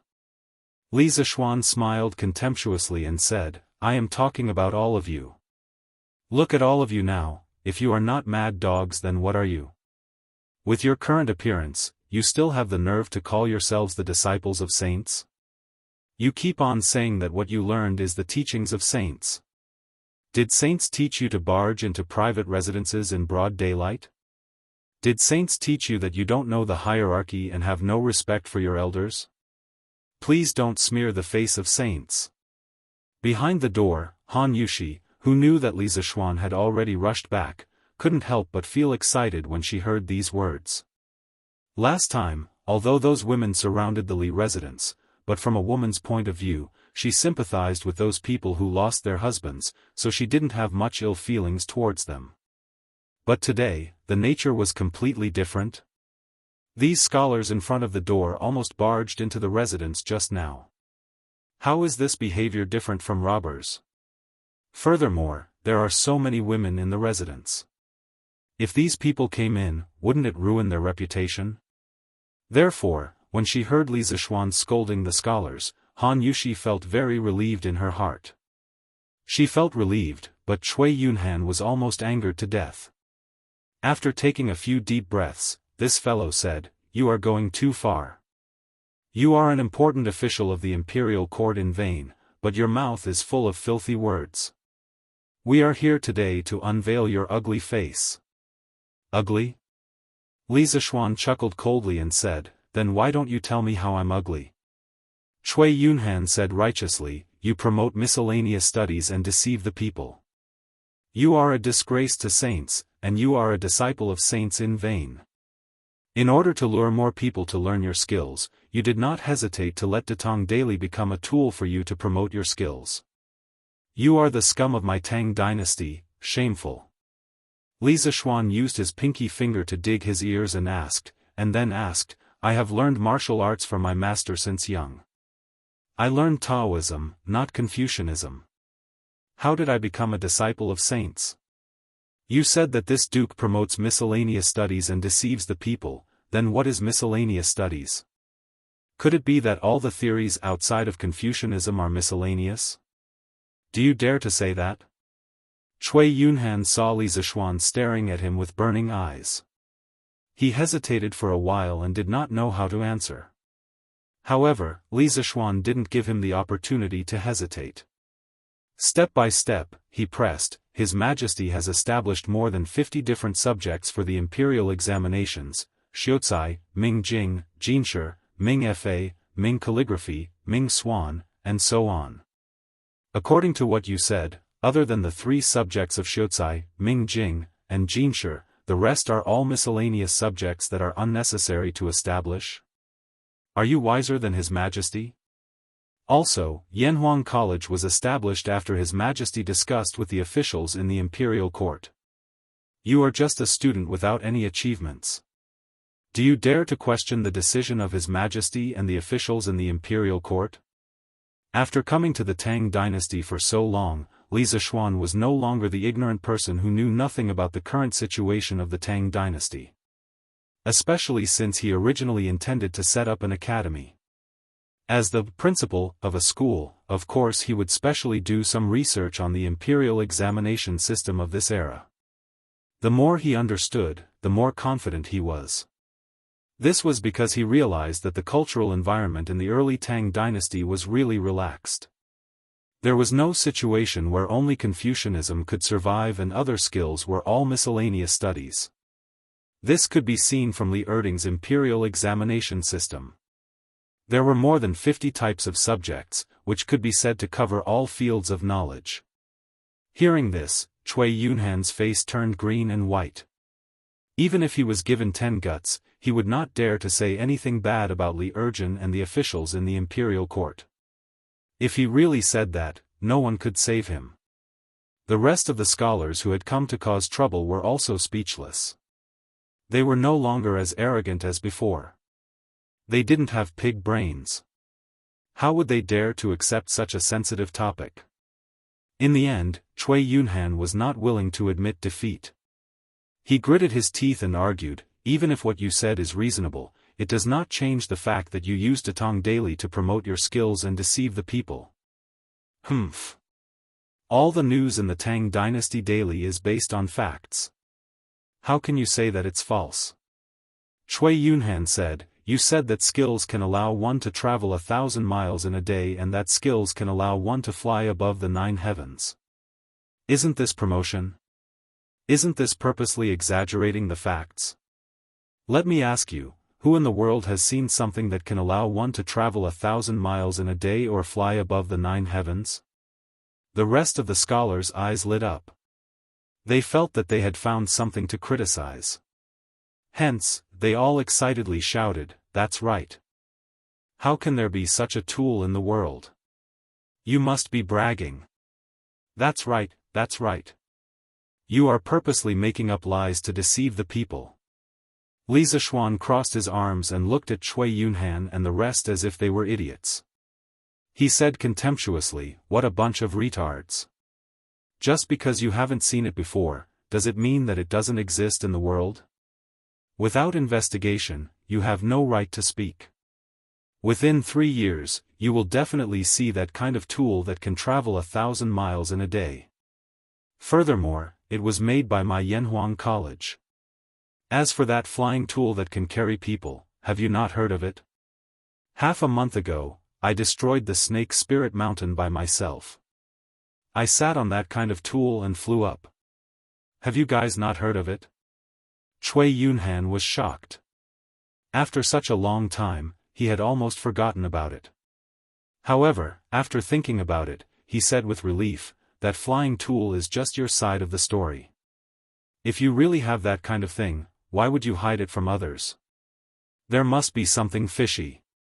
After saying that, Cui Yunhan felt that his analysis was very reasonable. In his opinion, if anyone had such a heaven-defying tool, they would definitely show it off everywhere. However, Li Zishuan had not done anything for such a long time. There must be something fishy about it. Perhaps the rumor that Li Zishuan flew up the Snake Spirit Mountain was fabricated. Li Zishuan was so angry that he was amused. He sneered and said, "Ha! Do you think that everyone is like you? Once you have something good, you must let the whole world know about it. If you keep a low profile, you will think that others are lying? I have to say, you are really an idiot." Chapter 570. In the Ganlu Palace. Li Er was quietly flipping through the memorials. Perhaps the contents of the memorials made him unhappy. He frowned and looked very serious. Although it was a rest day and there was no need for morning court, Li Er, as the ruler of a country, would not give himself a day off like the other courtiers. He still had to read through the backlog of memorials. It was really tough. "Your Majesty, there is a group of students from the Hongwen Institute causing a ruckus in front of Li Zhanshi's house. There are many people gathered in Yongla Lane now." Zhao Song walked in from outside the hall. Initially, he saw that Li Er was concentrating on reviewing the memorials and did not dare to disturb him. He did not expect Li Er to suddenly raise his head as though he had sensed his arrival. Li Er frowned and said, "Why are there people surrounding his house again?" Zhao Song cupped his hands and said, "Your Majesty, it is said that the group of students felt that Li Zhanshi was promoting engineering in the newspaper and deceiving the people. They wanted to argue with Li Zhanshi face to face. At first, Li Zhanshi was not at home and the group of students wanted to barge into the Li residence. Fortunately, Li Zhanshi rushed back in time. Li Er heard this and his eyes flashed fiercely. He said angrily, "How dare you? There are people who dare to barge into the residence of an important courtier in broad daylight. Do these people still have the imperial cord in their eyes? Do they still have me? Send a decree immediately and let Dugu Xian lead the imperial army to chase them away. Those who are unwilling to leave, arrest them all. Oh right, bring the student who started the ruckus to the Supreme Court for interrogation. If he has ulterior motives, expel him from the school and never enroll him again." Zhao Song could not help but be stunned. He did not expect that Li Er would be so angry and give such a heavy punishment for an ordinary ruckus. It was really illogical. Although that was what he thought, Zhao Song did not dare to ask. He bowed and said, "Yes, Your Majesty." Then, he prepared to go out and make the arrangements. Li Er suddenly asked, "How is the Supreme Court's interrogation of Jianghu from last time? Did they find out the mastermind?" Zhao Song stopped in his tracks and thought for a while. He cupped his hands and said, "Your Majesty, according to Jianghu, she was indeed instructed by someone. However, she did not see the person's face. Judging from the voice, it should be a young man around 20 years old." A young man in his 20s? Li Er furrowed his brows and ordered thoughtfully, "Let the people from the Supreme Court interrogate the student who led the trouble today. See if he has any connection with the previous incident." Zhao Song had an idea. He bowed and said, "Yes." Li Er waved his hand and Zhao Song retreated. Then, he leaned against the dragon throne and closed his eyes in deep thought. He was indeed very angry just now, especially when he heard the words advocating engineering and deceiving the people. He was so angry that he wanted to arrest everyone who was causing trouble in the Li family. After experiencing the annihilation of the Snake Spirit Mountain, Li Er realized that Li Zishuan was far more important than he had imagined. The celestial lamp and gunpowder. These two things seemed to have opened the door to a new world for him. For the first time, he realized that engineering could not only play a role in the people's livelihood, education, and production, but it could also play an even bigger role in the military. Li Er had never been so eager for Li Zishuan to quickly build Yanhuang College and train a group of engineers. When that time came, Goguryeo and the Northern Turks would be like thin paper in front of the armed Tang Empire. At that time, he, Li Shimin, would achieve a hegemony that even Qin Huang and Hanwu could not achieve. Such a beautiful vision, just thinking about it made one's blood boil. And now, there was actually someone who used engineering as an unorthodox theory to talk about it, and even made Li Zishuan's whole family restless. How could Li Er tolerate such a pig teammate? Bring today's Datong daily for me to see. After a while, Li Er opened his eyes and ordered the servants in the hall. Yes. Stupid C***NT. In front of Li Zishuan's residence, Cui Yunhan was stunned. Of course, he did not know what stupid C***NT meant, but his intuition told him that this word definitely meant something bad. Didn't you see Li Zishuan's mocking face? Cui Yunhan, who had always been pampered, had never suffered such humiliation. His face turned red and he said angrily, You actually scolded me again? Li Zishuan curled his lips and said, Scolded you? So what if I scolded you? Scolding you is already considered light. You brat, you brought these people to my residence to cause trouble and even wanted to barge into my residence. I don't care who you are, but today's matter will not end well. After saying that, he turned his head and said, Feiji, capture all these people. Whoever dares to resist, beat them up ruthlessly. Just leave them with one last breath. The actions of these scholars today had completely angered Li Zishuan. If the tiger did not show its might, people would really treat him like a sick cat? Everyone took in a cold breath. What did he mean by, just leave them with one last breath? He was going to beat them to death. But these people in front of them were the top students of the Hongwen school. Lord! This! Pang Feiji's eyes widened. He could not believe his ears and said hesitantly. Li Zishuan snorted in an unfriendly tone, What? You still don't dare? If I tell you to beat them, then beat them. If anything happens, I'll take responsibility. Pang Feiji shivered and said hurriedly, Yes. Lord. I won't hide it from you. Our brothers have tolerated these people for a long time. After saying that, he turned his head and shouted, What are you all standing there for? Hurry up. Beat them up with all your might. Yes. Seeing a group of tall and sturdy men carrying sticks rushing over, the students were shocked. At this moment, they suddenly remembered that this young man in front of them was a peerless, ruthless person who slaughtered an entire sect by himself not long ago. He killed people without batting an eyelid.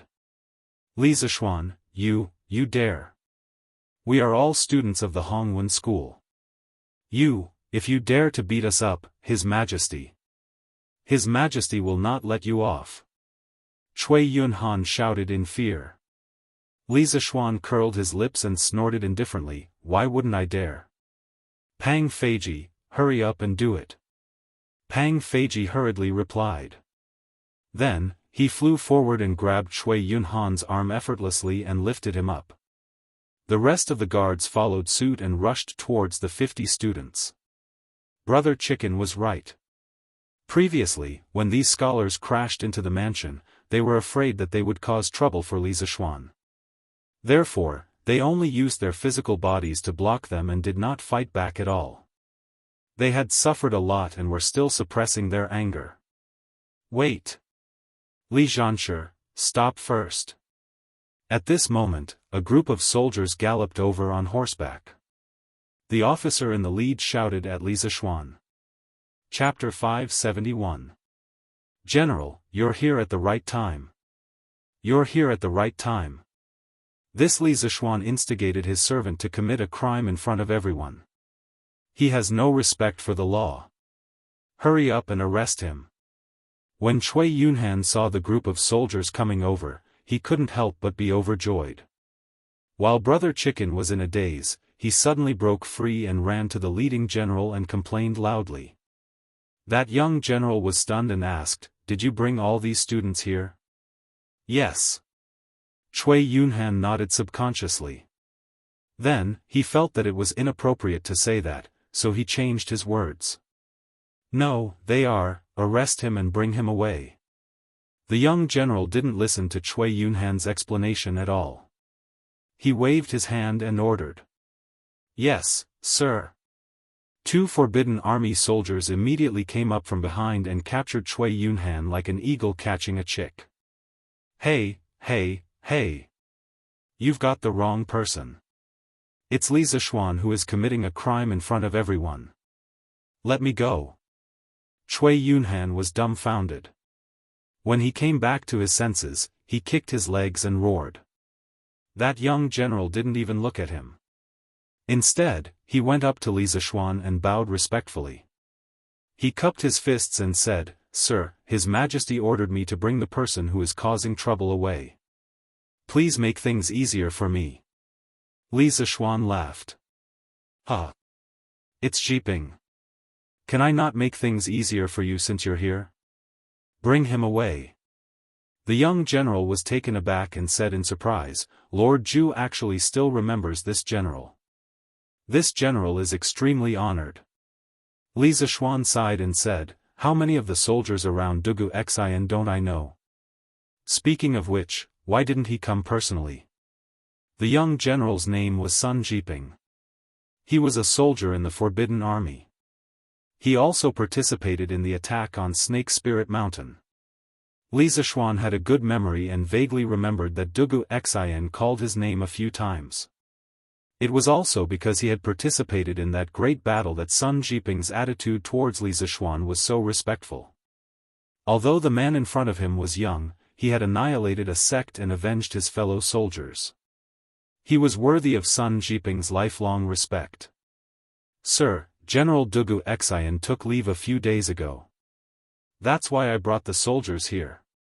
When Li Zishuan gave the order, he only asked Dugu Xian to bring the soldiers over and forgot that Dugu Xian took leave. Zhao Song was too busy pondering the emperor's will and forgot about it. When he went to Baya and couldn't find Dugu Xian, he realized it. However, the situation was urgent, and it was too late for him to go back and ask for a new order. Of Dugu Xian's situation's mind, so he sent Sun Jiping. "Oh. I see. Then you go and do your work first."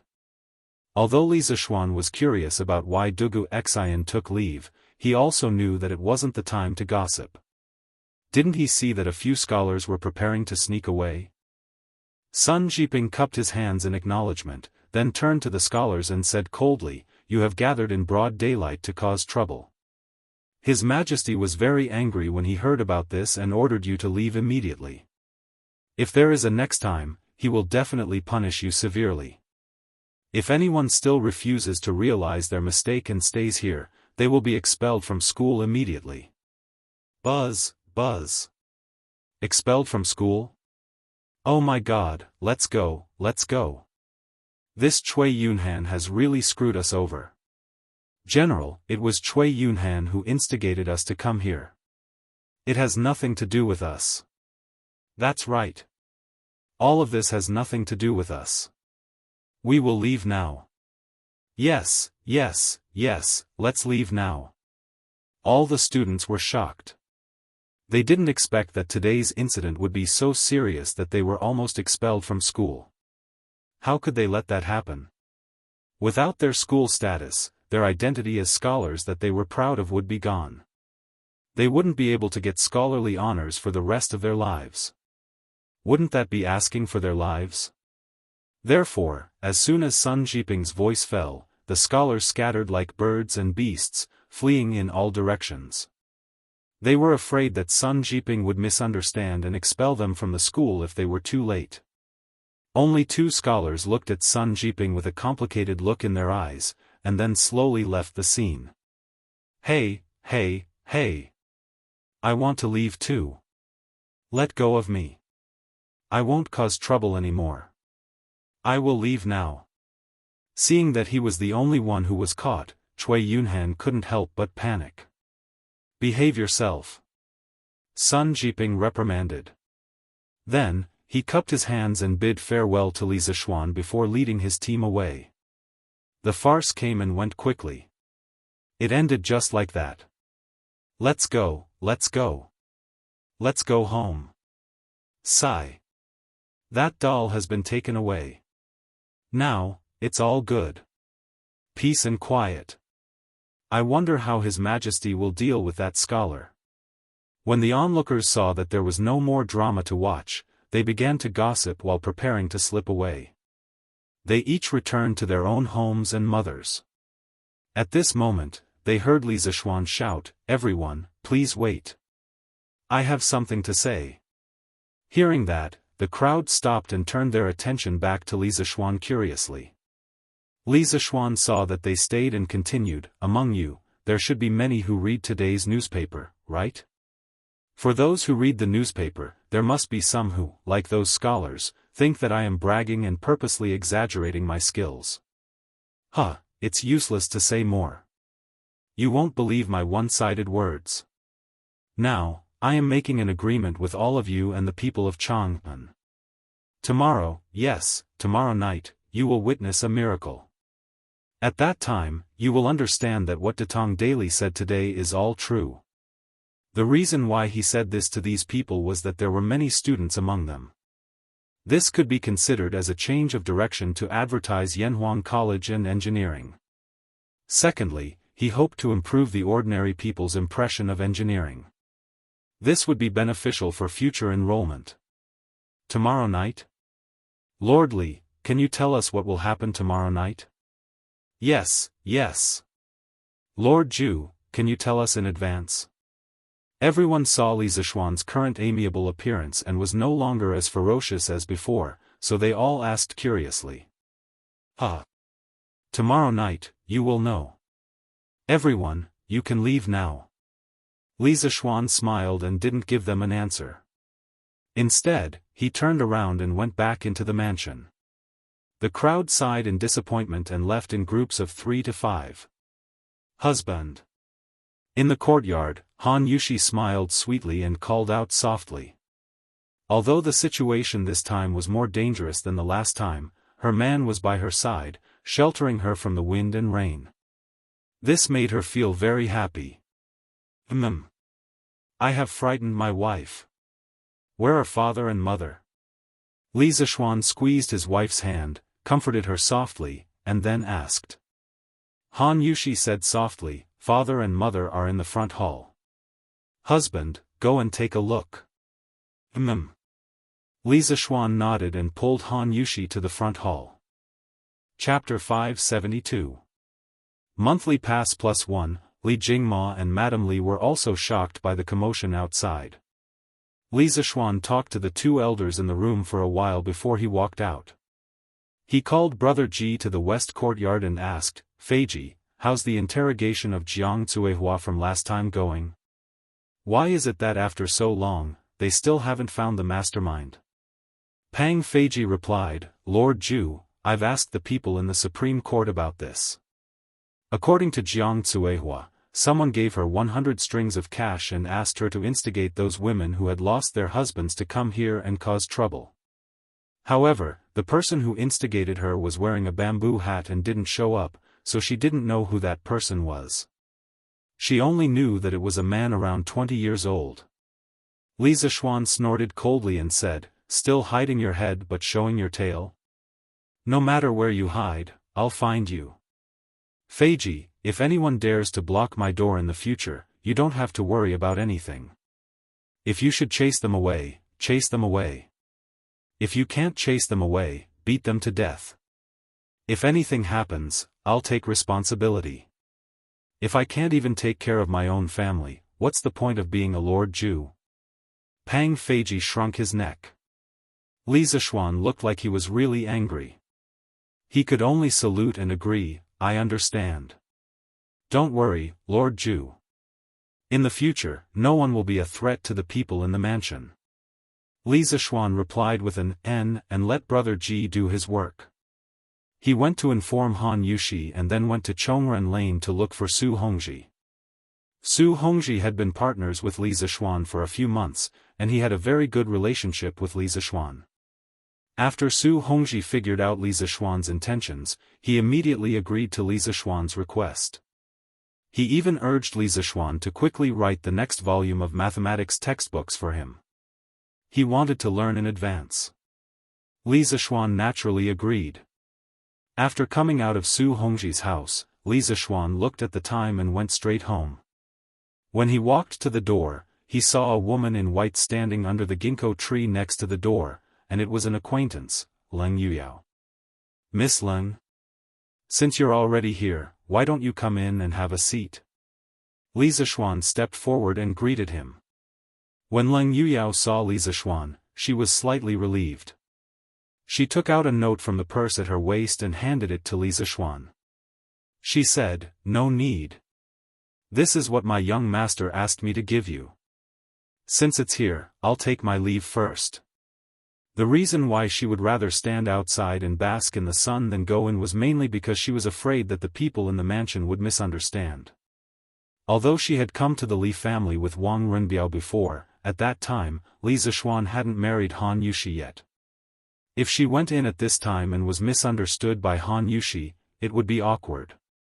Li Zishuan opened the note strangely, and then his expression changed.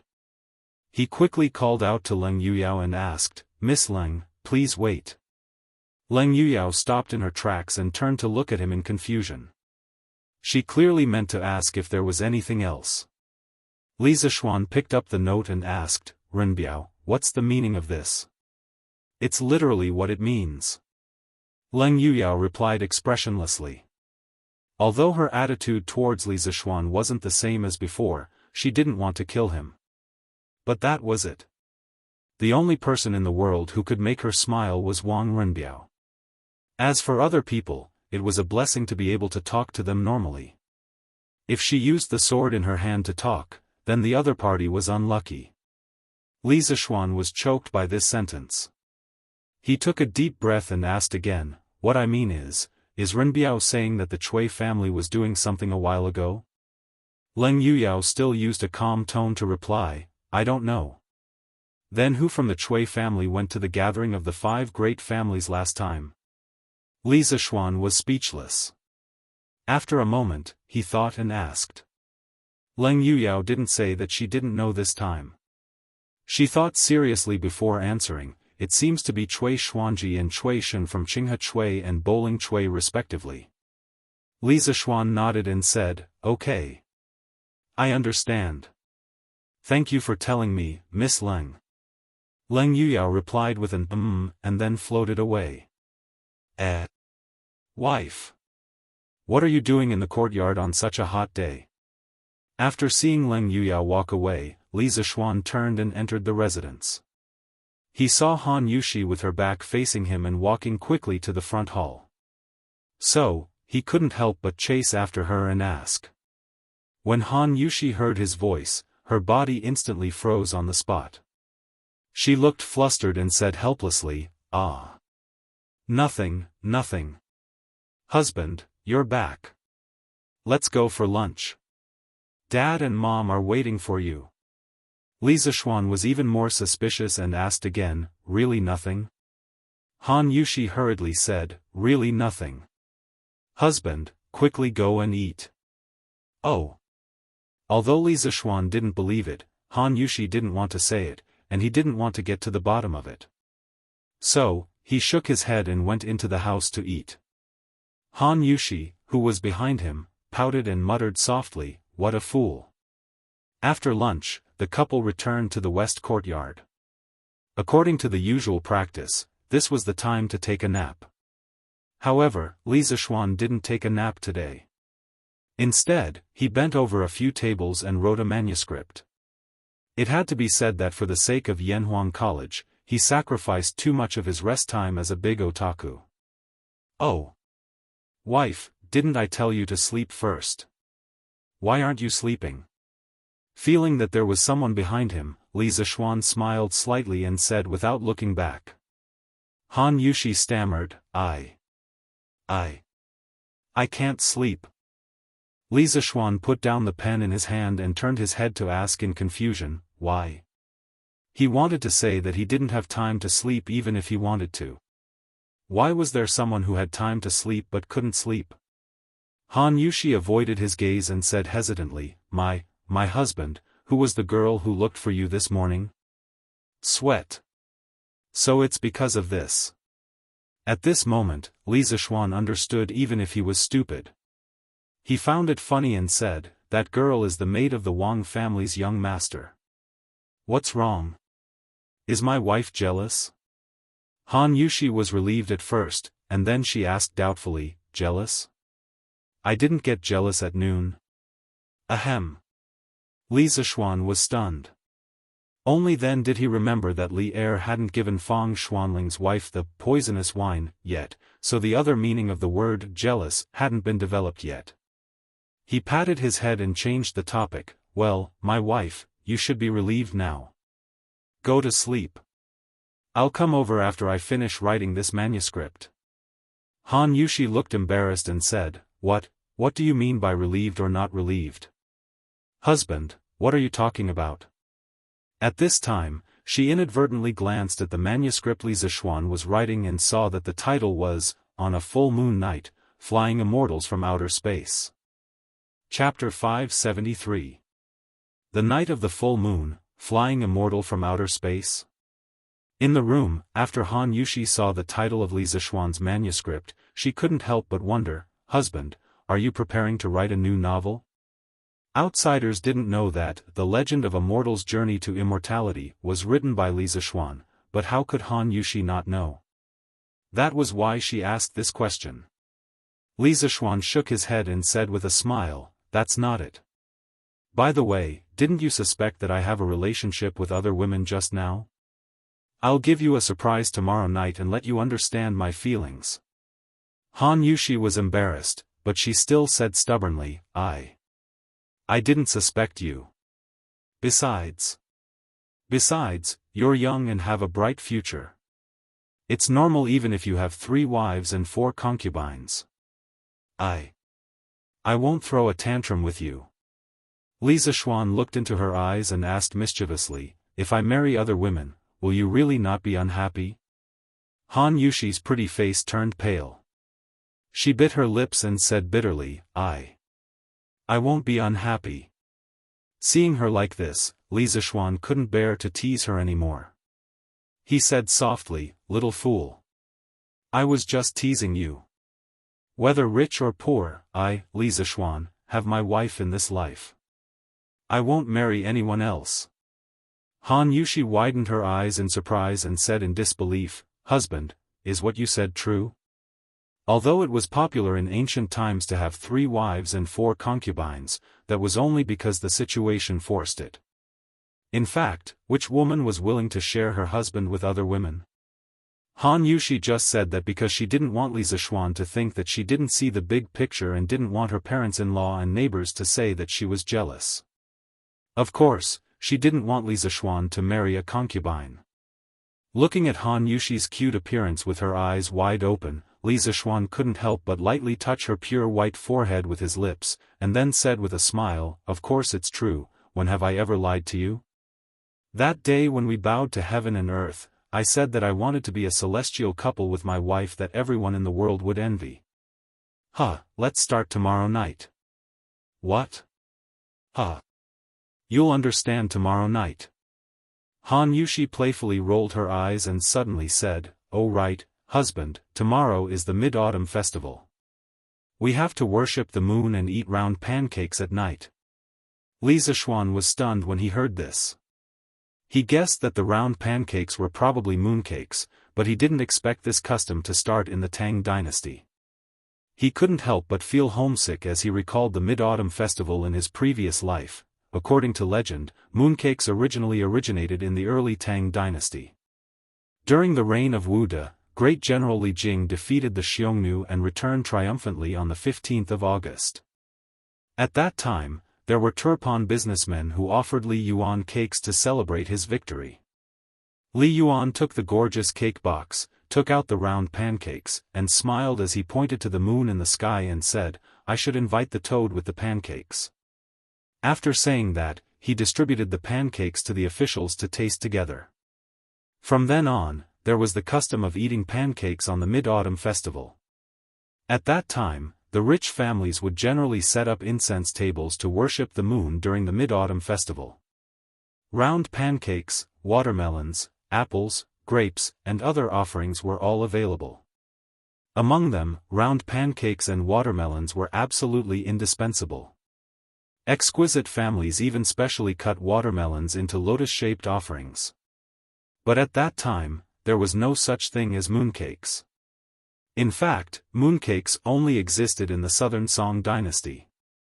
It was only in the Ming dynasty that there were accurate records of eating mooncakes on the Mid-Autumn Festival.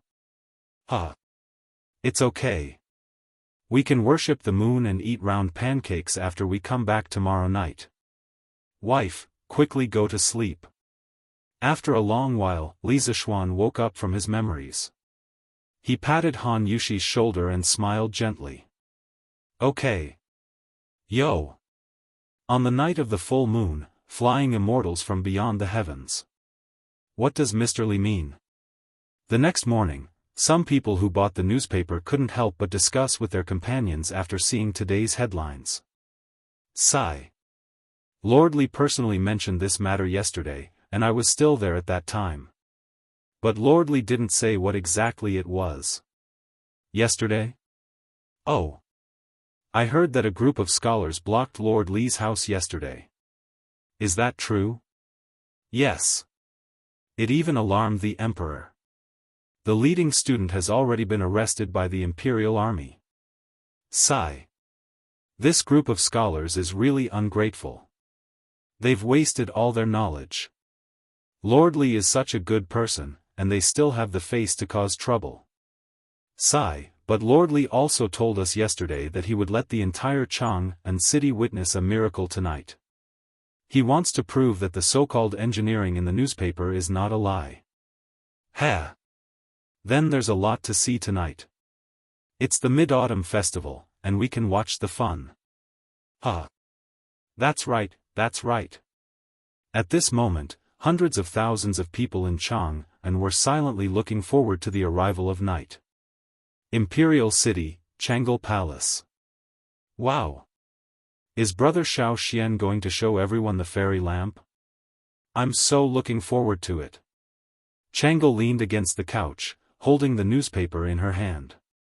After reading the headlines, an extremely bright smile immediately flashed on her exquisite little face.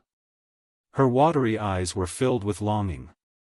Ordinary people didn't know about the fairy lamp, but as the princess of the Tang dynasty, Changle naturally knew about it long ago. As smart as she was, she almost instantly thought of what Li Zishuan was going to do at night from the words, on the night of the full moon, flying immortals. She couldn't help but feel envious. If Changle can go up to the fairy lamp once, then even if I immediately die of illness, I won't complain. But tonight is the Mid-Autumn Festival. I have to accompany father and mother for dinner. I can't leave the palace. Changle held her small face and was in a daze. After a moment, she muttered to herself. South of Chang and City, Dunhua Square, East County Duke's Mansion. Eldest uncle, eldest uncle. Hurry up and save Yunhan. A fat middle-aged man with an oily face hurriedly ran to the backyard and shouted anxiously at Cui Junchuo, who was resting with her eyes closed in the courtyard. Cui Junchuo opened her eyes with extreme dissatisfaction and scolded in a muffled voice, "What are you shouting for? Look at yourself. Do you still look like a father?" The middle-aged man cried and said, "Eldest uncle, something happened to Yunhan. How can I continue to be calm? Hurry up and think of a way to save Yunhan." It turned out that this person was Cui Yunhan's biological father, Cui Simo. His father, Cui Junsu, was Cui Junchuo's brother. However, in the Cui family of Cui Yenmu, the title of nobility was passed down to Cui Junchuo. Therefore, now that something happened to Cui Yunhan, Cui Simo didn't go to Cui Junsu for help. Instead, he came to Cui Junchuo for help. After all, in the current Cui family of Qinghe, Cui Junchuo's title was the highest. Cui Junchuo was stunned. Then, she asked with an ugly expression, "What happened to Yunhan? Shouldn't he be in the Hongwen Museum?" Chapter 574. At night, the moon was bright and the stars were sparse. When night fell, an extremely bright moon slowly rose from the horizon. In this era where there were no street lamps, neon lights, or LED advertising screens, this bright moon was extremely eye-catching at night. The term Mid-Autumn Festival was first recorded in the Rites of Zhou. The Book of Rites, Moon Order said, "The mid-autumn moon nourishes the old and nourishes the old." The custom of the Mid-Autumn Festival was to worship the moon at the beginning. The Book of Rites recorded, the emperor's spring morning sun, and the autumn moon. The autumn moon was to worship the moon. This meant that the emperor had already started worshipping the moon as early as the spring and autumn period. Later on, the aristocrats, officials, and scholars followed suit and gradually spread it to the people. Later on, the Mid-Autumn Festival was gradually used to celebrate the harvest. This was because the Mid-Autumn Festival in August was the season for crops and fruits to ripen. Tonight, the curfew in Chang'an City was lifted. Therefore, although the sky was dark, the streets outside were still very lively. All kinds of vendors selling small toys began to wander the streets and alleys. Lanterns had also become the favorite plaything of the rich young masters and young ladies. Laughter and exclamations could be heard everywhere. Although there were no stars in the sky, the colorful lanterns gradually rose to replace the stars and adorned the night sky. "Brother! Brother! I want to sit too. I want to sit in the fairy lantern too." In the west courtyard of the Li residence, Lan tugged on Li Zishuan's arm and kept acting coquettishly. Today was the Mid-Autumn Festival. Of course, Lan couldn't continue to stay in the Han family village. Mrs. Li personally went to fetch the little girl back early in the morning. Li Zishuan face-bombed. He didn't know where this little girl got the news from. He had clearly brought his wife here in secret. However, in this situation, he could only helplessly say, "Lan, next time. We can't carry too many people on it at once. Otherwise, it will fall from the sky. After brother brings Yushi down, I'll bring you up to play, okay?" Lan looked up at Han Yushi. After hesitating for a while, she said, "All right. Then brother, you have to keep your word." Li Zishuan laughed and said, "Of course." Han Yushi bent over and patted Lanner's little head. She smiled and said, "Lanner, don't worry. When he doesn't bring you along, I won't listen to him either." Lanner nodded happily. "Okay." Then, the little girl skipped down the corridor to watch the fun. "Husband. Can this really withstand the two of us?" At this point, Han Yushi looked at the hanging basket and became a little hesitant and afraid. She grabbed Li Zishuan's arm and said worriedly. Li Zishuan smiled and comforted her, "Don't worry, my wife.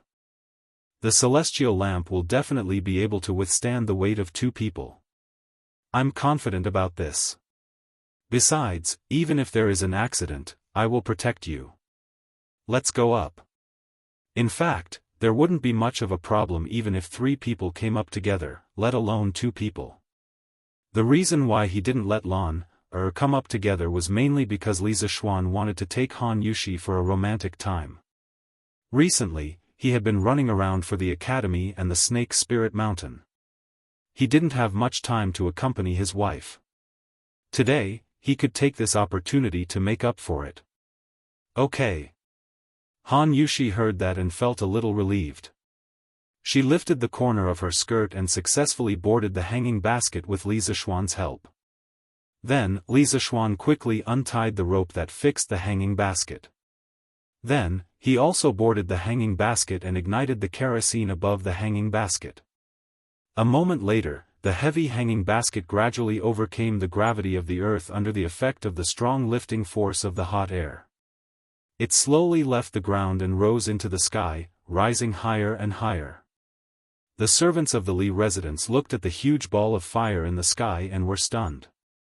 They were close, but they saw Li Zishuan and Han Yushi fly directly into the sky after sitting on the hanging basket. This kind of shock was not felt by others. "Wah, wah, wah. We can really fly. Brother. Sister Yushi. You guys have to come down quickly. Don't run too far." Lan also wants to sit on it. Lan saw that the celestial lamp had successfully ascended into the sky. She did not care if others could hear her and hurriedly shouted towards the man and woman in the sky. Wah! Young master and young madam really flew into the sky. They are flying so high. Xiaohe opened her eyes wide and exclaimed in surprise. Xiaoxi's eyes were filled with enchantment. Following beside Li Zishuan, she could always feel an endless stream of surprises. She looked at the handsome man and beautiful woman in the sky and sighed softly, "Young master is so good to young madam." "What's wrong? Xiaoxi, are you starting to have feelings for young master?" Although Xiaoxi's voice was soft, Xiaohe heard it clearly. She, who had a lively personality, smirked and teased Xiaoxi.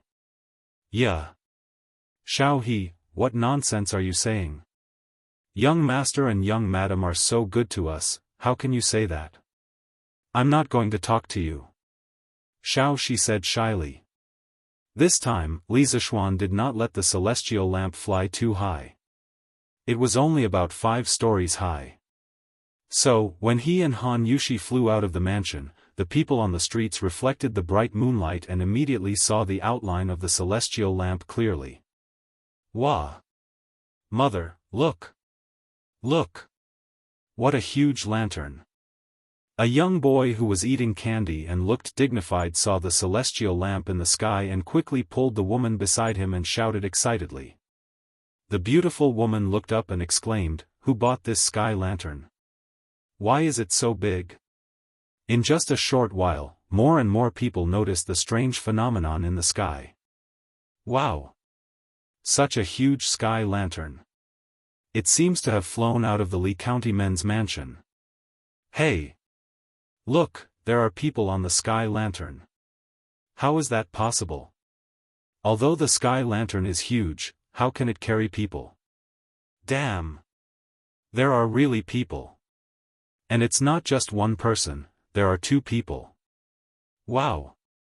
Isn't that young man in white Lord Li?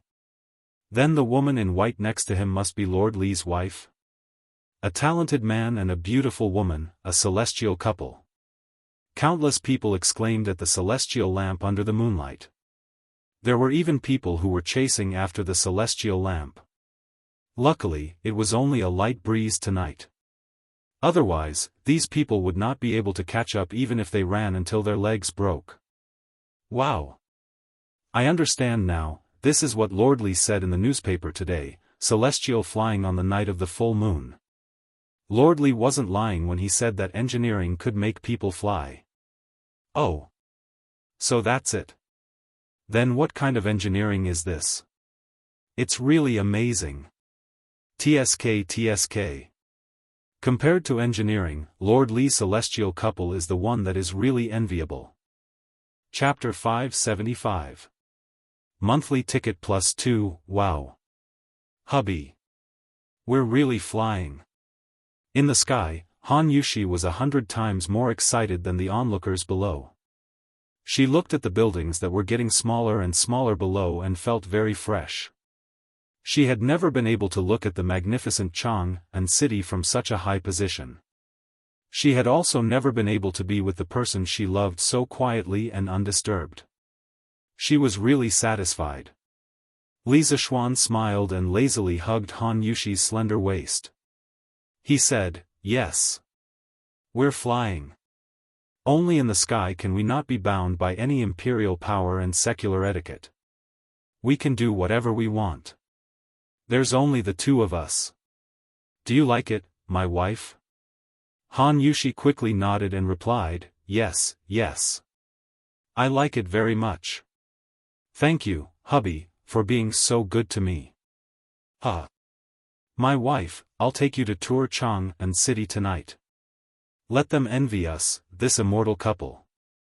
His wife was really easy to satisfy, but Li Zishuan felt that it was not enough. He pointed to the other markets below and said with a smile. Han Yushi blinked and was very tempted, but in the end, she shook her head and said, "Let's not. Lan is still waiting for us below. We'll just stay up there for a while and then go down." Li Zishuan laughed and said, haha. That little girl still has other friends to play with. Don't worry, my wife. If she doesn't see us in a while, she'll definitely go out and play with others. It's rare that the curfew in Chang'an City is lifted tonight. Let me accompany you. Tonight, millions of people will be envious of us. When Han Yushi heard that, she could no longer refuse. She said sweetly in her heart, yes. But then she seemed to think of something and looked up. But hubby, the wind is blowing from the south now. Our fairy lantern can only float to the north. How can we tour Chang'an City? Li Zishuan chuckled and said smugly, heh. Wife, watch carefully. Watch my 18 dragon subduing palms. Oh. Quick, look. Quick, look. There's a huge lantern in the sky. Li Zishuan was right. It was rare that there was no curfew in Chang'an tonight, so many people would not go to bed so early. Those who had money would go to the night market, while those who had no money would go to their homes to chat and beat their sons. All the markets were bustling. It was precisely because no one was sleeping and Li Zishuan was flying at a low altitude that the celestial lamp caused a huge commotion wherever it went. Wow! There are 2 more people up there. This should be the meaning of celestial flying on a full moon night, right? Sir Li really didn't lie. There seems to be another person dancing. Was Lord Ju's wife dancing for Lord Ju? They are so loving. But aren't they offending public decency by doing this in public? Tisk. If you have the ability, why don't you go up as well? You'll be offending public decency. Seriously. F***ck. No, no, no. That's not Madame Ju dancing, but Lord Ju boxing. What kind of F***king look are you guys looking at? Then Lord Ju is really good to Madame Ju. Ping Kong Fong. This was the most famous red light district in Chang'an City. It was commonly known as the Northern Li's famous flower district. In the Tang dynasty, there was no rule that officials were not allowed to visit prostitutes. As for the scholars who came to take the imperial examination, visiting their confidants at Ping Kong Fong was simply a semi-official activity. If anyone did not go, it would not be called chastity, but a country bumpkin. Therefore, in the past, although the doors of Ping Kong Fong were closed at night, the brothels in the square were still lit by red candles. There were dancing and dancing, couples coming and going, and singing in low voices. Tonight, there was no curfew in Chang'an, and Ping Kong Fong was even more lively. Many young people secretly came here to fool around in the name of going out to drink with their friends. Ping Kong Fong was full of traffic, and it seemed even more crowded. Master Hu. Come in and play. Our Xiao Chui misses you very much. Baihua Building, the largest brothel in Ping Kong Fong. A middle-aged woman with heavy makeup pulled a fat man and laughed coquettishly. Hee hee. Am I not here now? Mother Hua, quickly ask Xiao Chui to come over. Hey. I'll be here soon. Mother Hua, where's your family's courtesan, Miss Yen, Why don't I see her? At this moment, a young man in luxurious clothes walked over and asked with an unhappy expression. Mother Hua's expression froze, and she murmured, Young Master Nyo. Miss Yen hasn't been feeling well these few days. Wow. What a huge lantern. Why are there so many people following down there? At this moment, Li Zishuan's fairy lantern happened to pass by Ping Kong Fong. This huge fairy lantern shook everyone's heart. Mother Hua. That's Lord Li and his wife. They came from Yongla Lane, and they should be touring Chang'an City. I heard it from those people just now. A page boy pointed at the commoners who were chasing after the fairy lantern and said to Mother Hua.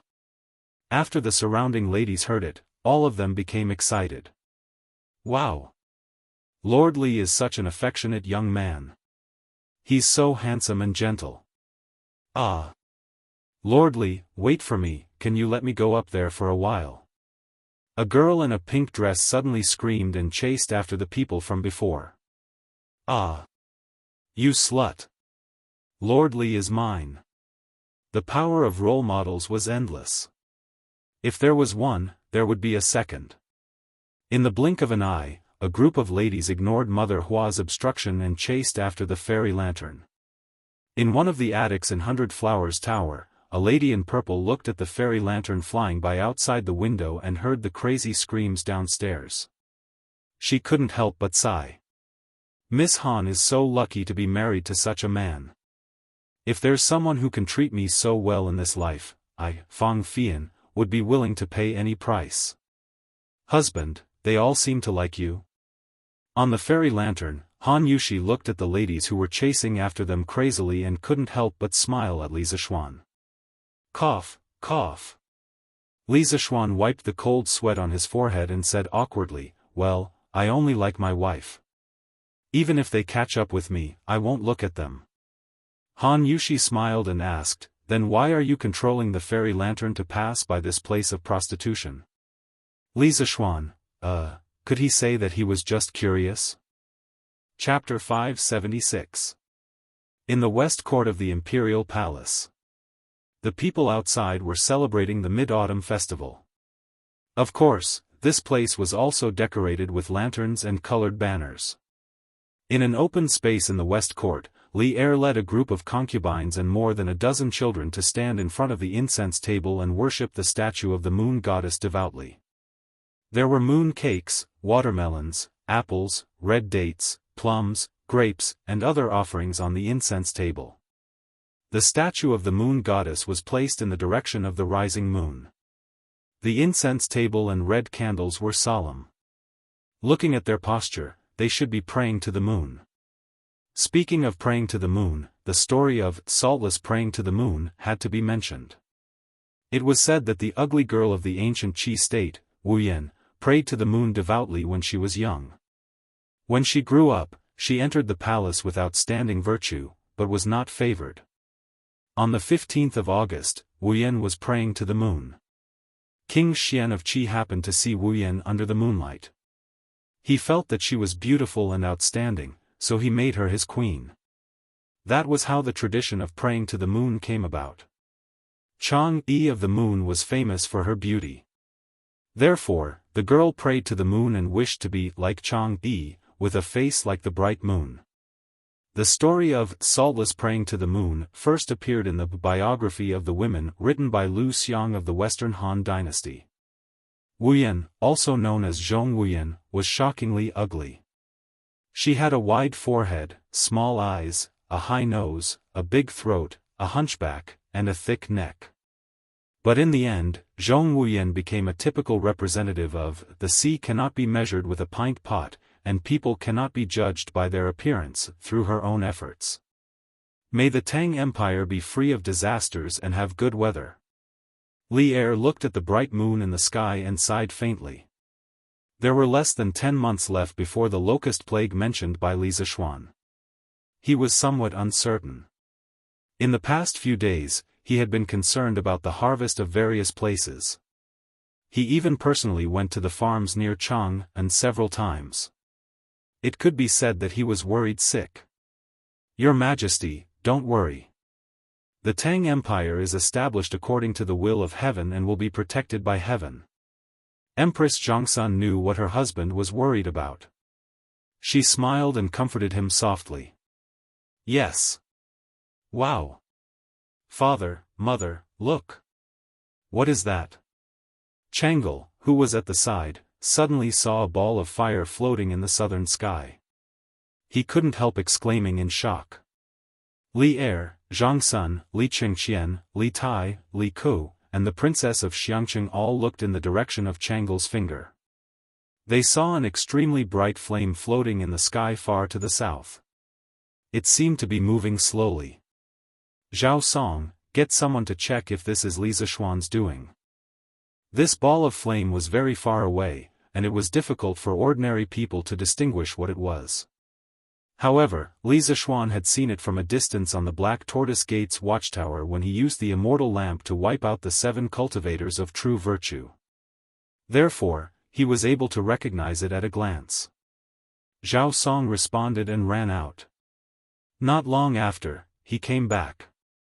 He bowed and said, "Your Majesty, that is Li Xiannan and his wife. They are touring the city on the immortal lamp. They are still some distance away from the imperial city, and it seems like they are about to turn around." Hearing this, Changle came to a realization. She looked at the fairy lamp in the distance and said with a mesmerized expression, "So this is the fairy lamp.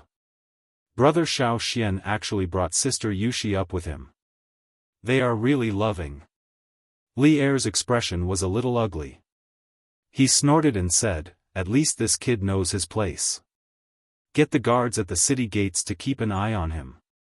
If he dares to approach the imperial palace, shoot him down." Shoot him down?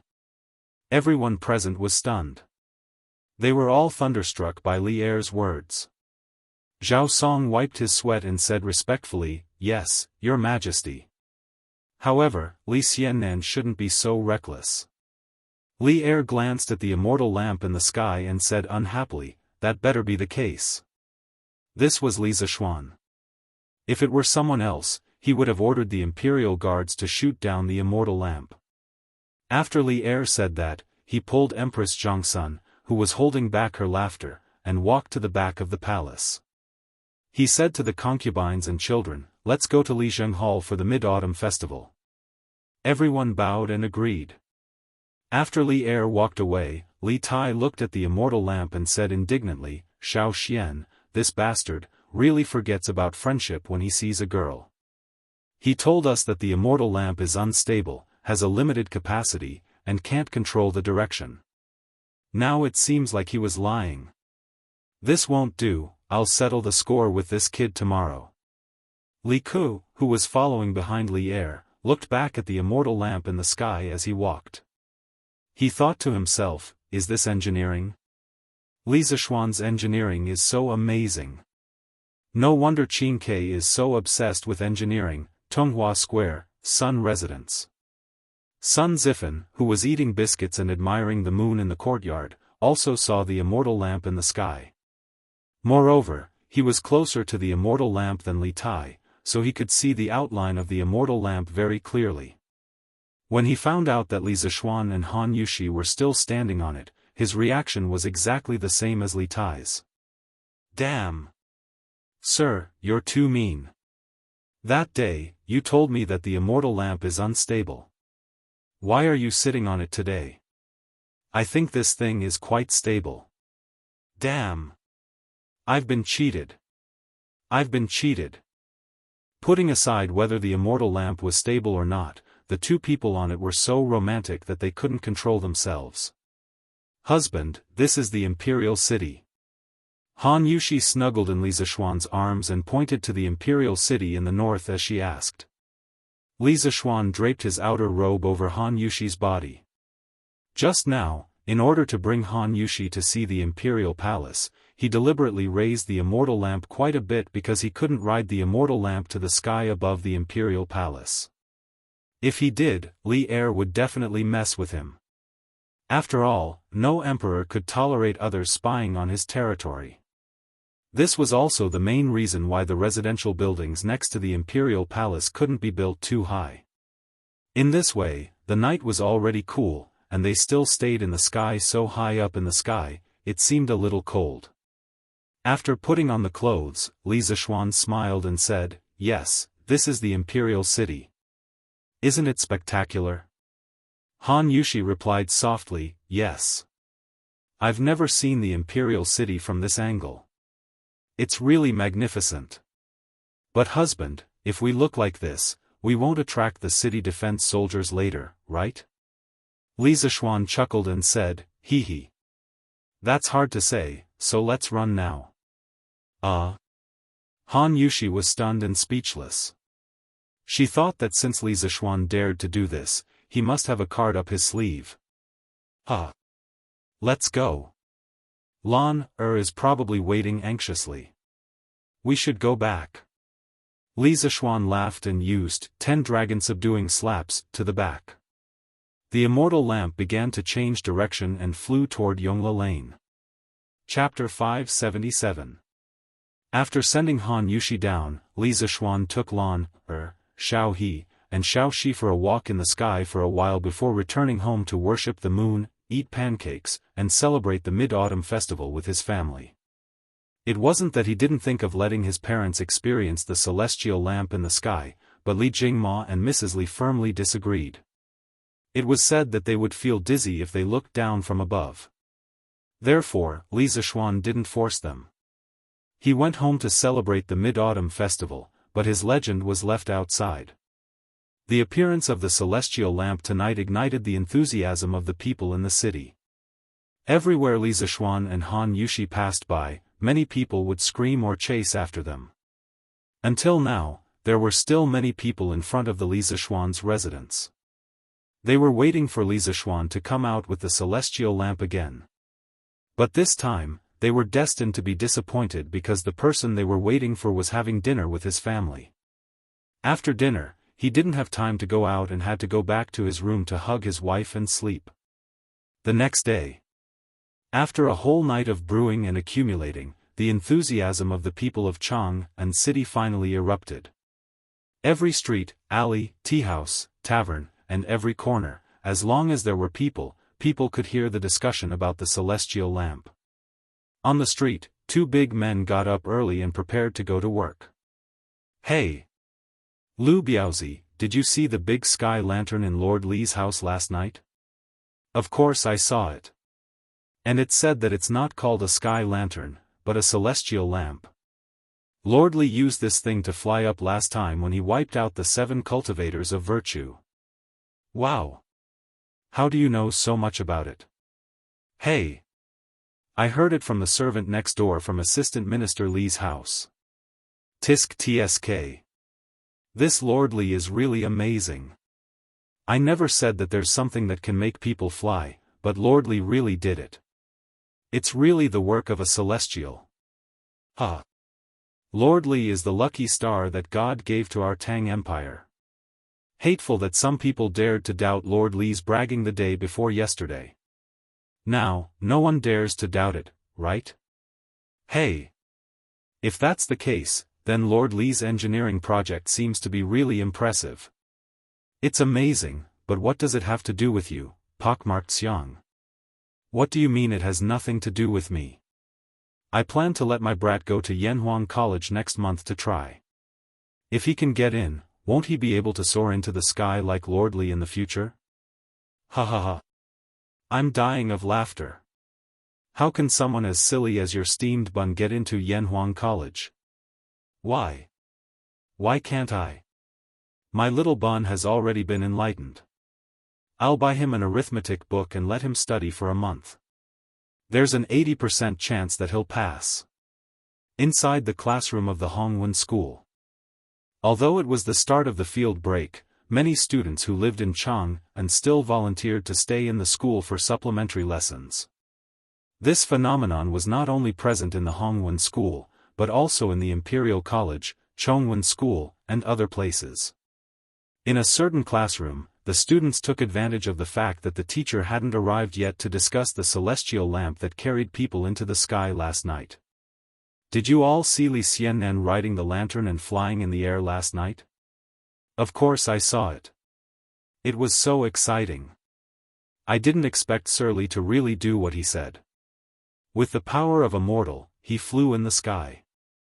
This kind of thing can only be seen in cultivation novels. I didn't expect to see it with my own eyes last night. It's so amazing. Yeah. Celestial flying on the night of the full moon. I was still wondering what this news meant. I didn't expect Li Xiannan to give us such a big surprise. It's so unbelievable. Sigh. That's right. Did many students from our Hongwen school go to Li Xiannan's house the day before yesterday? They said that Li Xiannan was exaggerating and deceiving the people. Gong Sun Fei, were you one of them? No. Definitely not. I was at home the day before yesterday. Yes, at home. Cui Yunhan went. Cui Yunhan went. Everyone knows that. Furthermore, he's still in the Supreme Court now. 3. What I want to know is, did you really not go? Or did anyone else go? I really didn't go. Li Xiannan is knowledgeable and upright. Why would I do such a wicked thing and embarrass our Hongwen school? Damn! That bunch of people really disgraced our Hongwen Institute. Now, even the students of the directorate are laughing at us. Sigh. I didn't expect Cui Yunhan to be such a person. Imperial College. The students' discussions could be heard everywhere. They were even more enthusiastic than the students from the Hongwen school. This was because Li Zishuan was once a professor at the Imperial College. Because of this relationship, all the students felt proud of what happened yesterday. Ha ha ha. Li Sai is so amazing. He must have slapped the faces of those students from the Hongwen school until they're swollen. Although Li Zishuan had resigned from his position as the Imperial College's secretary, many students from the Imperial College were still used to calling him CE. Perhaps this was also a form of nostalgia. Yes, yes, yes. Let's see who dares to jump out in the future. Whoever is not convinced, Li Sai will slap their faces. Ha! But Li Sai's sky lantern is really amazing. It can actually carry 2 people, amazing. Good job, Li Sai. Previously, so many people suspected that Li Sai was advocating engineering, but I never doubted it. Because the person who said those words was Li Sai, I believed that he could do it. Indeed, he didn't disappoint me last night. Do you guys know that Yanhuang College's entrance exam is next month? At this moment, it was unknown who said these words. Then, the classroom instantly quieted down. The originally excited expressions on everyone's faces froze. Gradually, some people's eyes began to flicker, but they didn't say anything. Clang, clang, clang. Coincidentally, at this moment, the bell for class rang. The students cleared their complicated thoughts, sat upright, and prepared for class. However, things were far from over. After school, at Chitsu Culture. Hey! Situ Cheng. Why are you here? A young man in a blue shirt said in surprise as he pointed at another person. Tai Ning. I'm here to buy a dictionary. Yes, I'm here to buy a dictionary for my little sister. Hey! Speaking of which, why are you here? I'm here to buy a dictionary too. Pfft. Why are you buying a dictionary? Don't tell me you're buying one for yourself. Besides, you don't have any siblings at home. This. The other student was speechless. He stuttered and couldn't come up with anything. Seeing this, the young man named Tai Ning's expression changed slightly. He leaned over to his companion's ear and whispered, "Are you here to buy mathematics textbooks?" Situ Cheng's eyes widened. He was so shocked that he couldn't speak. After a while, he said, "Are you here to buy mathematics textbooks too? I didn't hear you say you're going to Yanhuang College." Hey! You didn't say it either. If this kind of thing gets out, won't we have more competitors? What if we can't get in? I didn't expect you to be as cunning as me. *T. I'm afraid that if I say it, my dad will beat me up if he finds out. That can't be. Engineering is so popular now. Do you think your dad won't agree? That's hard to say. Sigh. But why are there so many people buying books here today? How would I know? Damn. Look, isn't that Qianyofa? Damn, that kid is here too. Chapter 578. Li Zishuan's act of using the fairy lamp to carry a person into the sky could be considered as another wave of advertising for Yanhuang College and engineering.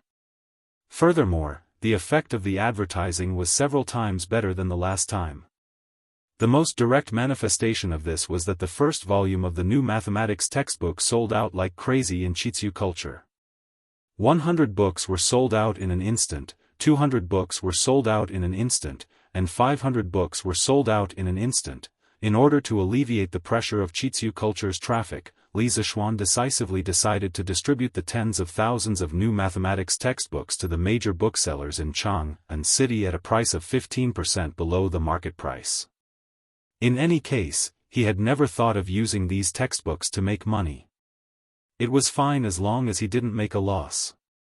Compared to making money, spreading the new mathematics textbook was obviously more important.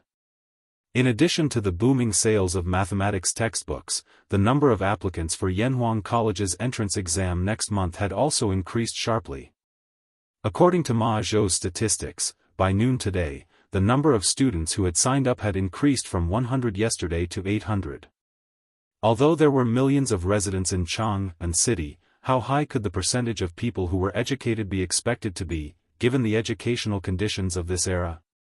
Not even 1%. This was also one of the reasons why scholars in ancient times were always given preferential treatment. Today's Datong Daily's headlines were written by Ma Zhou himself.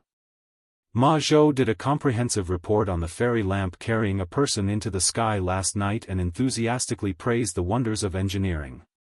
It was believed that with the Wang family's sales of today's newspaper to the various counties of Tang dynasty, Li Zixuan's name would be known all over the world. Yanhuang College and engineering would also be planted in the hearts of the people. With time, this flame would eventually become a prairie fire that would burn the entire Tang dynasty. In the afternoon, Li Zixuan stayed at home to write teaching materials. Regarding the future plans of the Yanhuang Academy, he more or less had an idea. First of all, he had divided the entire academy into a middle school department and a university department, with each department having 3 years of study. If one were to look at it from the perspective of the modern education system, this arrangement of schooling was extremely unreasonable. In modern times, it would take at least 16 years to go from primary school to university. However, this was the ancient times, and young people usually had to start a family at the age of 14 or 15. If one were to blindly apply the modern education system, there would be very few people who could complete 16 years of schooling. Besides, Li Zixuan didn't plan to transfer all the things that were taught in modern education to Yanhuang College. For example, he didn't plan to include Chinese, English, ideological and moral character, art, music, politics, history, biology. If these were taught in ancient times, there would definitely be a big problem, and so on, which were more literary subjects. He didn't plan to include them in the curriculum of Yanhuang College in the future. In this way, the courses that the students of Yanhuang College had to learn would be less than half of what the modern students had to learn. Under a reasonable teaching arrangement, there was still hope to complete the popularization of the basic knowledge of mathematics, physics, and chemistry in the first 3 years. In the second 3 years, it would complete the cultivation of the students who were interested in further study in the fields of engineering, construction, precision machinery, sound, light, heat, and so on, which would open the door to a new world for them.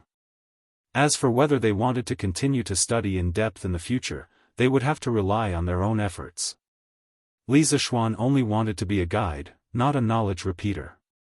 This was because no one knew what kind of strange ideas the ancient people would have after they had the basic scientific knowledge of modern people. Perhaps even Li Zixuan, the guide, would be shocked. Young master. Someone from the palace came. The master wants you to go out and greet them.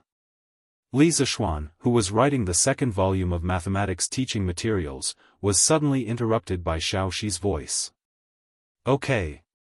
I'll go now. Li Zixuan raised his head and looked at Xiaoxi, who was blushing, then got up and went out of the room. But in his heart, he thought, ever since I took her for a walk in the sky last night, the way she looks at me seems to have become weird. She's also easily shy, could it be? Thinking of this, Li Zixuan stroked his chin in a smug manner, looking very pleased with himself. When he came to the front yard, he found out that Li Zishuan had sent someone to summon him. Li Zishuan quickly changed his clothes and went to the palace with the servant. After entering the palace so many times, Li Zishuan was not as nervous as before.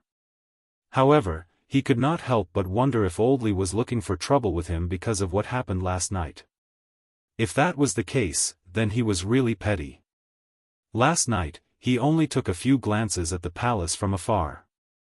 When he came to the Sweet Dew Palace, Li Er was sitting at the top reading a book. Li Zishuan bowed, but Li Er pretended not to see it. It was as if there were 10,000 beauties in the book that attracted his eyes, making him unwilling to look at Li Zishuan. Seeing this situation, Li Zishuan was even more certain that Li Er called him over because of what happened last night. He wanted to show off his power in front of him.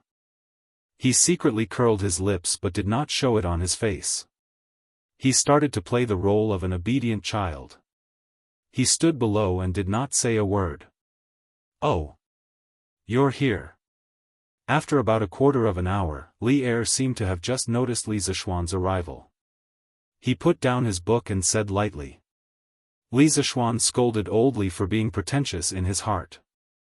However, he said, "Your humble servant greets your majesty. I wonder what your majesty has summoned this humble servant here for."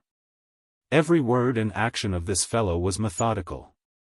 He was like an old fox who had been in the imperial court for decades. No one could find fault with him. Li Er's mouth twitched slightly.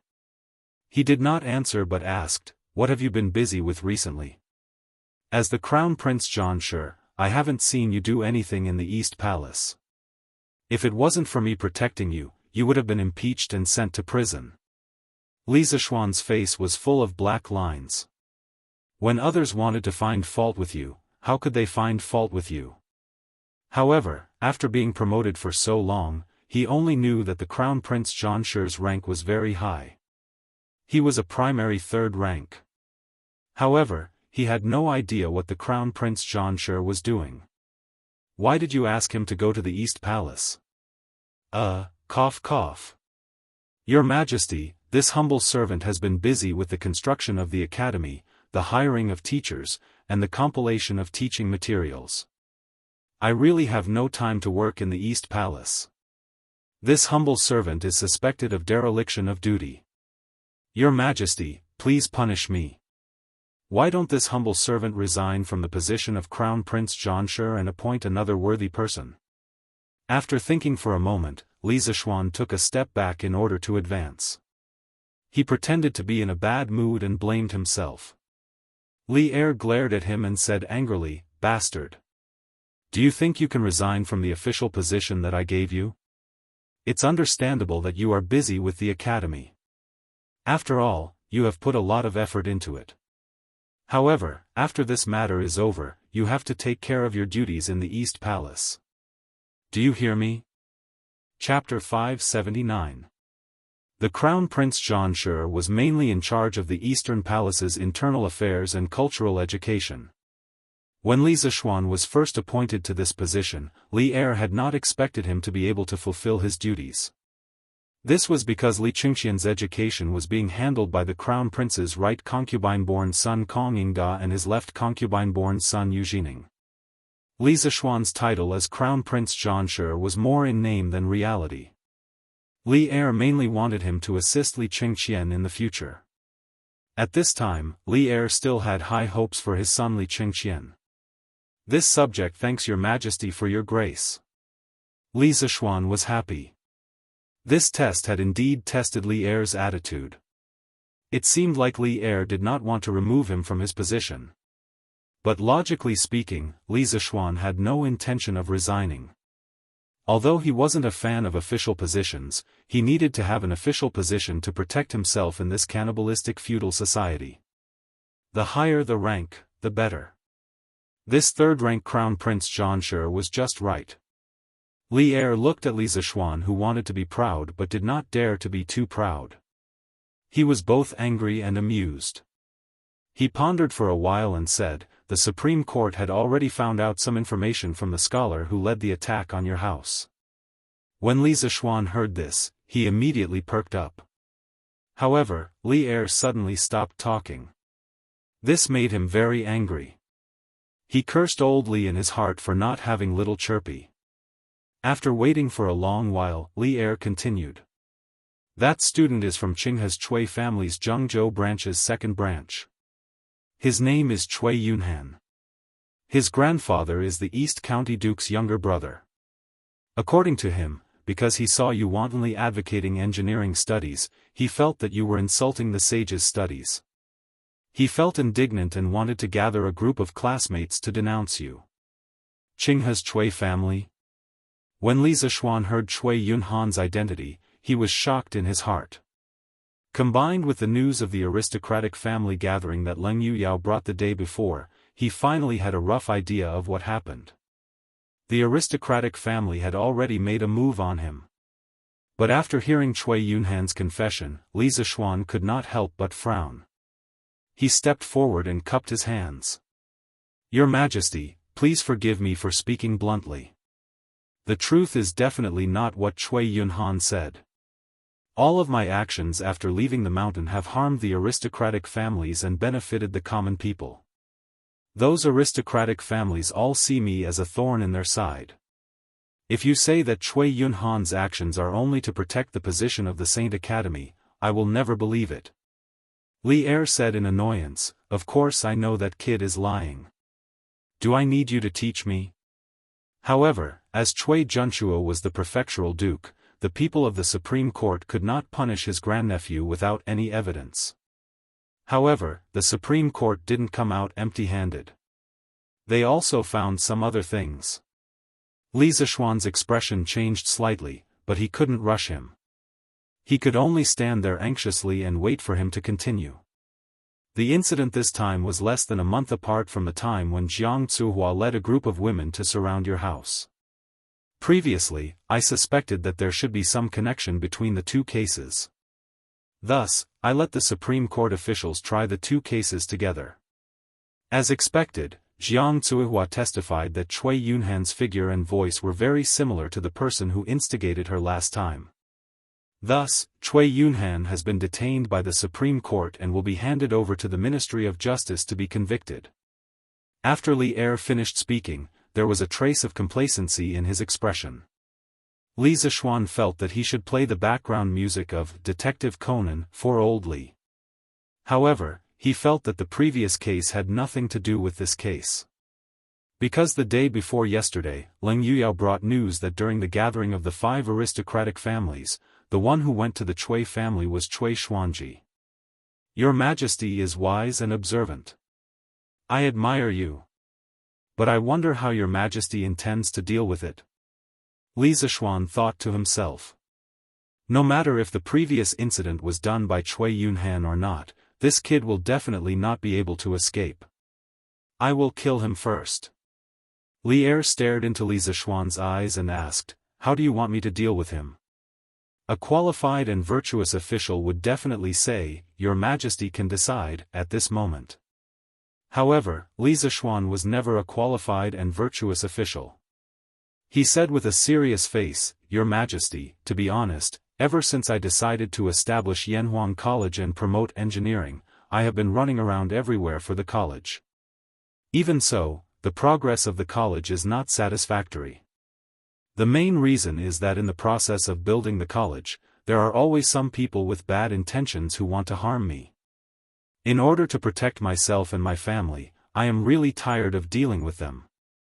Therefore, if your Majesty feels that there is still a need for Yanhuang College to exist, or if your Majesty feels that engineering is still useful to my Tang Empire, I beg your Majesty to punish the chicken to warn the monkey. So that those demons and monsters will not affect me from spreading engineering. After saying so much, Li Zishuan wanted to use the name of engineering to make Chui Yunhan look bad in front of Li Er. With the fairy lamp and gunpowder, these two peerless artifacts, Li Zishuan felt that the bargaining chip on the side of engineering was enough. Furthermore, Li Er's relationship with the Shandong nobles was not good. This choice was not controversial for Li Er. Of course, Li Er would not choose to stand on the side of the nobles. Otherwise, he would not have personally ordered the imperial army to capture Chui Yunhan. The reason why he did that was because he placed great importance on engineering. At this moment, after hearing Li Zishuan's words, he raised his eyebrows and said, "You want me to kill Cui Yunhan? Tisk. You really dare to think about it. Let's not talk about Cui Yunhan being from the Cui clan of Qinghe. Just based on the crimes he committed, according to my Tang Empire law, he does not deserve to die. Do you want me to kill him just because he targeted you? If I really do that, how can I convince the masses?" Li Zishuan felt helpless. He thought for a while and said, "I was too reckless. However, Your Majesty, last time, the elder of 7 cultivators sect, Snake King, came down the mountain to kill me to avenge his disciple. According to my investigation, Snake King had been in seclusion in Snake Spirit Mountain for many years and rarely came down the mountain. A few months ago, I killed Flying Snake at Beimang Mountain's Blood Wind stronghold.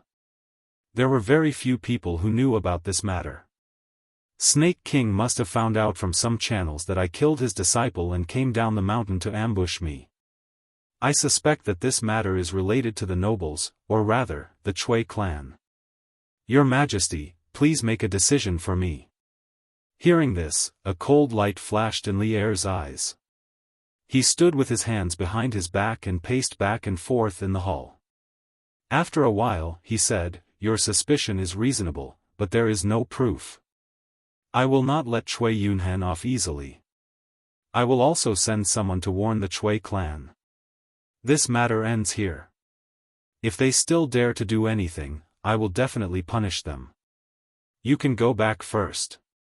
In the end, now is not the time to touch the Cui clan." Li Er sighed in his heart. Chapter 580. Feiji. Do you have any brothers who are good at gathering information? After returning home from the palace, Li Zishuan called Pang Feiji into the house and asked. Pang Feiji was confused and replied, "Yes, I do. I have 2 men who are especially good at gathering information. Do you have any orders for me, Lord Zhu?" Li Zishuan nodded in satisfaction and said, "Very good. Send them to investigate all the dirty things the Cui family has done in recent years. The more, the better. It's best if you can find evidence." Li Er had some misgivings about the aristocratic families and was unwilling to make a move against the Cui family. However, Li Zishuan wasn't willing to let them off just like that. Even if he couldn't get rid of this towering tree, he could at least make its roots fester a bit. Li Zishuan had never shown any mercy to those who had harmed him before, just like the 7 cultivators of True Virtue sect. Pang Feiji was stunned and asked subconsciously, "Which Cui family is it, Lord Zhu?" "The Cui family from Qinghe." Boom! Pang Feiji felt his brain explode. The Cui family was a top aristocratic family that had lasted for thousands of years. In people's hearts, their status was even higher than that of the Li family. Now, Li Zishuan wanted him to investigate the Cui family. How could he not be shocked? After being stunned for a moment, Pang Feiji muttered, "Lord Zhu, did I hear wrongly? You want to investigate the Cui family from Qinghe?" Li Zishuan nodded and said, "That's right. Is there a problem?" Seeing Pang Feiji's unusually shocked expression, Li Zishuan went forward and patted his shoulder. He continued, "Feiji, you have to understand who has the final say in the world now. It's the Emperor. The aristocratic families are just arrows at the end of their flight. Don't be afraid of them anymore." Pang Feiji swallowed a few mouthfuls of saliva and said, "I understand. Don't worry, Lord Zhu, I will find a way to get this done." "Okay. Go." Li Zishuan didn't believe that any of these rich and powerful families had a clean bottom. As long as Pang Feiji investigated seriously, he would definitely be able to find some dirty deeds done by the Cui family's disciples. East Duke's Mansion. Uncle. Uncle. Oh no. Yunhan has been sent to Jianghu. In the afternoon, Cui Yunhan's father, Cui Simo, hurried to the backyard of the East County Duke's mansion. When he saw Cui Junchuo, who was enjoying the cool air under the corridor, he shouted anxiously. The Tang dynasty established Chang'an as the capital. The development of the north was relatively good, while the development of the south was relatively poor. At this time, the main places of exile for prisoners were Hainan and Guangxi in the south. These places were rich in resources, inconvenient in transportation, and unsuitable for human habitation. The prisoners' lives were used to do dangerous work to speed up the local development. Cui Junchuo was shocked. He stood up shakily and said in disbelief, "How is that possible? The Supreme Judiciary just arrested Yunhan the day before yesterday. Even if they have evidence, they have to hand it over to the Ministry of Justice to convict him. How can it be so fast?" Cui Simo said with a sad face, "It's true, uncle. I asked a few friends from the Supreme Judiciary to take care of Yunhan. According to them, the Supreme Judiciary held a joint trial yesterday for Yunhan and Jiang Zuehua, who instigated the women to cause trouble in Li Zishuan's house. Jiang Zuehua, that be *tch, slandered my son Yunhan and the mastermind behind the scenes who bribed her previously. Their voices and figures are exactly the same. Therefore, the Supreme Judiciary officially arrested Yunhan yesterday and prepared to hand him over to the Ministry of Justice to convict him. However, just now, I received news from the Supreme Judiciary that the Emperor has decreed that Yunhan will be sent to Cheongzhou and will not be able to enter the imperial court as an official for the rest of his life. Uncle, you have to save Yunhan. He has been wronged. The previous incident had nothing to do with him." When Cui Junchuo heard this, he was both shocked and stunned at the same time. He never thought that the crime of Cui Xuanji bribing Jiang Zuehua to wreak havoc in the Li residence would ultimately fall onto Cui Yunhan. He closed his eyes and seriously thought about it. If he didn't think about it, he wouldn't know. But when he thought about it, he was shocked. He compared Cui Xuanji and Cui Yunhan's voices and figures in his memory and realized that they were 80% similar. No wonder Jiang Zuehua would identify Cui Yunhan as the mastermind. Now that things had come to this, it was already out of Cui Junchuo's control. Now that there were witnesses and evidence, it was as difficult as ascending to the heavens to reverse the case for Cui Yunhan unless he told the imperial court that the mastermind behind the chaos in the Li residence was Cui Xuanji. However, was it worth it? That way, although it would reduce Cui Yunhan's crime, it would also cause another descendant of the Cui family to be implicated. Furthermore, it would be the most outstanding youngster of the third generation. Cui Junchuo would never allow such a situation to happen. Cui Cmo did not know about the previous incident. Otherwise, it would be hard to say if he would betray Cui Xuanji in order to save his son.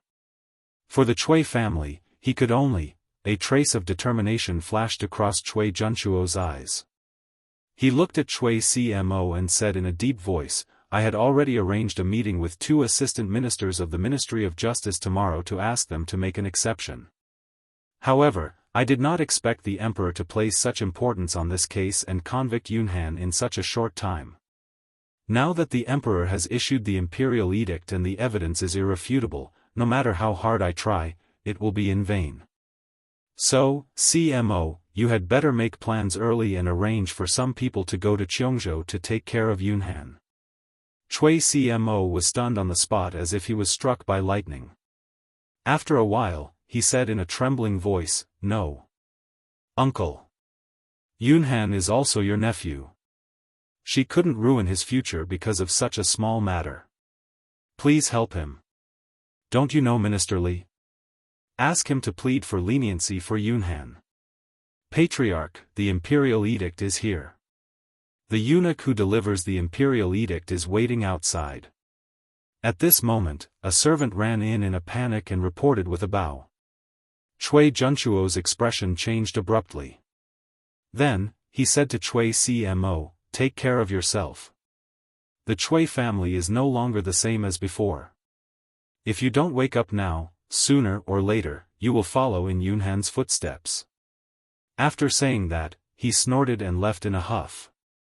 When Cui Cmo heard that, he knew that this matter had really reached the point of no return.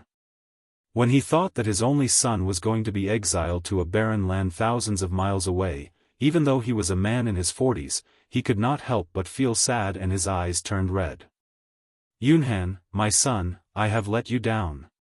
Uncle, you are so cruel." The person Chui Cmo was complaining about in his heart had already arrived at the front yard. When he saw the eunuch who came to deliver the imperial edict, his pupils suddenly shrank. His already stooped back bent even lower. If one looked carefully, one could see that his body was still trembling slightly. Chapter 581. Steward Zhao, why have you come personally? East County Duke's Mansion. The person who came to deliver the imperial edict was Zhao Song. Although this person did not have any rank, he was the person closest to the center of power of the Tang Empire. No one dared to ignore him. Furthermore, Cui Junchuo had just heard the news of Cui Yunhan being exiled to Jianghu, and Zhao Song, the head eunuch, came with the imperial edict. Even a fool would know that the Cui family was in big trouble. I'm here to see the grand courtyard of the East County Duke's mansion. I wonder if the East County Duke has been well recently? Zhao Song's face was full of smiles, but his smile did not make people happy. Perhaps this was the so-called "there is a knife hidden in a smile." When Cui Junchuo heard Zhao Song's words, his expression froze completely. After a long silence, he said, "Thank you for your concern, Steward Zhao. I'm well."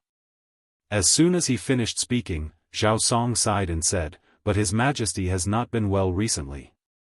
There are always some people who don't want to live a peaceful life and insist on doing shameful things in the dark. These people think that they are doing it secretly and no one will find out. But they don't know that if they don't want anyone to know, they shouldn't do it in the first place. His Majesty is watching." After saying that, Zhao Song stared at Cui Junchuo meaningfully without blinking. The atmosphere in the room suddenly froze. The panic in Cui Junchuo's eyes disappeared in a flash. Then, he stepped forward and clasped his hands. This kind of person is really hateful. His Majesty is diligent and loves the people. He has a lot of things to deal with every day, but he still has to worry about this kind of person. I am greatly indebted to His Majesty, but I can't share His Majesty's burdens and find out those evil people in the dark. I am ashamed to face His Majesty." As he spoke, Cui Junchuo's tears flowed down. Looking at him, anyone would think that he was a rare loyal minister. Zhao Song's expression did not change, as if he did not hear Cui Junchuo's words at all. Cui Junchuo expressed his feelings for a long time, but he did not receive any response from Zhao Song. If he knew that a clown was a creature, he would definitely feel that he was a clown now. Cough cough. The atmosphere was awkward for a while, and Cui Junchuo finally couldn't help but get to the point. "I wonder why Steward Zhao is here today?" Zhao Song's expression turned solemn.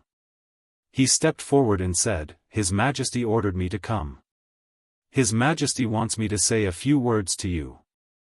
Cui Junchuo hurriedly said, "Then this old man will order people to set up the incense table to welcome the imperial edict." Zhao Song said, "There's no need. I'm just here to pass on a few verbal instructions from His Majesty. I don't have an imperial edict with me. East Commandery Duke, just listen to me." Cui Junchuo's heart was beating very fast. He quickly cupped his hands and said, "Chief, please speak. This old man is all ears." Zhao Song smiled and said, "I've just finished what His Majesty wanted to say to the prefectural duke. I have to return to the palace now. Take care." After saying that, he didn't care whether Cui Junchuo reacted or not and directly left. "Are you done? That's it? He just said that if you don't want others to know, don't do it in the first place. Could it be that His Majesty already knows about the Snake Spirit Mountain?" Cui Junchuo stared at Zhao Song's back as he left and muttered. His face had never been so pale, and he seemed to have aged a lot. Cui Yunhan has been exiled to Jianghu? In the evening, at the Li residence. Li Zishuan widened his eyes and looked at Brother Ji in front of him as he asked in shock. He still had some basic knowledge of history. He knew that the Qiongzhou of this era was completely different from the Qiongzhou of his previous life. With the current level of transportation, it would be good if Cui Yunhan could reach Qiongzhou alive. Even if he was still alive, the rest of his life would be wasted. Logically speaking, being exiled to that place was no different from being beheaded. Pang Feiji nodded excitedly and said, "Lord Zhu, this is absolutely true. Jiang Cuihua has also been exiled to Qiongzhou. With these two as examples, I'll see who dares to cause trouble in the residence in the future." Not bad, not bad. Li Zishuan stood up with satisfaction and paced around the room. He didn't expect Li Er to be so ruthless and not give the Cui family any face. It seemed that what he said in front of Li Er in the afternoon had taken effect. Looks like old Li still cares a lot about his work. This way, I can save a lot of trouble in the future. Li Zishuan thought proudly in his heart. Unlike the other emperors in the future, Li Er had a strong personality and was very opinionated. Once he made up his mind to protect someone, as long as that person didn't look for trouble, they would usually be safe. Lord Zhu, then should we continue investigating the Cui family? Pang Feiji asked tentatively. After following Li Zishuan for so long, Chicken Bro understood Li Zishuan very well. He guessed that when Li Zishuan asked him to investigate the Cui family, it was mainly because of the results given by Li Er. Li Zishuan might not be satisfied, but looking at Li Zishuan now, it was obvious that he was satisfied with the results given by Li Er. That was why he asked this question. Li Zishuan muttered, "Let's investigate. Let's not talk about other things first. I'm also very curious if the Cui family has done any dirty things in recent years." Although Cui Yunhan was crippled, Li Zishuan wasn't completely relieved. After all, the Cui family was a millennium-old family. Who knew if the other party would play any tricks again? He had to prepare the black material first so that he could be prepared when he needed to use it in the future. Yes. Lord Zhu. Pang Feiji scratched his head. Although he didn't understand what Li Zishuan was thinking, he still obeyed the order and agreed. Hey. Did you hear? Cui Yunhan has been exiled to Qiongzhou. In front of the Hongwen Library, a group of students who had just finished school were walking in groups of 3 to 5. One of the students suddenly said, "How is that possible? Cui Yunhan had only been in the Supreme Court for less than 3 days. How could he be convicted so quickly?" "Yeah.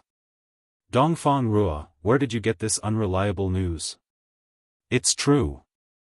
My father is the head of the Supreme Court. How can the news I got be fake? I heard that Her Majesty personally issued an imperial edict to exile Cui Yunhan to Qiongzhou. He can't be an official for the rest of his life. And Jiang Cuihua, who started the trouble at Li Xiannan's house, was also exiled to Qiongzhou." Hiss. Her Majesty is. Looks like I can't say bad things about Gongxue in the future. Her Majesty is obviously supporting Li Xiannan. TSK. Luckily, I didn't cause trouble that day. Otherwise, wouldn't I have to live in fear every day? The punishment that Li Er gave Cui Yunhan could not be said to be light. To a scholar, their greatest wish was to obtain scholarly honors and enter the imperial court. And now, with Cui Yunhan as an example, all of them could not help but feel fear in their hearts. From this aspect, the goal of punishing the chicken to warn the monkey had been completely achieved. Chapter 582. How was it? What was Cui Junchuo's reaction after hearing those words? In the Ganlu Palace, after dealing with the last memorial, Li Er raised his head and asked Zhao Song. Zhao Song bowed and said, "Your Majesty," the East County Duke said, "His Majesty is diligent and loves the people, but he still has to work hard for such a villain. He is deeply indebted to the Emperor, but he can't share the Emperor's worries and find out the demons and monsters in the dark. He is ashamed to face the emperor. Humph. Old man. Li Er snorted angrily. Zhao Song glanced at Li Er cautiously and didn't dare to answer. After a while, Li Er asked again, is there anything unusual about his expression? Zhao Song pursed his lips and said, there's nothing too obvious. Li Er smiled and said, oh? Then there's something unusual? I'm not very sure, so I don't dare to jump to conclusions. Li Er stood up and pointed at Zhao Song, Zhao Song, Zhao Song. After so many years, you're still so cautious. Don't worry and say it boldly. I'll make the final decision in my heart. Only then did Zhao Song tell the truth, Your Majesty, when I said, if you don't want others to know about it, don't do it in the first place, I clearly saw Duke Dong's eyelids twitch twice. Also, with all due respect, with my many years of experience, there was panic and uneasiness in the East County Duke's eyes, but it was fleeting. Li Er's face sank and he frowned, ha. This old man really has something up his sleeve. At this moment, Li Er remembered that during the day, Li Zishuan said that the reason why the 7 cultivators sect's Snake King came down the mountain to avenge his disciple was probably because the aristocratic family deliberately released the news to kill with a borrowed knife. He asked Zhao Song to go to Cui Junchuo's residence to test it out. Now, looking at the situation, the Cui family probably played some dishonorable role in it. The reason why Li Er came to this conclusion was mainly because he believed in the observation skills of a master. Although Cui Junchuo was an old fox, Zhao Song's eyesight was also good. Send someone to keep an eye on him. If he doesn't behave, then I can only. The next day. East Market of Chang'an City, Huji Grain Store. Shopkeeper Shen, last month, our grain store still had 1,500 strings of coins left. Among them, the Yun family in Yongning Square had 200 strings of coins, the Chow family's restaurant had 370 strings of coins, the Su family in Anqing Square had 215 strings of coins, the Zhu family in Chonghua Square had 300 strings of coins, the Hu family's restaurant had 280 strings of coins, and the Miao family in Changshu Square had 135 strings of coins. Here, I've written these accounts for you. You can have someone check them later. Meng Wenhao picked up an account book, walked to the counter in front of the grain store, and handed it to an old man in a scholarly robe. The old man took the account book, nodded, and said, "Hey, little brother Meng, this old man can rest assured that you're the one who did the accounting. But are you leaving now? Do you want to tell young mistress?" Meng Wenhao hurriedly shook his head and said, "No, no need. I've already told young master and young mistress earlier. Thank you for taking care of me for the past month. Wenhao is very grateful." The old man waved his hand and said, "Haha. Little brother Meng, you're too polite. It's your own ability that's great, this old man didn't help you with anything." Although he said that, from the expression on the old man's face, he still enjoyed Meng Wenhao's compliment. "Shopkeeper Shen, you're too modest. Since the work here has been handed over, then Wenhao will take his leave." Meng Wenhao bowed, then put away the package and prepared to go out. Meng Wenhao. Stop right there. At this moment, a delicate voice came from outside the house. Then, a girl in a light pink dress, slightly plump, and with a passable appearance, walked in. Then, she looked at Meng Wenhao with burning eyes and said, "Meng Wenhao, are you in such a hurry to leave? Do you not want to see me that much?" Meng Wenhao's footsteps stopped, and the expression on his face was extremely awkward. He murmured, "Young mistress who, you're here, call me Qingwan."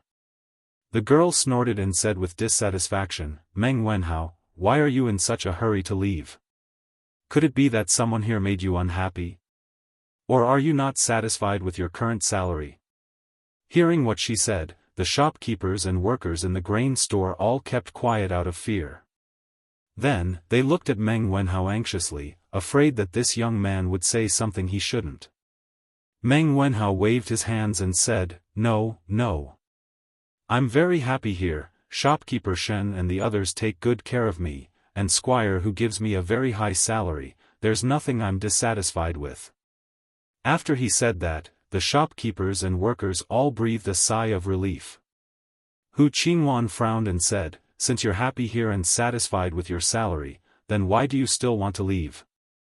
After saying that, the girl put her hands on her small waist, she put her hands on her waist and took a step forward, looking at Meng Wenhao with burning eyes, with an aggressive posture.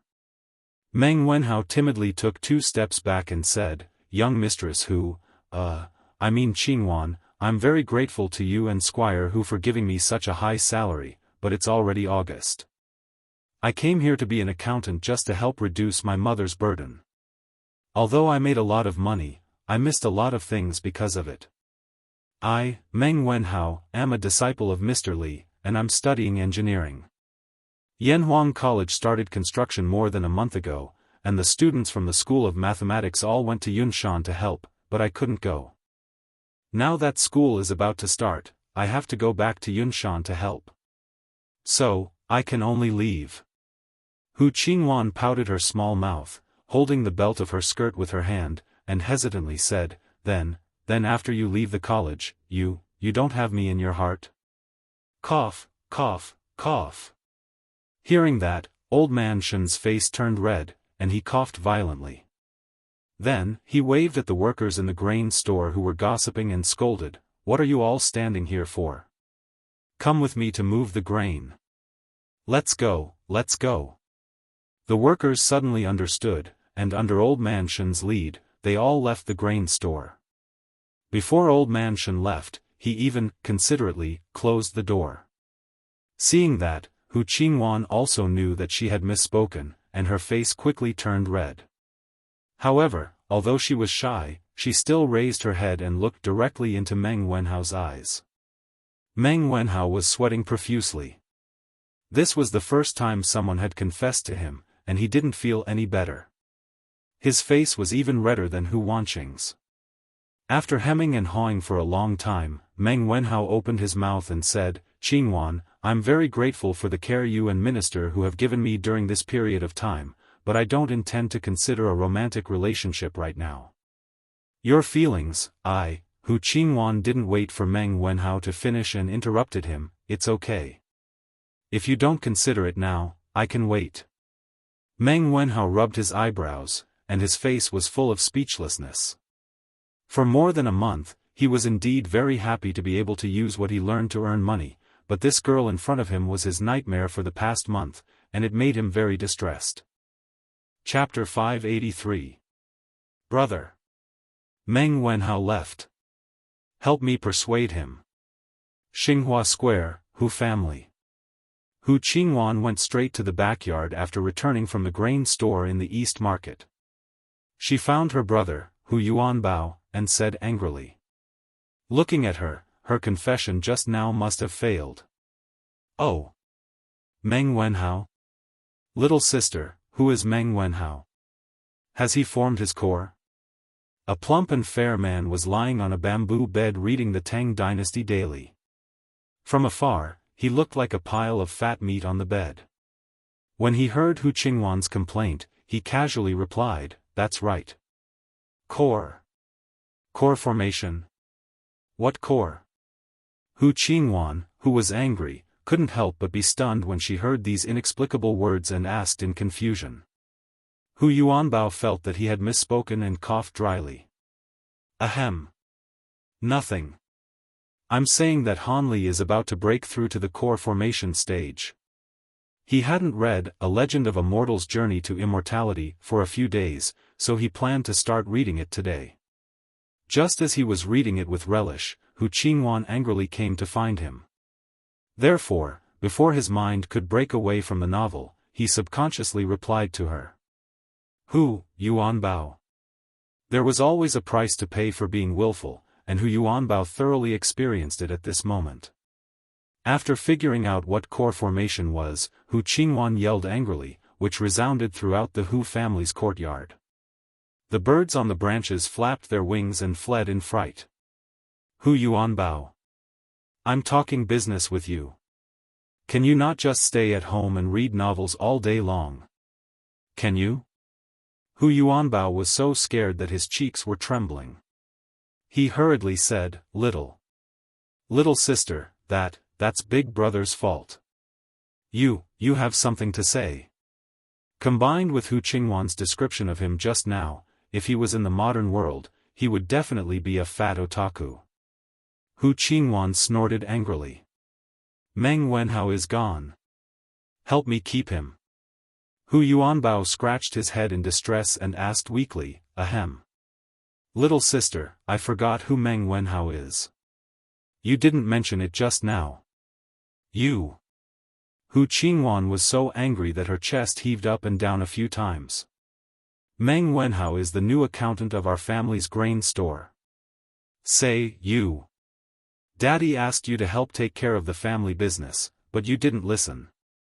Do you know how long it's been since you went out? You don't even know who your own accountant is. Hu Yuanbao licked his lips and walked over to grab Hu Qingwan's arm. Huh. Don't we still have you, little sister? You and Dad are enough for those businesses. Bullshit. I'm going to get married in a few years' time. Won't the family business that Father earned still have to be passed to you? If you don't worry about it now, I'll see what you'll do in a few years. Hu Qingwan broke free from Hu Yuanbao's fat hands and cursed angrily with her hands on her hips. Hu Yuanbao shrunk his neck and said gloomily, Sigh. Annoying. Let's talk about these things later. Little sister, you just said that Meng Wenhao is our accountant.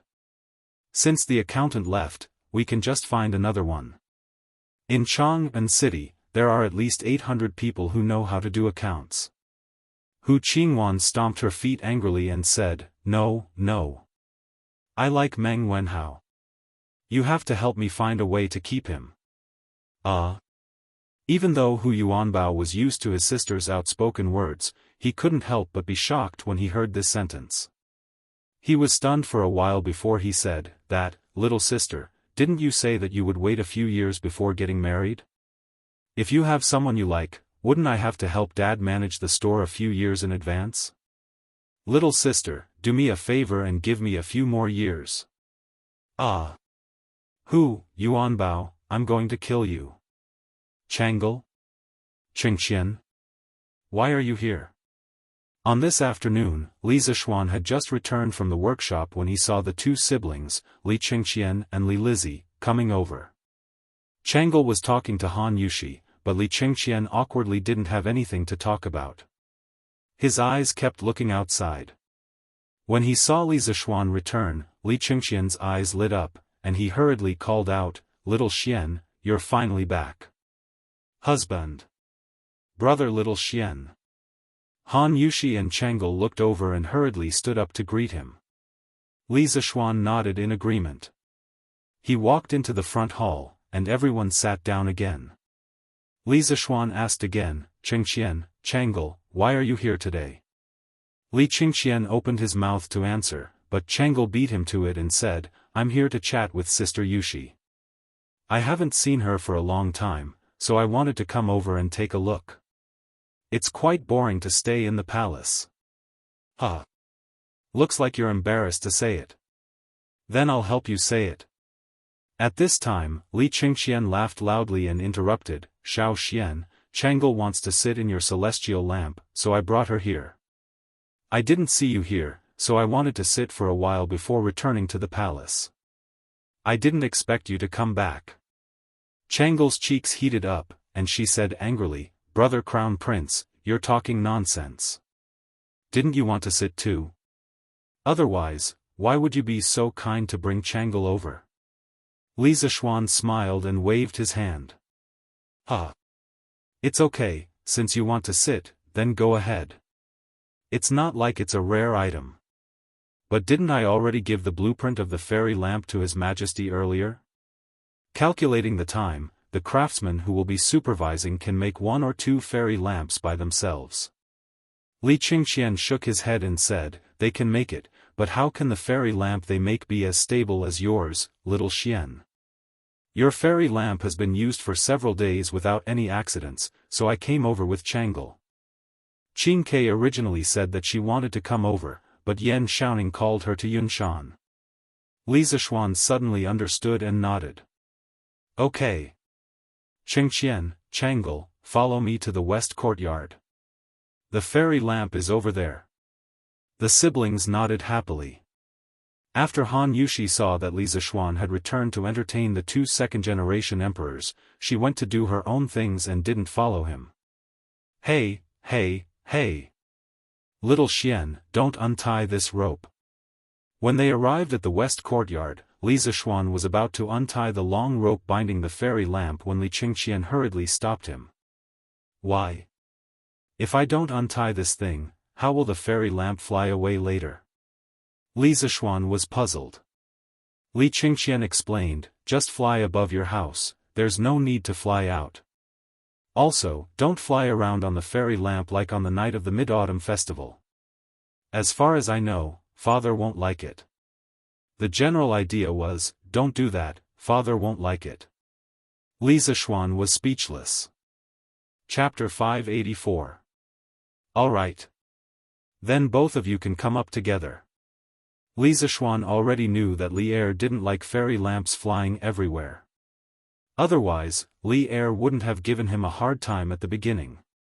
While cursing Li Er's stinginess in his heart, Li Zishuan checked the fairy lamp and said to Li Qingqian and Li Lizzie. Xiao Xian, aren't you coming up? Li Qingqian was slightly startled. He looked at the unfamiliar fairy lamp and asked weakly. Although he had seen this thing before, he didn't know how to operate it. If some unknown malfunction occurred in the sky, wouldn't he and Chang'e be dead? Chang'e also looked at Li Zishuan with some worry, but she didn't question him. Li Zishuan asked curiously, of course I'll go up. If I don't go up, how can this fairy fly into the sky? Li Qingqian opened his mouth wide and said in disbelief, then why are you asking us to go up together? This thing can only hold 2 people at most, right? Li Zishuan was speechless. Who told you that this fairy lamp can only hold 3 people? There were 4 people on it last night. It's okay, come up together. After saying that, he took the lead and walked up, waving at the siblings. Li Qingqian was skeptical. After hesitating for a moment, he shook his head and said, no, no, no. It's better to do it one by one. This way, even if the fairy lamp malfunctions, you can still save Xiao Xian. Chang'e, you go up first. Chang'e nodded and said, okay. Then the little girl walked happily to the fairy lamp. Li Zishuan said helplessly, okay. Then let's do it one by one. However, he muttered in his heart, the richer and more powerful people are indeed afraid of death. After a series of operations, the celestial lamp slowly rose into the sky. Because there was a rope between the bamboo basket and the ground, the celestial lamp could only rise up to the height of a 4- or 5-story building. Moreover, the flying range was limited to the western courtyard. Facing the afternoon breeze, Li Zishuan's exhausted body and mind were greatly relaxed at this moment as he looked at the 108 streets of Chang'e and in picturesque disorder. If it weren't for Chang'e and Li Qingqian beside him, he would definitely roar a few times to relax. The main thing was that there were too many things to do recently. Li Zishuan had never felt so tired, mentally and physically. Wow! Chang'e city looks so beautiful from the sky. It's so beautiful. After the fairy lamp stabilized, Chang'e walked to the edge of the bamboo basket and held it. She couldn't help but exclaim as she looked at the scenery below. The sun's reflection on her pink palace dress made her look like a fairy princess who had just come out of the palace. She was beautiful and beautiful. That's right. In this world, I'm afraid there's no city more beautiful than Chang'e. When Li Zishuan heard this, he sighed faintly and said, those who were born in this era were very lucky. Those who were born in this era and in Chang'e were extremely lucky. They sat in the world's #1 city and enjoyed the protection of the most powerful empire in the world. Wherever they went, they could hold their heads high and not be bullied. But now, he, a person with a modern soul, had inexplicably entered this time and space. Everything he did now would speed up the Tang Empire's path to invincibility. Although it was a little tiring, it was all worth it. After the academy was built, he would be much more relaxed. Brother Xiaoxian, have you been to many places? Chang'e turned around and asked crisply. Li Zishuan shook his head and said, "No, I don't like to travel. But I've heard my master talk about many interesting places." Oh. Chang'e nodded and looked at the bulging ball-shaped canopy above her head. Suddenly, she asked, "Brother Xiaoxian, if we let this celestial lamp fly all the way up, will we fly to the moon? Then, we'll be able to see Fairy Chang'e." Li Zishuan was amused by her childish words and couldn't help but laugh. How is that possible? The moon is at least a few 100,000 miles away from us. How can we fly to the moon with this little celestial lamp? Also, we won't be able to breathe on the moon. We'll suffocate to death. Chang'e opened her mouth in shock and said in disbelief, "Ah. That's so far. And according to what Brother Xiaoxian said, how does Fairy Chang'e live on the moon?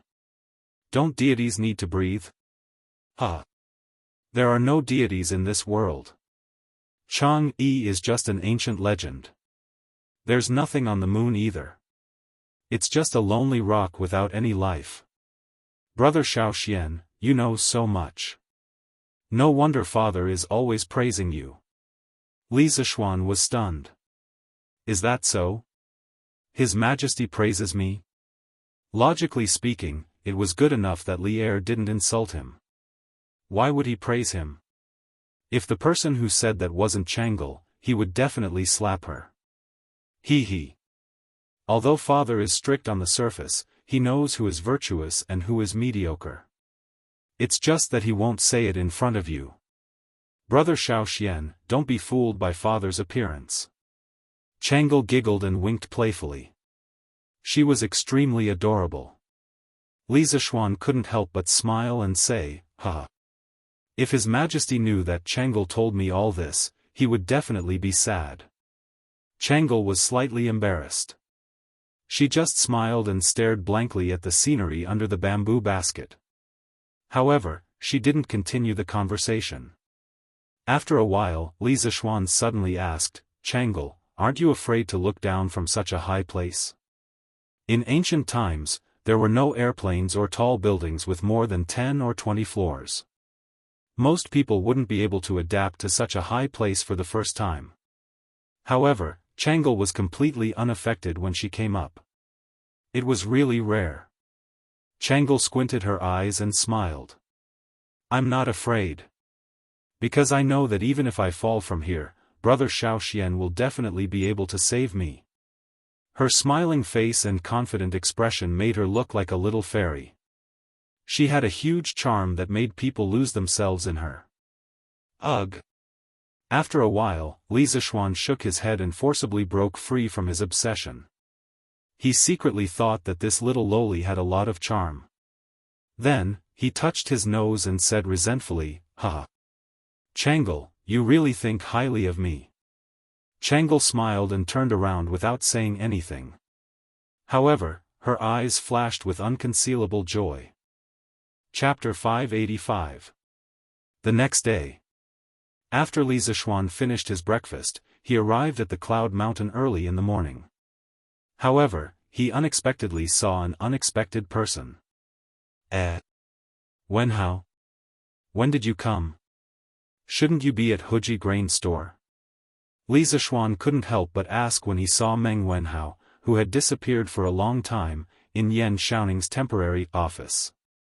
The last time he came to Cloud Mountain, Li Zishuan had invited a group of students from the School of Mathematics for a meal. He had heard a few students mention Meng Wenhao. They said that he was working as a bookkeeper in a grain shop to earn money to support his family. That was why he didn't come to Cloud Mountain with them.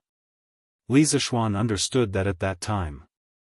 In his previous life, he had also worked during the holidays, so he didn't blame Meng Wenhao for this. "Sir. You're here. I just came the day before yesterday. I'm a little late, please don't blame me.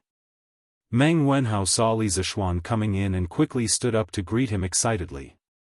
However, Yan Xiaoning interrupted in annoyance, look at your students. All of them are more active than you. A few days ago, someone was sitting on a fairy lamp and walking around Chang'an City. How carefree. Li Zishuan was speechless. I was just proving to everyone that I wasn't bragging, okay? It's not for my personal enjoyment. To a certain extent, I was also doing it for the future development of Yanhuang College. Yan Xiaoning curled his lips, fine, fine, fine. You're the only one with such twisted logic. But speaking of which, your student is really good. Not only is he good at accounting, but he's also very charming. Li Zishuan was confused and asked, what do you mean? Meng Wenhao's face was red as he quickly said, nothing, Commander Yan, please don't say it. This is something to be proud of, what's there to be embarrassed about? Yan Xiaoning patted Meng Wenhao's shoulder and laughed. Then, he said to Li Zishuan, little Xian, you still don't know, right? After you went to Huji Grain Store, not only did you beat their 4 bookkeepers in mathematics, but you also almost kidnapped their eldest daughter when you left. Tsk, tisk. Li Zishuan was taken aback and asked with great interest, oh? There was such a thing? Xiaoning, quickly tell me about it. After saying that, this guy quickly moved a stool over and sat in front of Yan Xiaoning. He looked like he was eager to hear some gossip. He didn't look like a gentleman at all. Meng Wenhao's eyelids twitched as he watched. He was speechless. Yan Xiaoning, on the other hand, was used to Li Zishuan's impulsive personality. He also sat down and began to tell Li Zishuan about Meng Wenhao's romantic affairs.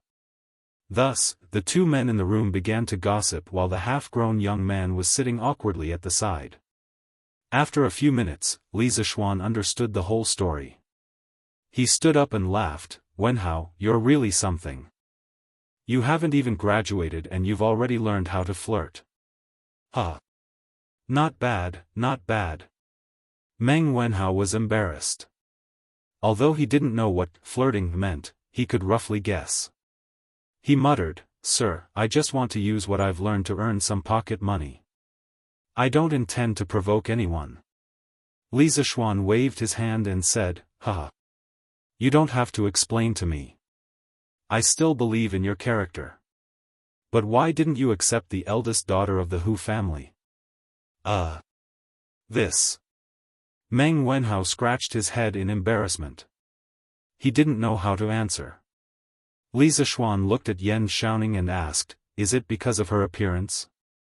Xiaoning, what does the eldest daughter of the Hu family look like? Yan Xiaoning held back his laughter and said, her facial features are all right. It's just that, her figure is slightly plump. There's nothing bad about it. Oh. Li Zishuan replied with a meaningful, oh. Meng Wenhao quickly said, sir, it's not because of her appearance. It's just that I'm still young and haven't considered marriage. Yan Xiaoning curled his lips and said, tisk, pretentious. If it wasn't because of her appearance, then it would be weird. Oh, right. Li Zishuan suddenly thought of something and asked, Xiaoning, don't you like girls with plump figures? He remembered that many books in his previous life wrote that the Tangs viewed plump people as beautiful. Logically speaking, since Miss Hu's facial features weren't bad and her figure was slightly plump, such a girl should be more popular nowadays. But looking at them now, it was obviously not the case. Yan Xiaoning said in disdain, go. Who said that I like girls with plump figures? I don't see you like girls like that. Why do we have to like them? Wenhao, do you like girls like that? Meng Wenhao hesitated for a moment but still shook his head. Li Zishuan sweated and thought to himself, did I remember wrongly again? He didn't remember wrongly, he was just misled. In his previous life, the saying that the Tangs viewed plump women as beautiful had been around for a long time and was widely spread. Some experts, after some research, asserted that the Tangs did view plump women as beautiful. They also pointed out several reasons why the Tangs viewed plump women as beautiful. The Tang's economy was prosperous, and people had the means to eat well and wear warm clothes to maintain healthy and plump bodies. The Tang's culture was open and inclusive, and they were generous and fat. The Tang's Xianbei bloodline in the Tang's royal family made them innately fond of women with strong bodies. In reality, this saying was wrong, or at least not accurate. The reason why people thought that the Tangs viewed plump women as beautiful was mainly based on Yang Guifei's body shape and the images of women in the Tang's palace paintings and paintings. In fact, as long as one looked carefully at the famous Tang's Yan Liben's walking carriage painting and Zhou Fang's flower hairpin painting, it was not difficult to find that the palace maids and ladies in the paintings were not plump at all. The 9 palace maids in the walking carriage painting clustered around Li Shimin as they walked slowly. Some were carrying the carriage, some were holding umbrellas, and some were holding fans. They all seemed to have some strength and were definitely not sickly beauties who could not stand a gust of wind. However, looking at their figures, they were all quite slender. The women in the flower hairpin painting were probably of noble status and slightly older. Their figures were slightly plump, but their standing posture was graceful and graceful, as light as the spring breeze brushing the willows. There was no doubt that their figures could be described with the word slender. Regarding Yang Guifei, there were records in the literature that she was fat and afraid of heat. For example, the Legacy of Kaiyuan Tianbao said that she was fat and hot until summer. However, Yang Guifei's fat body was definitely not as plump as people said today. At most, he had some muscles, which was what the outside biography of Yang Taizhen called just a little bit of muscle. A person who was good at dancing, the rainbow-colored feather dance was her representative work, would definitely do a lot of physical exercises, so it was normal to have a bit of muscle. Yang Guifei's fear of heat was actually not because she was fat, but because of her physique. According to the Legacy of Kaiyuan Tianbao, Yang Guifei often went to the back garden in the early hours of the morning to suck on the flower dew to moisten her throat. In order to moisten her lungs, Yang Guifei would have a piece of cool jade fish in her mouth every day in the summer. Moreover, there were no historical records that showed that Yang Guifei was favored by Emperor Ming of the Tang dynasty because she was fat or plump. According to the old and new Tang books about Yang Guifei was favored mainly because of her good aptitude.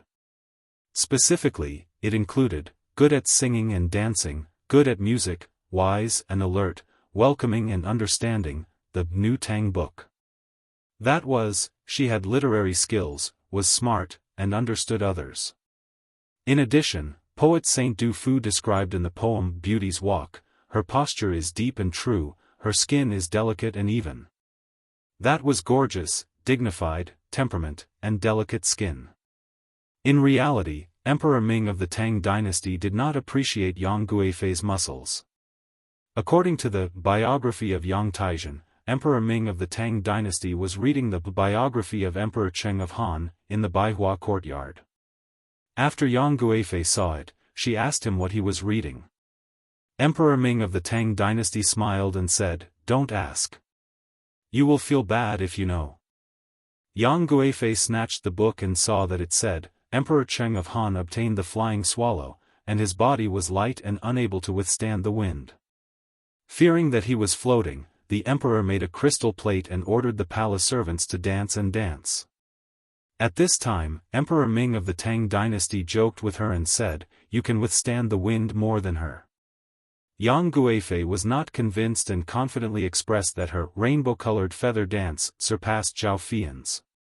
When Li Bai was enshrined in Hanlin, he was ordered to write 3 songs of purity and peace, to praise Yang Guifei's beauty and the life in the palace at that time. The second one was dedicated to Yang Guifei's beauty. A stick of red dew and fragrance, the clouds and rain Wushan heartbroken. Who in the Han Palace can be like her?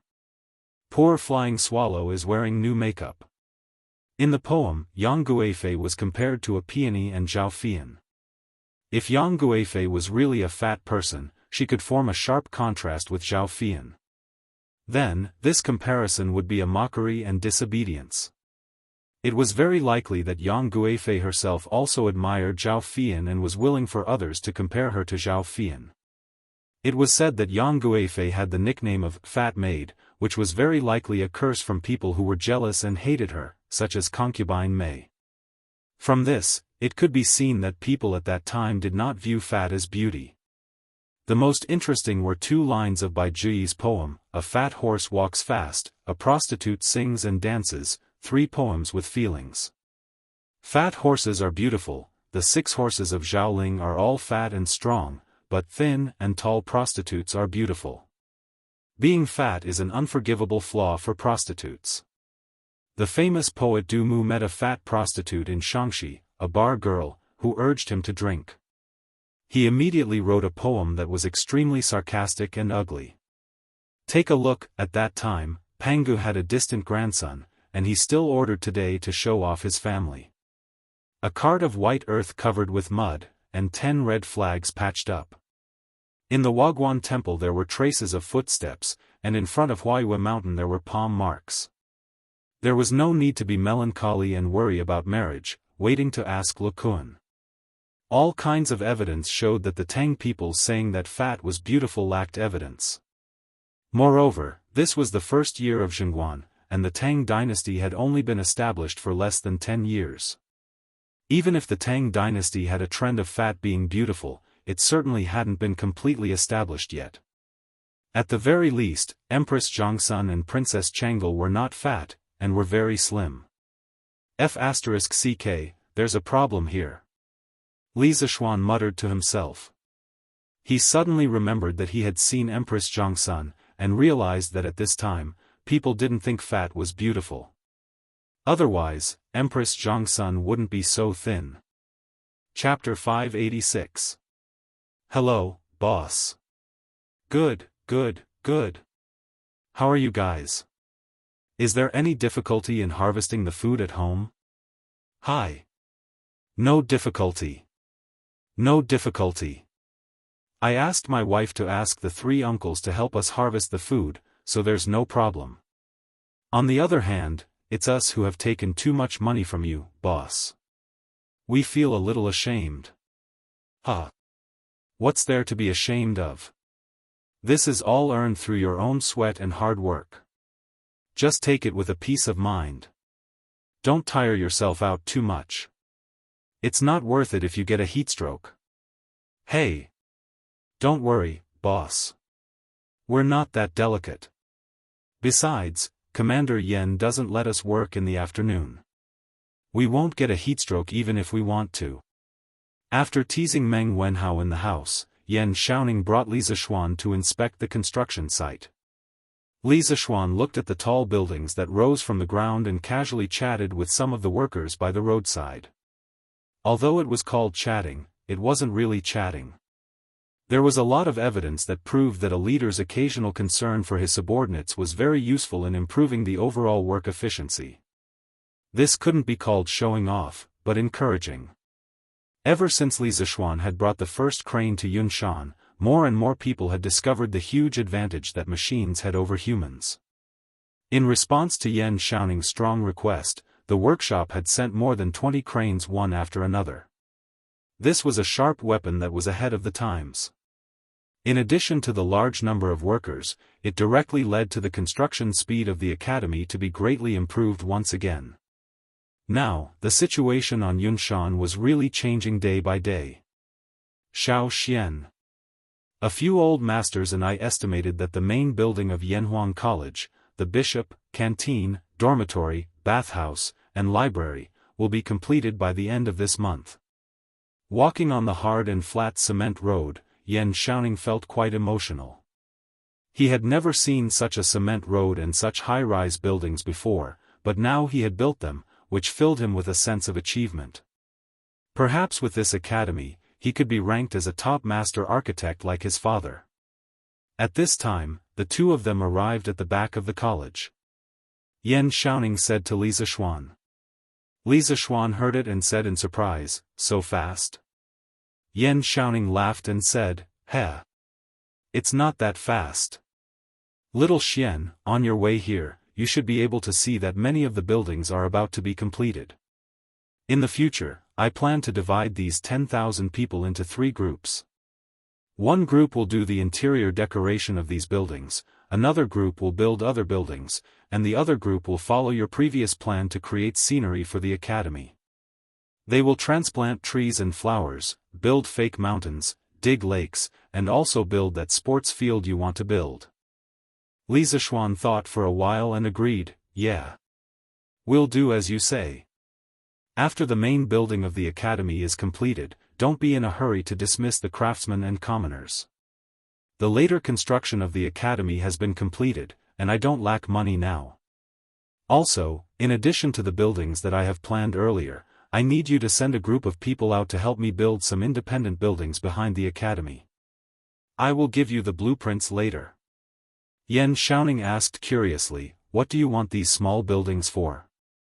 Li Zishuan laughed and said, Xiaoning, didn't you read the newspaper earlier? The academy will assign some professors to their own houses.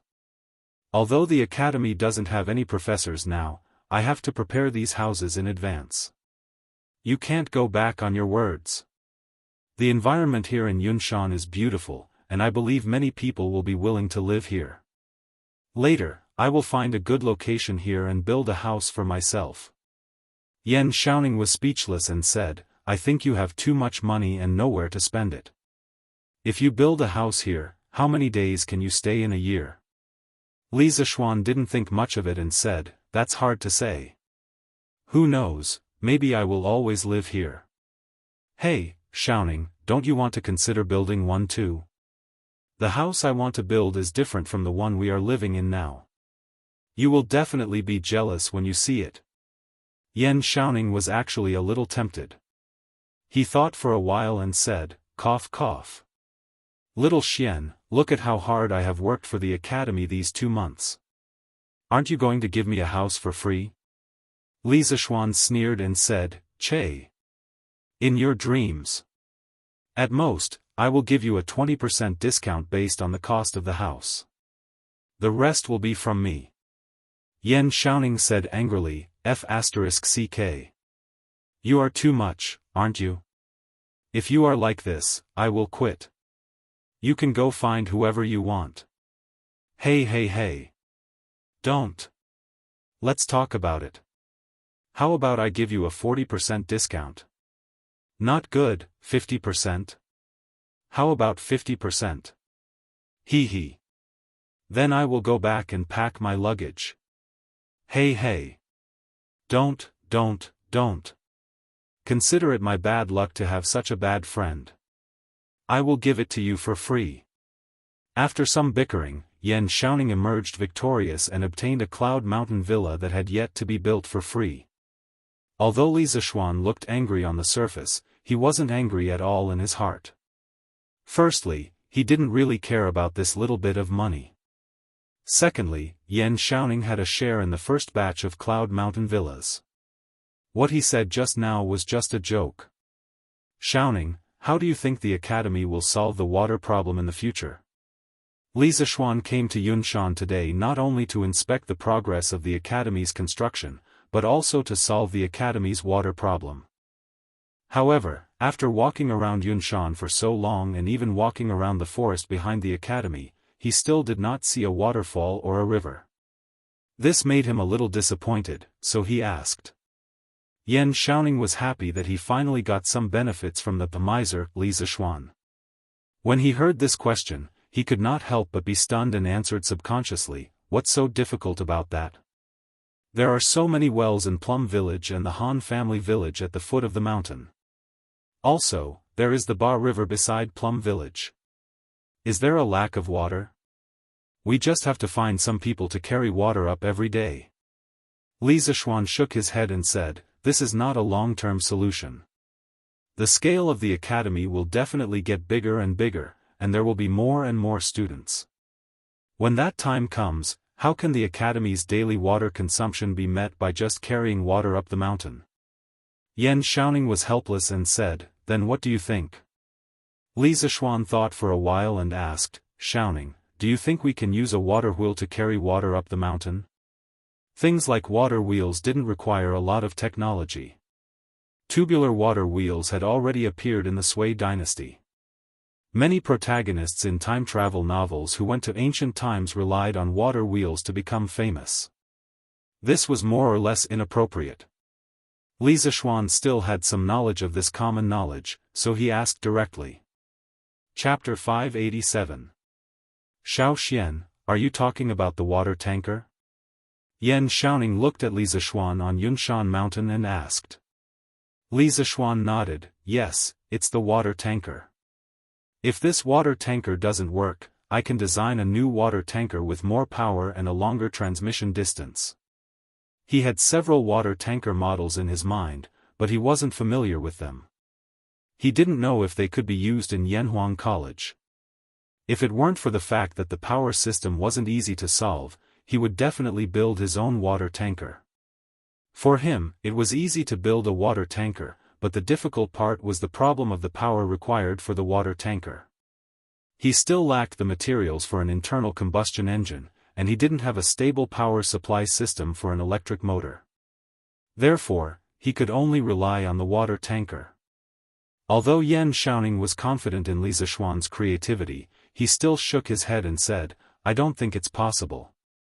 Yanhuang College is too far away from Ba River, and the terrain is too high. It's impossible to use a water tanker to transport water. Even if it can be transported up, it can't be too much. Even if you can make a water tanker with more power, I think it's still useless and not worth the loss. Li Zishuan rubbed his eyebrows and seemed to be a little distressed. After hesitating for a while, he gritted his teeth and said, how about this, Xiaoning, help me find a group of well builders and ask them to find a suitable place on Yunshan Mountain and dig a few wells for me. In the early stage of the college, let's transport water from the foot of the mountain. Yan Xiaoning opened his eyes wide and said, are you crazy? Yunshan Mountain is so high, how can you dig a well? However, Li Zishuan shook his head and disagreed. Xiaoning, you're wrong. Although Cloud Mountain is relatively high, the trees on the mountain are dense and there's plenty of rain all year round. Some places can still be dug out. When the time comes, you can find an experienced craftsman and you should be able to find a few good spots. There's a saying that it's futile to dig a well on the mountain. Many people think that it's impossible to dig underground water because of the high terrain on the mountain. This is a misconception. In fact, there are places on the mountain where underground water can be found. Underground water didn't only exist on flat land, but also on high mountains. Sometimes, there was no water at all in places lower than the horizon. The existence of underground water was related to the structure of rock strata. Some rock strata couldn't store water, while some rock strata had confined water. Besides, there were soil, trees, and flowers on the mountain. These things were the main factors for storing water. If the soil and water were well preserved, it was not impossible to dig up water by just digging 2 or 3 meters. In Li Zishuan's previous life, one of his relatives had contracted a mountain to raise chickens. Because the mountain was high and there was no running water, his relative had hired someone to dig a well on the mountain. In the end, they only dug 1.5 meters before they found water. Therefore, when it came to digging a well, the terrain was not the deciding factor. Yan Xiaoning, on the other hand, didn't understand these things. He asked skeptically, can you really dig a well out of such a high mountain? Li Zishuan said confidently, definitely. Don't worry, Xiaoning. As long as the craftsmen are experienced and can distinguish the water level, they will definitely be able to dig a well in Yunshan. All right. Tomorrow, I'll arrange for someone to go to Chang and to look for a well builder. In Yunshan, the construction of the college was in full swing. In Datong Daily, there were waves of publicity about Gong Shui and Yanhuang College. When Gong Shui was first publicized, Ma Zhou had arranged for a group of people to study Li Zishuan's published articles. Many people in the editorial department had a deeper understanding of Gong Shui, so there was no need for Li Zishuan to do the publicity. There were plenty of people in the editorial department who were talented in this field. Therefore, recently, the news section of the newspaper was almost filled with the words Yanhuang College and Gong Shui. Under such fierce publicity, more and more people knew what Gong Shui was, and what kind of college Yanhuang College was being built outside Chang'an City. Gong Shui, Yanhuang Academy. In an instant, their momentum was like a rainbow. Of course, in the past, there would be many Confucian defenders who would jump out and criticize Li Zishuan for bragging about Gong Shui in the newspaper. However, since Cui Yunhan left Jianghu and Li Zishuan flew to Chang'an City in the middle of autumn, almost all the voices of opposition died down. First, they were unreasonable, and second, they were cowards. Moreover, as the Wang family quickly sold the newspapers to other states and counties, Gong Shui and Yanhuang College's reputation began to radiate to other regions. In particular, the story of Li Zishuan flying into the sky on the Mid-Autumn Festival was particularly shocking. The most intuitive manifestation was that according to the data fed back by the branches of Tang Dynasty Daily, the number of students signing up for Yanhuang Academy began to show an exponential explosive growth. As early as 2 days ago, it had already exceeded 2,000 people. If this data were to be announced, it would definitely cause a huge uproar. This was because even the Directorate of Education and the Hongwen School combined didn't have that many students. Of course, there were many students who signed up on impulse after seeing the news. It was very likely that they hadn't fully grasped the subjects of Yanhuang College's entrance exam. Even if they came to take the exam, they wouldn't have any hope of getting in. More students chose to buy a new mathematics textbook and read it at home. If they could understand it and learn it well, then they would sign up. If they didn't understand it, then they wouldn't sign up.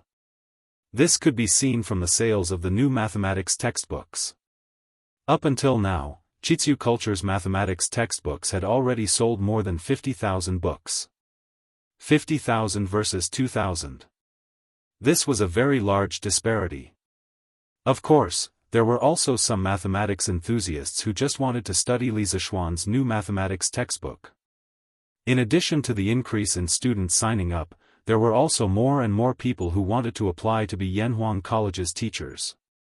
First, it was because Li Zishuan's salary was too generous. Second, it was because Gong Shui and Yanhuang College couldn't be more popular now. If they came to teach here, they could gain both fame and fortune. Only fools wouldn't come. First, there were some famous scholars in Chang'an. They were the first to come to Li Zishuan for an interview. These days, Li Zishuan held 10 interviews, but he only hired one person, and it was an old acquaintance. When he was in the Directorate of Education, Assistant Professor Mao, who sat opposite him in the office, followed closely behind Su Hongji and also wanted to change jobs. The rest of the people were either too deeply influenced by Confucianism, or they didn't have any teaching skills at all. They were the type that completely followed the script. Li Zishuan said that he couldn't even listen to such boring lectures, so how could his future students be willing to listen? Therefore, of the 10 teachers who came to apply, only one was successful. The low acceptance rate of Yanhuang College's teachers gradually spread out.